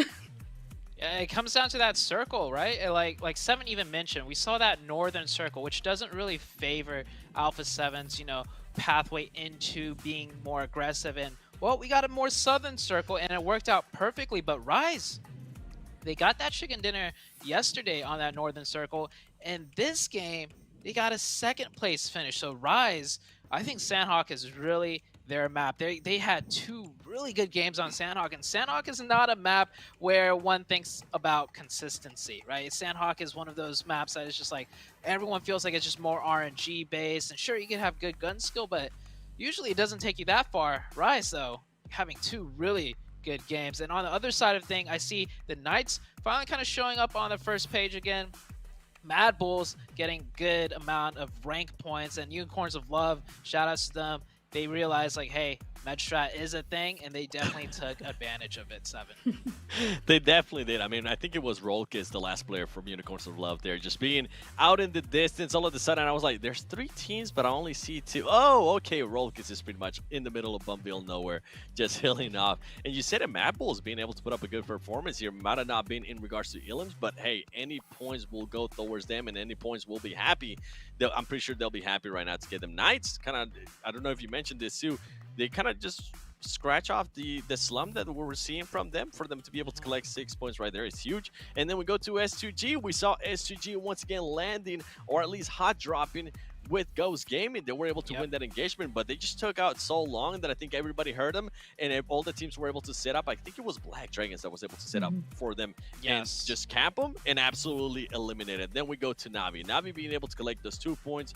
You heard the casters mention it. Alpha 7 was just on them, and they kind of forced them to rotate to Knights, and Na'Vi was just pretty much running loose the whole time. Overall, what a match, and oh, baby, finally, we get to see him here in the MVP overlay. Carrillo being able to get 6 Illims, 1,000 damage, 4.5 MVP points. All right, I know he's going to be happy about that. And 36% team contribution, which is crazy. I'm going to be looking forward to that head-to-head, because if he was only able to get 36% contribution with 1,000 damage and 6 Illims, I can't wait to see what those other players are going to be getting, Span.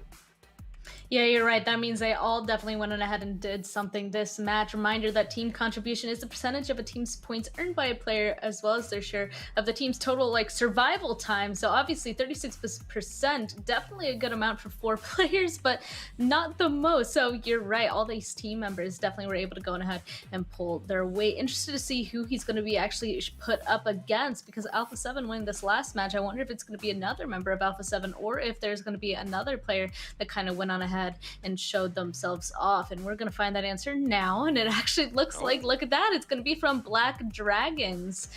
It looks like Ramulozen is going to be able to go ahead and get 588 damage. Nice conversion to the 4 eliminations. Also, look at that, 36% contribution, Zute. Yeah, both of these players putting in work for their team. I was going to guess it was going to be a Rise player, but both Black Dragons, Rise, and Alpha 7, I think all three coming from the Brazil region. So aggressive. What an aggressive region. All three teams did really well, too. I think Black Dragons finished points-wise in that last Sanhok game in 3rd or 4th, and then Alpha 7 was 1st. Black Dragons, or not Black Dragons, Rise was 2nd. So, like, yeah, the aggression on this map, it really does show through in terms of which team, you know, gets the better advantage of other teams. So, really good to see the damage numbers from all of these players. And special shout outs to Carrillo for getting that match MVP.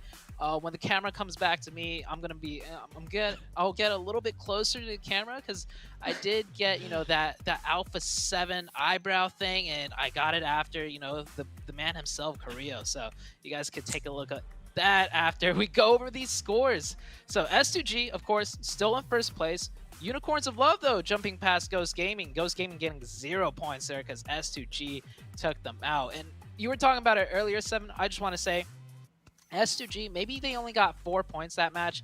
Probably one of their lowest point games, but it was a 4 points on a hot drop against the 2nd place team. So it's like, those 4 points to me may as well be like almost 10 points because it makes a statement, right? It goes to show S2G, they can pretty much do everything. We talked about it.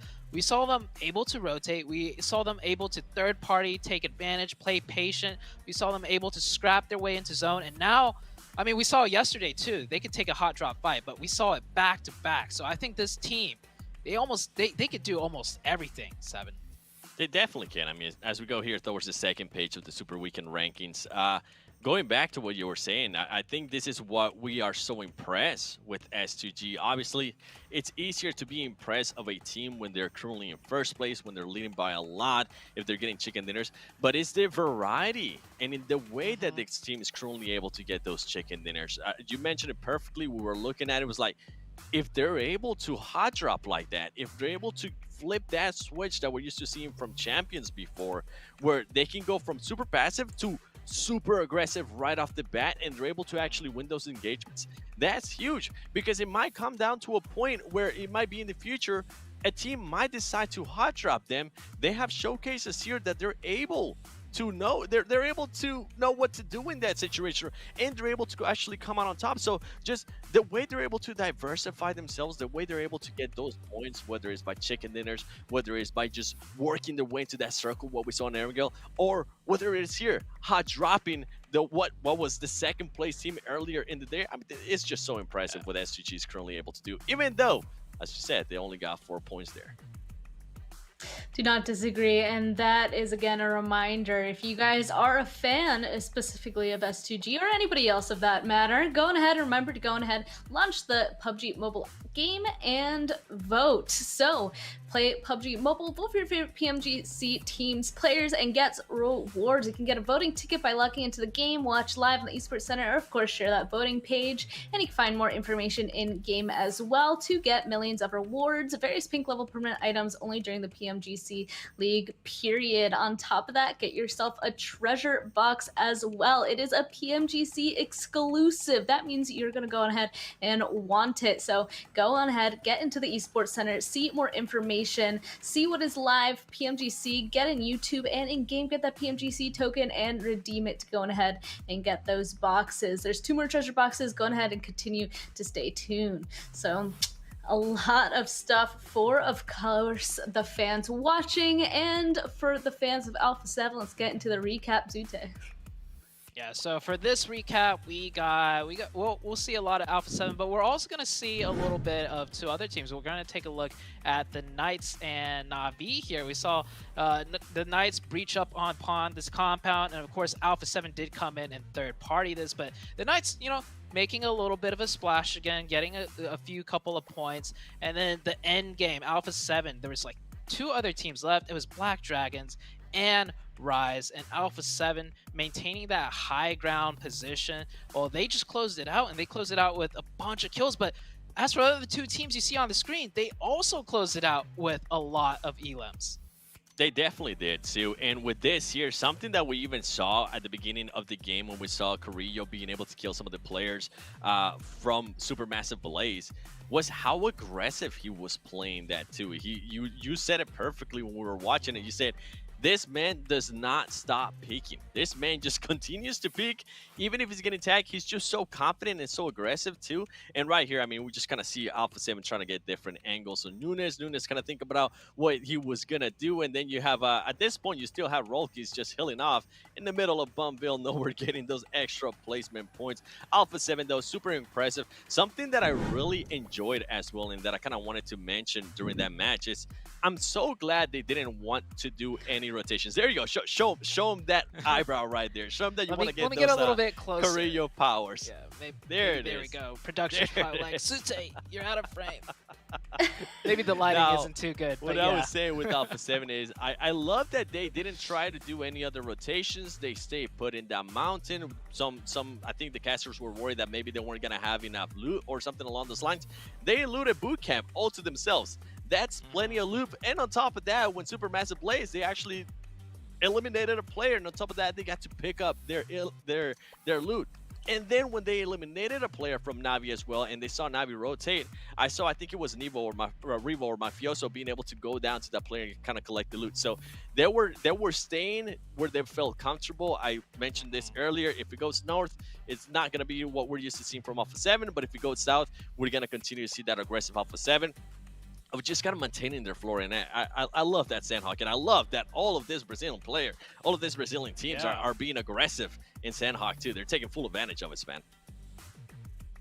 That they are, and it's just interesting to me, right? Because we talked about the differences of the maps. There's obvious differences, and we even got to the Sanhok match and we're like, okay, well, here's the aggressive teams. They're going to go on ahead and do really well. I mean, what is the difference from this match to the others for them, other than the usual explanations that we usually get to? Like, is it specifically the map? Is it some sort of mentality? Is it a mixture of both? Is it just how their team specifically knows how to play these matches? Like, what is it?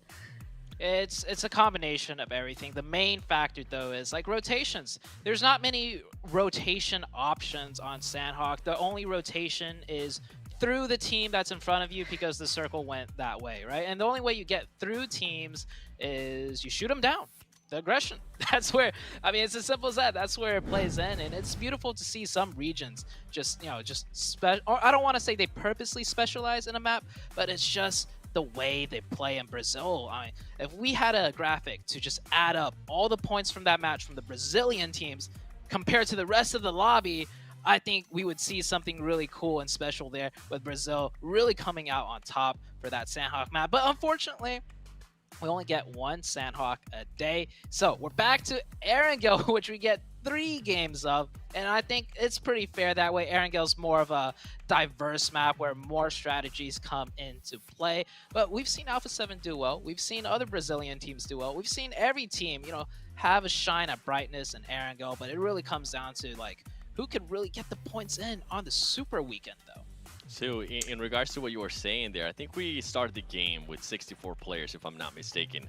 For the Brazilian teams, I just got to do the math real quick. So somebody in YouTube chat, please double check me. But the Brazilian teams ended up with 33 Illims. So they ended up with definitely a little bit more than half of the whole lobby. That's how aggressive they were. I don't even know what to say about that number. Yeah, I didn't realize. That's a lot.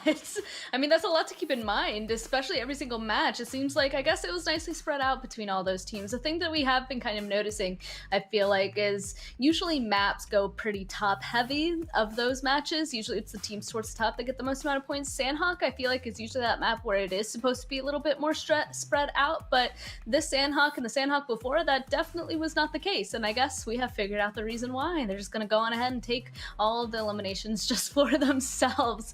But you're right, now we're going to be moving on to Erangel for our last match today, and it is a little bit more equal when it comes to both macro and micro gameplay, in my opinion. And of course, teams usually have their own specializations getting on to Erangel. The next thing that we're all kind of wondering, as per usual, is so now we've seen both Alpha 7 and of course S2G going ahead and take some wins there, but we're gonna go see who's gonna take that last match after a short break. So we'll see you guys shortly.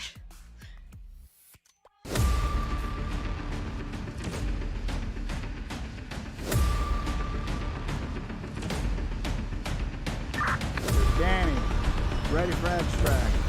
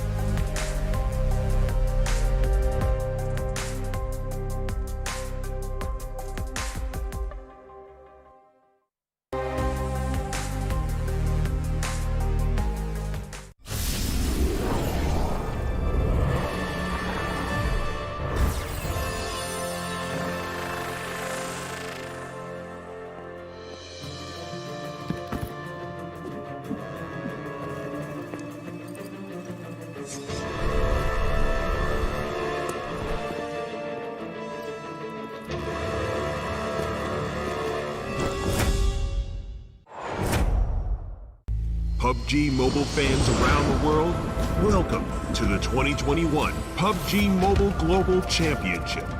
To the top teams across all regions, we have a message for you. The Middle East. You have proven your worth. Now, make your formidable debut on the PMGC stage. South Korea, forget the past. This year, show the world you've ascended. Remind the world of South Korea's raw talent. Japan, you came so close last year. But what doesn't kill you only makes you stronger. Bring it back better than ever. The Americas, you're the alpha dogs that dominated the West. Now, lead the pack on the world stage. Southeast Asia, you took down so many strong teams on your journey to the top. It's time for a comeback on the global stage. Europe, it's now or never. Push your limits and surprise us all. This is the moment to create your legacy. South Asia, you were the dark horse of 2020. Amaze those who would underestimate you again. China, you carry the crown of last year's PMGC. Now, with everyone's eyes on you once more, can you secure back-to-back victories? PMGC needs a champion. The world needs a champion. Who will stand victorious in the end? Who will be next to glory?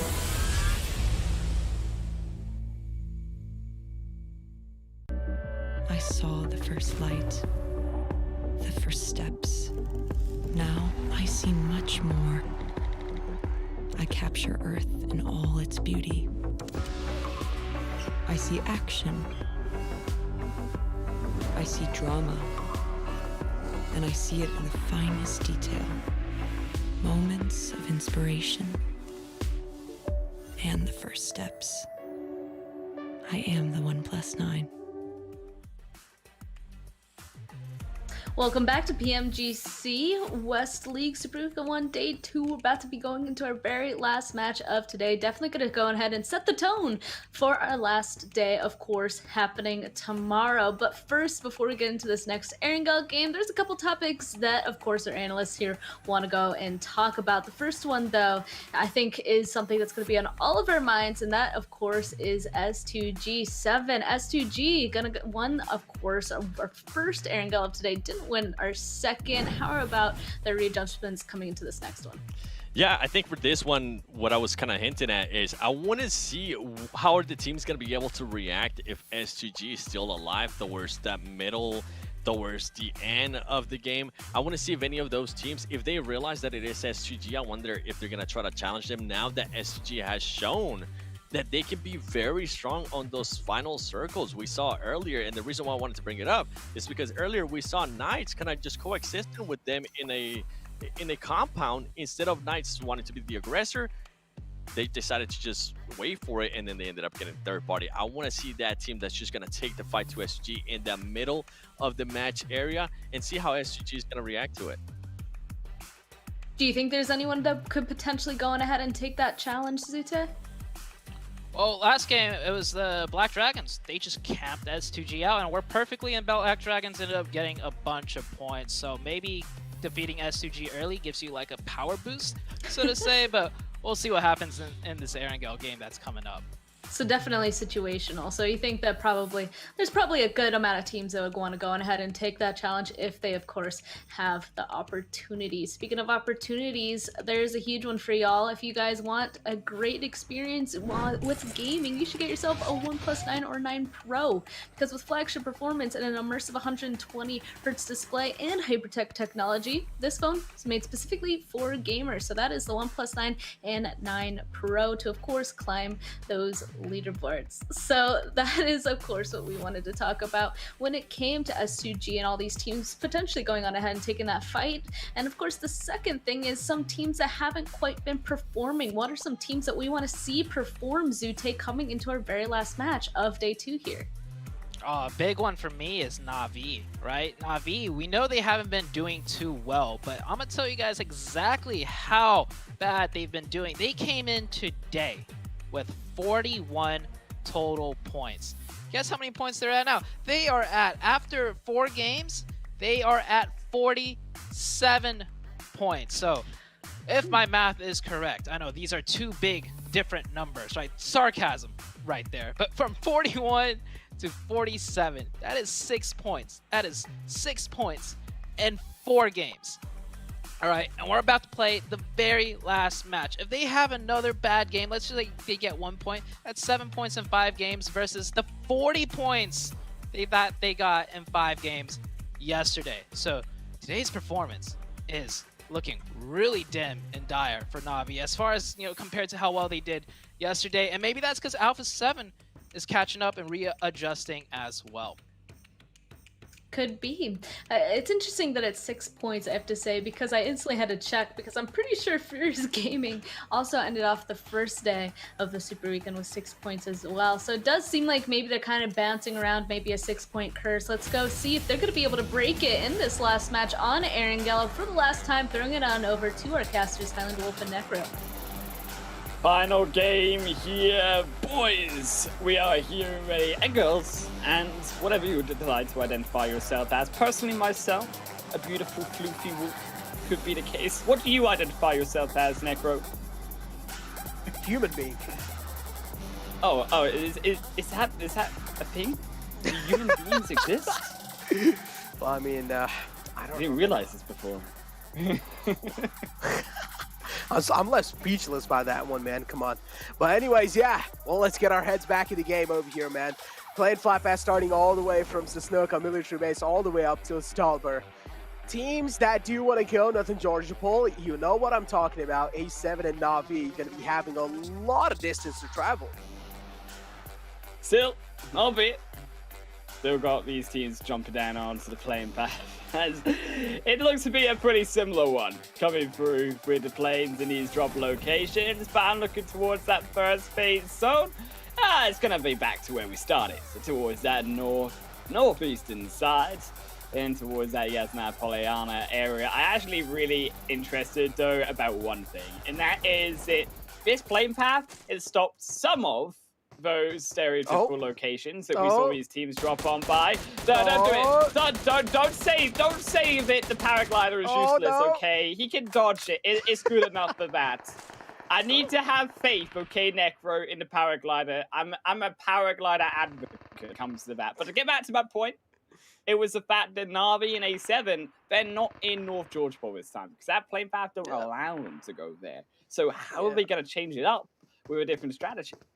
Well, let's find out. I mean, this is the unique test of their adaptability right now. How they're going to be able to adapt to the plane fly path, how they're going to be rotating, are they even going to be going to Northern Georgia Pool? That's what we really need to find out in these kind of moments. But teams that I really am looking out for, of course, going to be Mad Bulls and the Furious Gaming and Aton as well. These three teams are all the way in the bottoms, and I definitely do want them to at least end the day on a good note, right? If they're going to be having a fantastic game of Erangel, I mean, at least they can have a good night's sleep, as we like to say. Good night's sleep. Something that it's eluding me, to be honest. It's eluding me, Decro. I wish I had that luxury. But to be fair, same. I have the luxuries of PUBG Mobile, because we get to watch East and West all through the day. But the West, it's better. Yeah, of course. It's all the way on top, man. There's no comparison. But yeah, now, anyways, we do see teams slowly and steadily making their way to their drop location. Next Ria as well on their way all the way on the left. And we do see Na'Vi. They have got themselves the weekend, and it seems like they're on their way to Northern Georgia Pool. That means they're going to be taking quite a lot of time to loot and then make it inside the zone. And this is what Na'Vi has always been dealing with. This has always been the problem with Na'Vi so far in the Super Weekend, is that they just rotate inside the circle pretty late, and there's a high chance of them getting caught off guard in those rotations, and that's what exactly is happening. They're still roaming towards North Georgia Pool. You can see it in their movements. They're heading actually towards footballers who are coming outside of that South Georgia Pool towards the Everest compound and past that bridge. And I think with Na'Vi, they just feel a little bit one-dimensional. I'm not going to lie to you here, Necro. I want to see something. There's so many different opportunities, like Saverni, shooting range, that are all inside of this compound, inside of this first phase zone. When instead you're going to a compound like North Georgia Pool, which isn't inside of the zone. So it just confuses me why they are so focused on going so far out, only to have to rotate possibly so far in again. Yeah, that's the same thing as well, right? You can take a look at A7. They have whipped out their another strategy to go inside Lipovka and get that loot done. Did realize the plane flat path isn't really favoring the Northern Georgia Pool side, so now A7 have at least found themselves a comfortable home for now. But another team that is in the clotheslines of A7 is going to be Furious Gaming, but I feel like that's not really a possible threat for them. And look at this. This is how the highlights of the previous Erangel game look like, and quite a bold rotation, right, from a team like Unicorns Love. But again, they don't really need to worry about it. They're also on the safer side, including Ghost Gaming and Eastern Stars. They're the top 4 teams, right? And they can always always try and go for those bloodthirsty games. They're on the top side. They got a luxury. I mean, there's some teams, though, that are, quite frankly, disappointing. I mean, the Sad Fool's going to be one of them, but I think also you got to look like teams of Furious Gaming, right, who have been even sadder when it comes to being at that bottom. They have not left that bottom overall since we started Super Weekend. And it's weird to me, considering that actually Furious Gaming, when it came to the league stage days, and not to put a comparison on the level of skill from these teams between league and Super Weekends, but Furious Gaming definitely did look better, right? They took Fat Chicken Dinner on Erangel. They were able to find so many more kills, but that aggression just hasn't felt like it's been there from these teams. And I think echoed that by also Atten, who were another one of these teams who also secured chicken dinners in that league stage, but have just not performed adequately when it comes to transferring that aggression into the Super Weekend. I mean, this just tells, right, how many things do change coming inside the Super Weekend. It's just like the complete change of pace as well. And League days, we saw so many early fights happening so many of the times. And now inside this one, we're just seeing teams kind of taking things quite slow. They're trying to play their prime game. They're going for those tactical, they're going for the strategic plays in the game. And it has been working out for a few teams like A7, Ghost, Unicorns Love, and Ace2G. Up till now, they're able to make their mark on top. But still, teams like Supermassive Blaze, Ghost Gaming, coming inside, didn't really expect to have such kind of a start. Still though, right, they are shooting down on Supermassive Blaze, and they will run for the hills. They're being caught out in another wider rotation, and instead will have to settle for only what they have in that pity compound, that pity building. It's one building to their name, one car to their name. But we still have 4 players. That's a plus. Yep. We don't have to worry about Sanhok. At least they kept their players alive, and Tron did get home free. But it is looking also very crowded towards that center of that zone, particularly around those barrel holes as well. I mean, nice, one of those teams directly around that situation. But so much space further out, and you can see that all of these teams, and I think, as we said, very stereotypical of the Western side, they love to go for the center plays, but I think when you have so much other options to you further out, you've got Pachinki completely untaken, Farm completely untaken, Mansion, yes, Prison, awkward, potentially, but even if you're looking even further atop towards Severny, Stalber shooting range, all of these locations, which aren't taken up, and that's even to the extent that Eastern Stars, who potentially could have taken Stalber, also switched that drop spot up, even despite the fact that the plane path could have easily taken them there. Yeah, as you mentioned, yeah, Eastern Stars, they definitely didn't drop in Stalber this time. Instead, they went for that Milta drop. I mean, hey, as long as it's working out, you might as well try and do it, right? I mean, in Stalber, they were always being kind of like that in no man's land. They were separated out from everyone. They used to always be the safest team. They used to go for the safest drop early often. Now going inside Milta, it tells us that Eastern Stars is now feeling way much more comfortable and way much more confident. And it has been shown in the overall rankings as well, right? And as I mentioned, it's the final game of day 2. You might as well try and spice things up when you have that safety cushion. Up towards, of course, Watertown in Next Warriors. We head into that second phase zone now. And Necro, where is it going to go? Because I think that we don't have to worry about teams rotating far towards it, unless it goes towards the north side. I might have just jinxed it. We pray. We put I think on so women it of is. prayer. I think so it is. Oh no, don't do it. It goes towards the south side. Phew. We can avoid the castle curse for now. We've successfully dodged at least one today. Oh man, the circle, I mean, favoring a lot of teams right in the smack center. And guess what? Fight panning out. Black Dragon is the one engaging in one this time.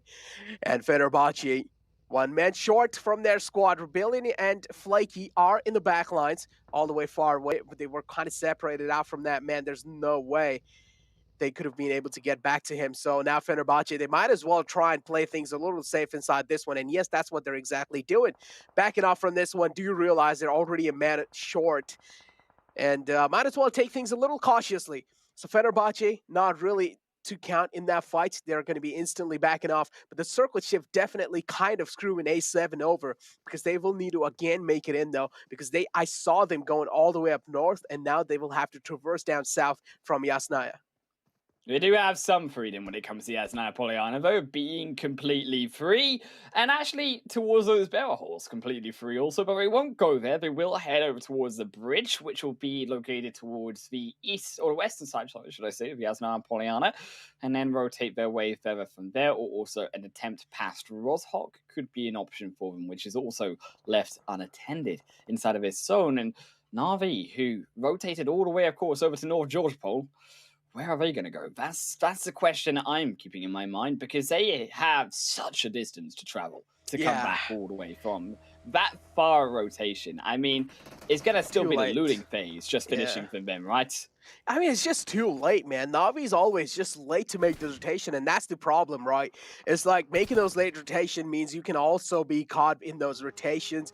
You never know where to expect enemies. You don't really have that intel to work with. But all talking about intel, footballist, just making that bold rotation through so many teams, they just don't care. All they're looking for is that the position they want to place themselves in. They're just going straight through the center. They're going for that center spot right next to Ghost. And, well, do they know Ghost is right in that compound? I don't think they do. I don't think they spotted it. But we might be safe for now. We don't see it on the kill feed right now. It's also Fenerbahce. They too roamed their way in, past everyone into the center of that zone, and successfully to their own delight.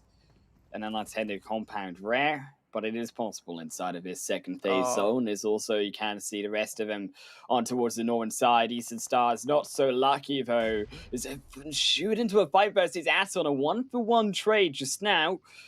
As Milos does step further forward, will find a revive, but there's no support there coming through from Athis on the side of Eastern Stars. They are also only just entering into the fight, which buys the time for Atten, who have already finished that revive and should be able to back on their to push coming in. Exactly. 12 minutes in the game, and finally we're seeing some fights happen over here. We did see a couple of fights in the past as well, but it was nothing really special. It was just some one man being taken out from squad, just trying to handicap those teams. But this time, it might just be head-on-head fights from these teams. Eastern Stars going head-to-head against Aton. Does know maybe there's a rotation, possible rotation going in his back. Eastern Stars was one of those teams that dropped in Milta, and now it seems like they're also in possibly a lot of trouble. Aton, they're looking to charge in forward, but guess what? Eastern Stars are just really quick on that reply. Bazi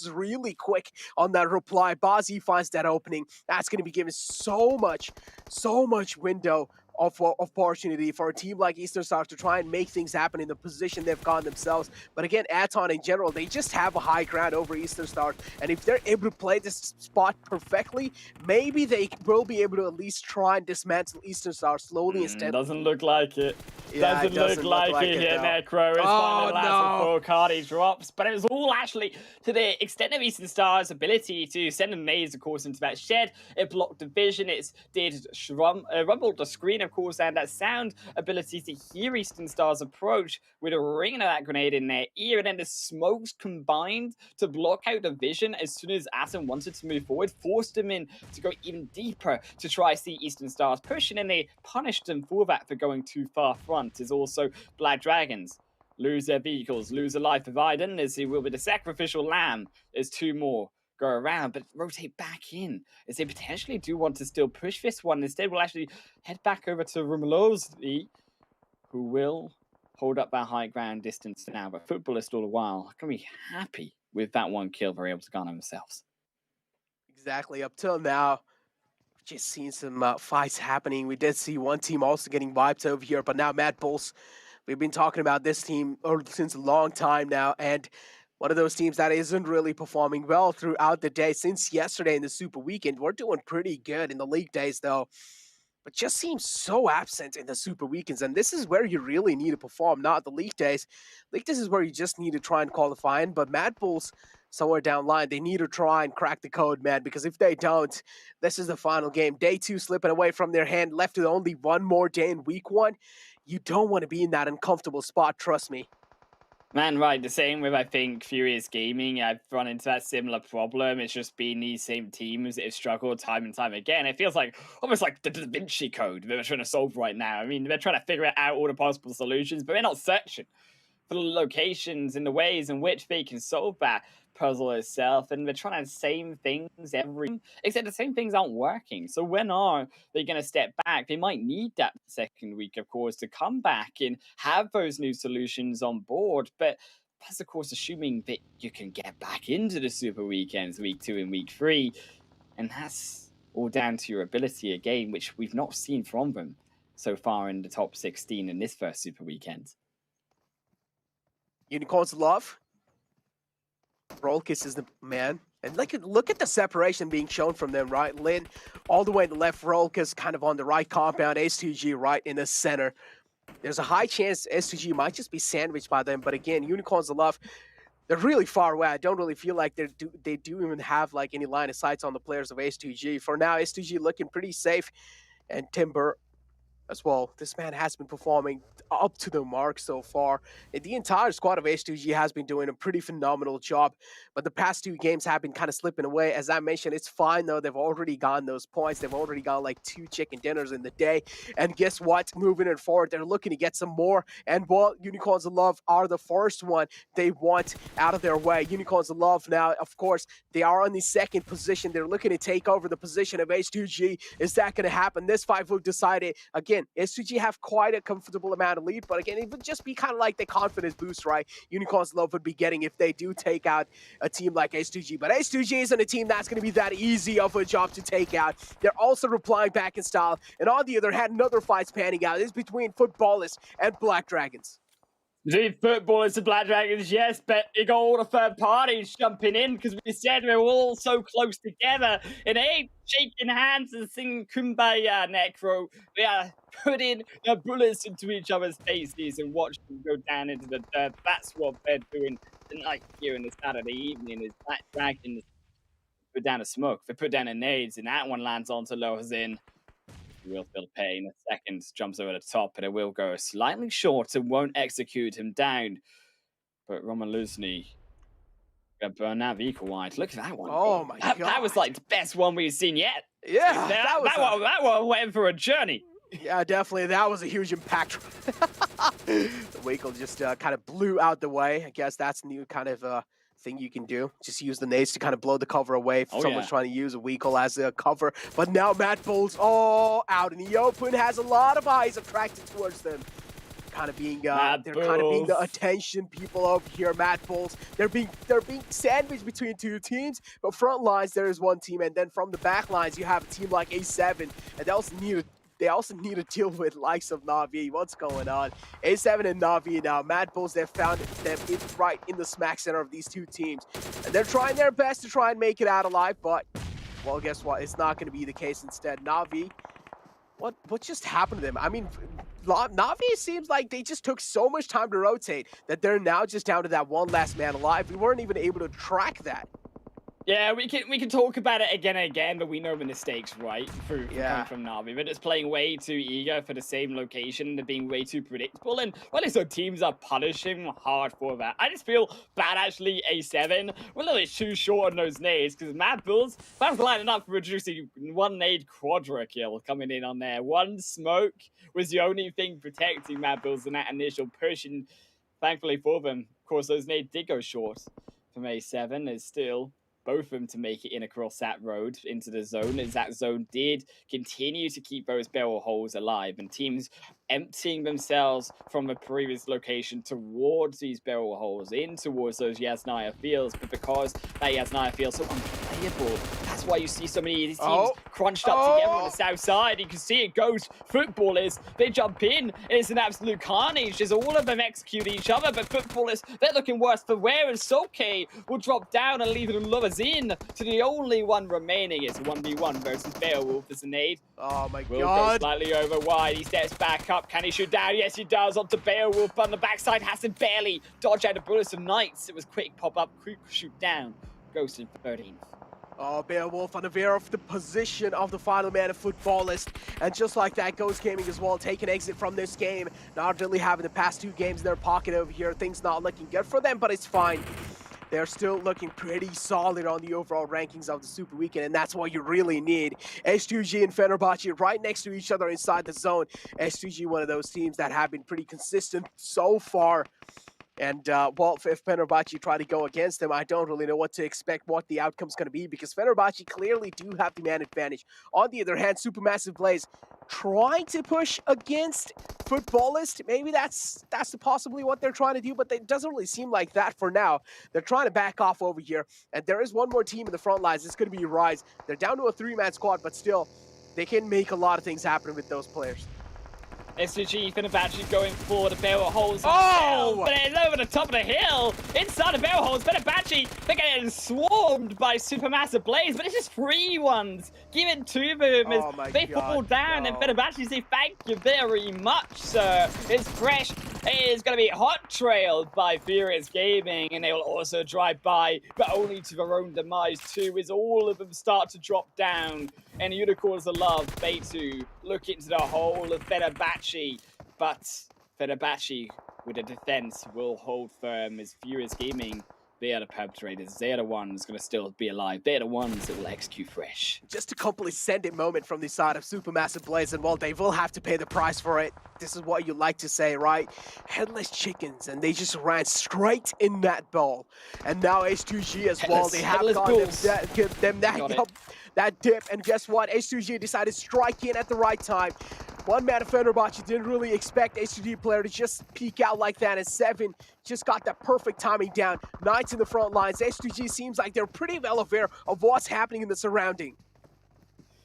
S2G, they have that dip. That is how crucial it is.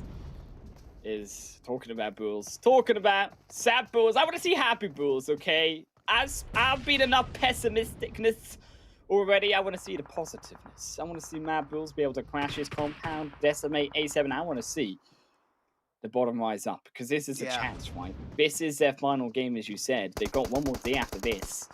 We don't want to be going in. Unfortunately, they might be going in just like that into day number 3 already, because A7, they're packing them there. They're packing their suitcase, and they're putting Mad Bulls inside of it. They are sending them a one-way ticket through to the After City, day 3, and the Mad Bulls gone. Joined by Footballist is 8 kills already for A7. And actually, as that zone moves away from everyone in this game, we're going to snakes in the grass. We're going to these final flats. Oh, Mad Bull now yeeted out the way. A7 they don't really have a lot of things to worry about, at least when they want to make it in the zone. But guess what? Another fight panning out. H2G spots the player of Knights. Coops is the man, and we do know what Coops is capable of. We have seen a lot of bright moment from this man. And H2G, Salas goes down instantly. The kill will be confirmed. The thirst is real from the side of Coops. And Knights, they get that dip control for themselves. Now 7 is the only man trying his best to hold this position down. But I feel like the chances of him being unsuccessful are quite a lot. But still, he's trying his best to reply back. Coops taken down off the equation. But still, Knights, though, with that beautiful nade from Xenox, catches the final man. And that's going to be it for a team like H2G. Out the game in 7th position. Knights, Coops down, but they'll make the revive work. They've got the cover. It's into the Yasna Fields, baby, as we're going to phase 6.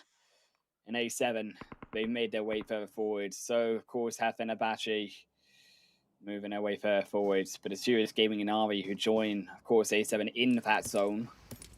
And they who have the advantage is Knights on the edge. Fenerbahce still to cross over from their own Beryl Hill. They tried to nade over Knights. We couldn't find them. Now, I think Knights, they may have spotted though. A rogue member of Fenerbahce is Falky. Will be shot down upon, but the slight dip, the smoke, enough to defend him. His Dokkan machine also does the same. Do not forget, though, Fenerbahce up into it. There is a rogue, also Lin, Unicorn on the back foot. Exactly. And now it's just all those signature M416s just coming into play in the final games, in the final zones. And A7 being one of them, circles out in the open. There's not a lot of cover to work around with. Smokes is the most essential utility you need in these kind of moments. And Knights, they're trying to sweep their way in forward. And look at this, Fenerbahce Dukin machine on top of the buggy, gaining a lot of intel. And this nade might just be it. This might just be it, but no. A little bit shorthand on that. Not really able to make it up to the mark. Maybe Dukin machine needs to make sure the nade's covering a little bit more distance. And yes, it does this time. Coops falls down. He was just back up, and while he's going to be going down, he's going to be feeling the pain from that nade. But it was crucial that the revive came through, but we're going to have to turn it once more, because Dokkan Machine's had enough. He goes in for the kill, he finds it, and Knights are done and dusted on the edge of the zone. And now Fenerbahce of the zone heads towards him. They're rewarded in handsome gold of that zone, moving in. And so many kills, a possibility. A7, Rusho into Revo on the front. Cinetex are flanking around. Mafioso doing the same. Kitsunivo in line of Mafioso, but of course so hard to see. The backpacks off makes it only more difficult to find him inside a snake.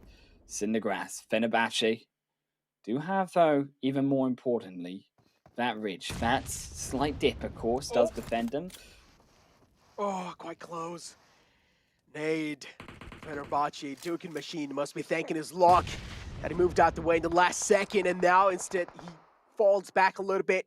Unicorns love the final man being spotted out by Furious Gaming and will be taken out in no time. And now A7 looking to close things on Fenerbahce. We do see Revo slowly and steadily closing up and finally stands up out in the open. He is looking confident while he's taking those shots on the enemies. He wants to inflict the pain in all the enemy players. But again, A7, are they going to be able to get these back to back? Still, though, they found the next shot. That's the nade that they were looking for. Fenerbahce downs were solo, but it's still to call him further forward. They've got the zone in their hands, but can they execute Fenerbahce out of it? They still need one more. Dokken Machine back on top of the vehicle, using the smoke, using the vehicle as best they can, but we best be careful, because also that smoke is appearing out of the vehicle. Just to blow up in the face-off, and one nade could execute them down. Senatexevo. 87, more preoccupied with Furious Gaming. Still keep in mind the trio alive. Oh, and look at this Navi now playing this ball sport. Kitsune takes one player out of A7, and that's not really a good news. A7 were looking so strong going inside this, and Furious Gaming, now they have a fair share of chance to try and get this chicken dinner in their heads. Fenerbahce, Furious Gaming, and A7. And Navi was the one who played the spawn sport, all thanks to Kitsune. Carrying his old squad on his back and making it up to top 4. Gotta give props to that man. Kitsune saving a big mistake from them. Yes, and Pan getting shut going down on? in front of them as Furious Gaming are trying to be baited in to the fight, but we're gonna find it. Triggers in. It's gonna be blown up by his own vehicle. It's now they lose another. Big Milo and Furious Gaming down to a duo. Dokken the solo. Revo who's playing as that solo remaining. Yes, they got Senatexa on the backside, but everyone is on their own. There's no saving it. There's no revives coming down from each other now. It's a 2-on-2-on-2. All these top 3 teams have 2 players alive. Yeah, it's a 2v2v2. A7 versus Fenerbahce versus Furious Gaming. Furious Gaming do need this one the most out of any other team right now inside this one. So Furious Gaming, I'm pretty sure they're going to be having those nerves rattling right now. And they would want to make sure they're holding their nerves at those guns. If they're not, well, we do know this is their game to lose. If they're not really able to get this one, well, we talk about good night's sleep. They're definitely not going to be having one of those. Revo taking some blind shots, spots one out from Fenerbahce, takes him down instantly, and Flaky now, the only man left alive, is looking to inflict pain back on the A7, takes down Revo, and guess what now? They both are on equal page, 1v1, V2. But this is best game ever coming from Furious Gaming. They find the final shots. Necro, they've got it. They've got themselves a chicken dinner. They've got themselves finally those points that they were looking for. And what a game to do it in. The last game of day number 2. Yeah. The final chance coming into that final day to secure those points. And they at least got that big win and going to move up in the board, because so crucial those points are for making sure they can stack up those super weekends overall. And man, gotta say, what went wrong with Navi? Like, we've been talking about those rotations. Oh, we we've been know. talking about. Come on. It's we know. No, but the thing is like, they just got wiped out so quickly, man, in those rotations. Right, yeah, they kind of disappeared, right? Yeah, they just kind of disappeared. Like, they didn't even get the spotlight in that game. They didn't even get to see them. What happened, dude? Yeah. They dropped to 2, then it was only 1. They got half and half again. I mean, they gotta thank Kitsune for sure, man, making it to the top 4 and then pretty much ruining A7's game. I feel kind of bad for A7 though. I'm pretty sure they're gonna be taking that revenge tomorrow. Yeah, I think they're definitely a big confidence booster for Furious Gaming, but A7 back on form as well. Fenerbahce rising up as S2G, not their best games that we've seen so far from them. So actually that leaderboard, albeit it's still a big margin for S2G, but closing as we head into the highlights, we get to see exactly how Furious Gaming took that win. Exactly, Ghost Gaming, it all started off with that. And gotta say, I mean, the bodies weren't really hitting the deck. until that 11-minute marker, and that's when we started like squads getting wiped out like one after the other. Ghost Gaming as well tried their best, and this is how, well, there we go. This is how Na'Vi really did go down. It seems like they were one of those teams that really got sandwiched between Mad Bulls and the other team, and the A7 in front lines. But Eastern Stars as well, got to give props to them, were able to show themselves up inside this game as well. Ghost Gaming, Beowulf, I don't know, it's just something about Beowulf, right? He's always the final man standing, no matter what, from Ghost Gaming. Still, I think they're definitely Ghost Gaming. They have still improved. I think this slight shake is not going to be something that we look at coming into This was interesting. Oh yeah, it's something tomorrow, rightly so. They're gonna be worrying about. I think the Ghosts are still on board, but albeit there was definitely some cars, and I think cars were still the show was also that nade. That was the beauty, and that was the one that of course sealed the deal as well for the other in squad of Knights. And heading into that final phase, it was all about snakes in the grass. I think a slight mistake coming through Fenerbahce is they did keep up the backpack there for Dokkan Machine, which ended up getting them spotted. And then the rest of Fenerbahce, they had to stand up Falky. They couldn't really stand at that point anymore in a comfortable fight because their position was known, and Furious Gaming were able to clean it up nice and easy and take, of course, that chicken there. Yep, I mean, Furious Gaming, gotta say, they literally gotta thank Kitsune from Na'Vi, man. Like, he helped them win that. If A7, they had 2 players alive, I'm pretty sure it wouldn't have been this easy for them to win this game. Because we do know A7, like, they are pretty good when it comes to those final, like, few teams alive. That is very true, but it's also true from us today. Myself, Hunterwolf, and Necro is going to head back one more time to the analyst desk.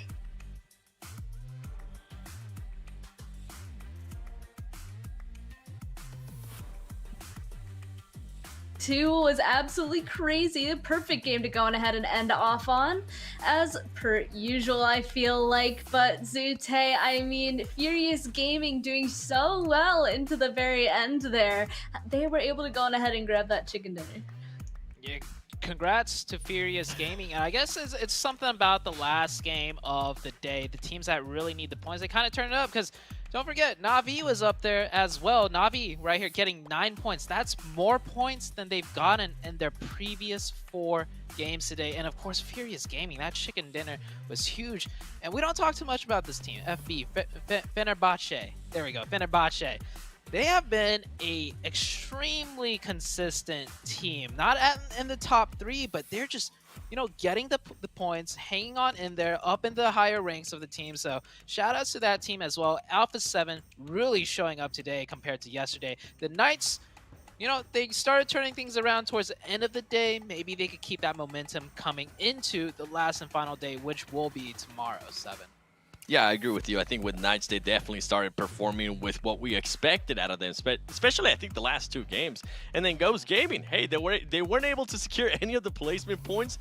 They kind of made us look like clowns here. We're always talking about how they're able to survive and do all of this placement points. But hey, they recover with at least 5 elims. Then we go to Footballers being able to secure 4 points there. Eastern Stars with 4 points. Supermassive Blaze and Mabels. This team, so hopefully tomorrow they'll be able to kind of switch it up, because they're definitely going to need a lot more points there, just 4 or 3, to feel somewhat of a cushion going into the next Super Weekend, because we don't know if they're going to be able to make it rise. Only being able to collect 2 points right there, and we had 2 at the bottom with 0 points. And we go to the MVP, Fenerbahce Dokkan Machine. I like the name, actually. 911 damage with 6 elims and 49% team contribution. Love to see those kind of numbers out of Fenerbahce, especially out of the Dokkan Machine.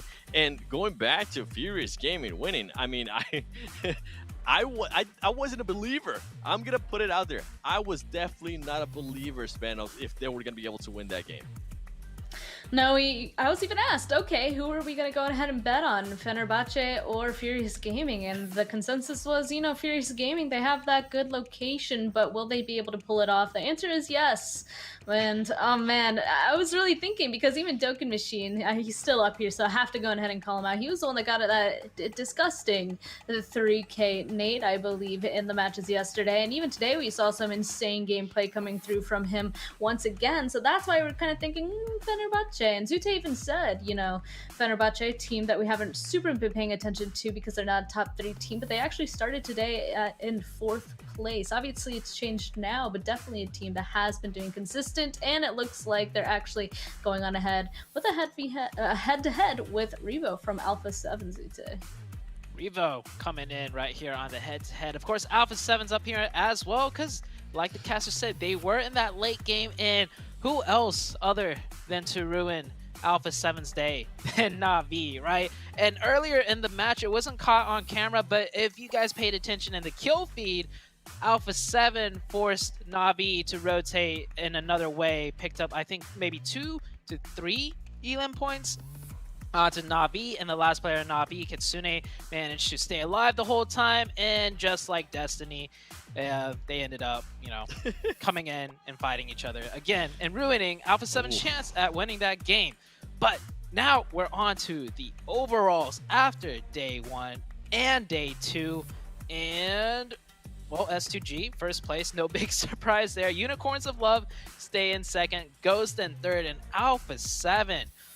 If I can't remember off the top of my head, 7, you're gonna have to help me out with this, but Alpha 7, what place did they start in today?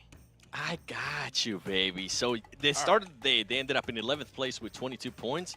Today, they're able to jump up all the way to 4th place. Today, it was an 81-point day for them. I mean, this is the Alpha 7 that we kind of expected to see for a minute, too. And if we go in comparison, even though we didn't really want to talk about it, they're always wanting us to talk about them.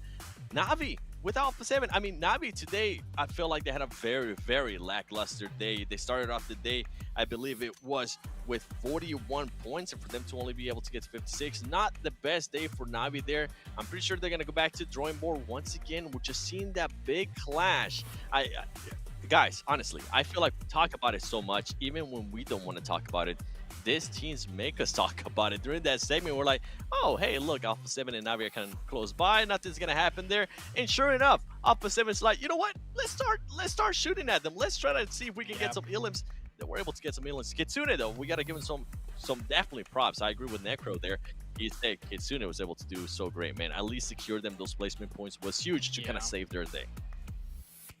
What's interesting as well is Alpha 7 is one of the only teams I feel like that ended up being able to jump high up on that leaderboard from as far down as they were. Otherwise, we saw Na'Vi fall down from a position. Otherwise, I feel like people kind of stayed around the same areas.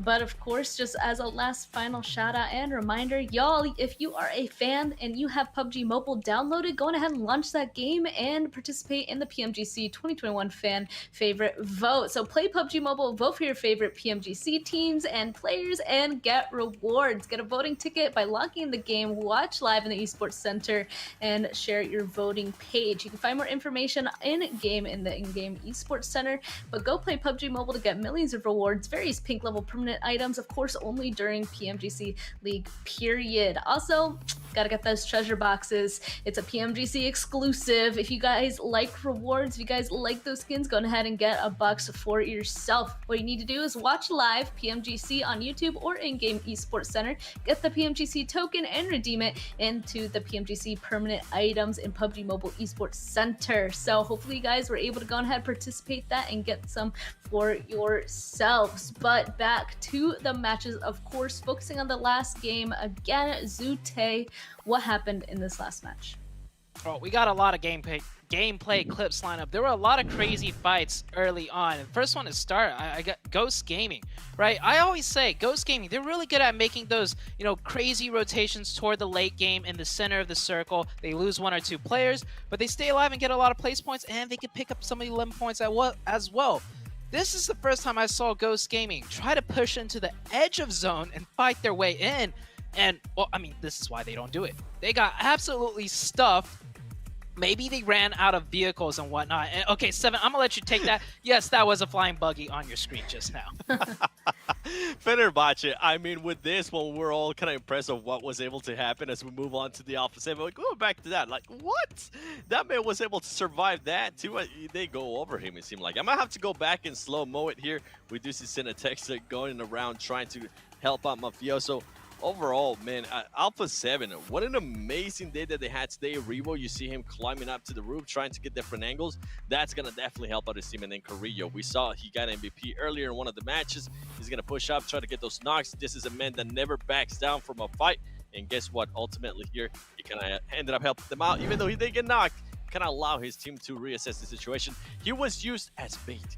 Imagine using Carrillo as bait. I personally wouldn't, because that's one of the best players in the game. Well, Carrillo, usually when he gets shot at, he shoots back and he wins those fights, right? So, I mean, I just put Carrillo as bait all day long. He'll just end up, you know, just winning the impossible fights. But we also want to highlight Furious Gaming.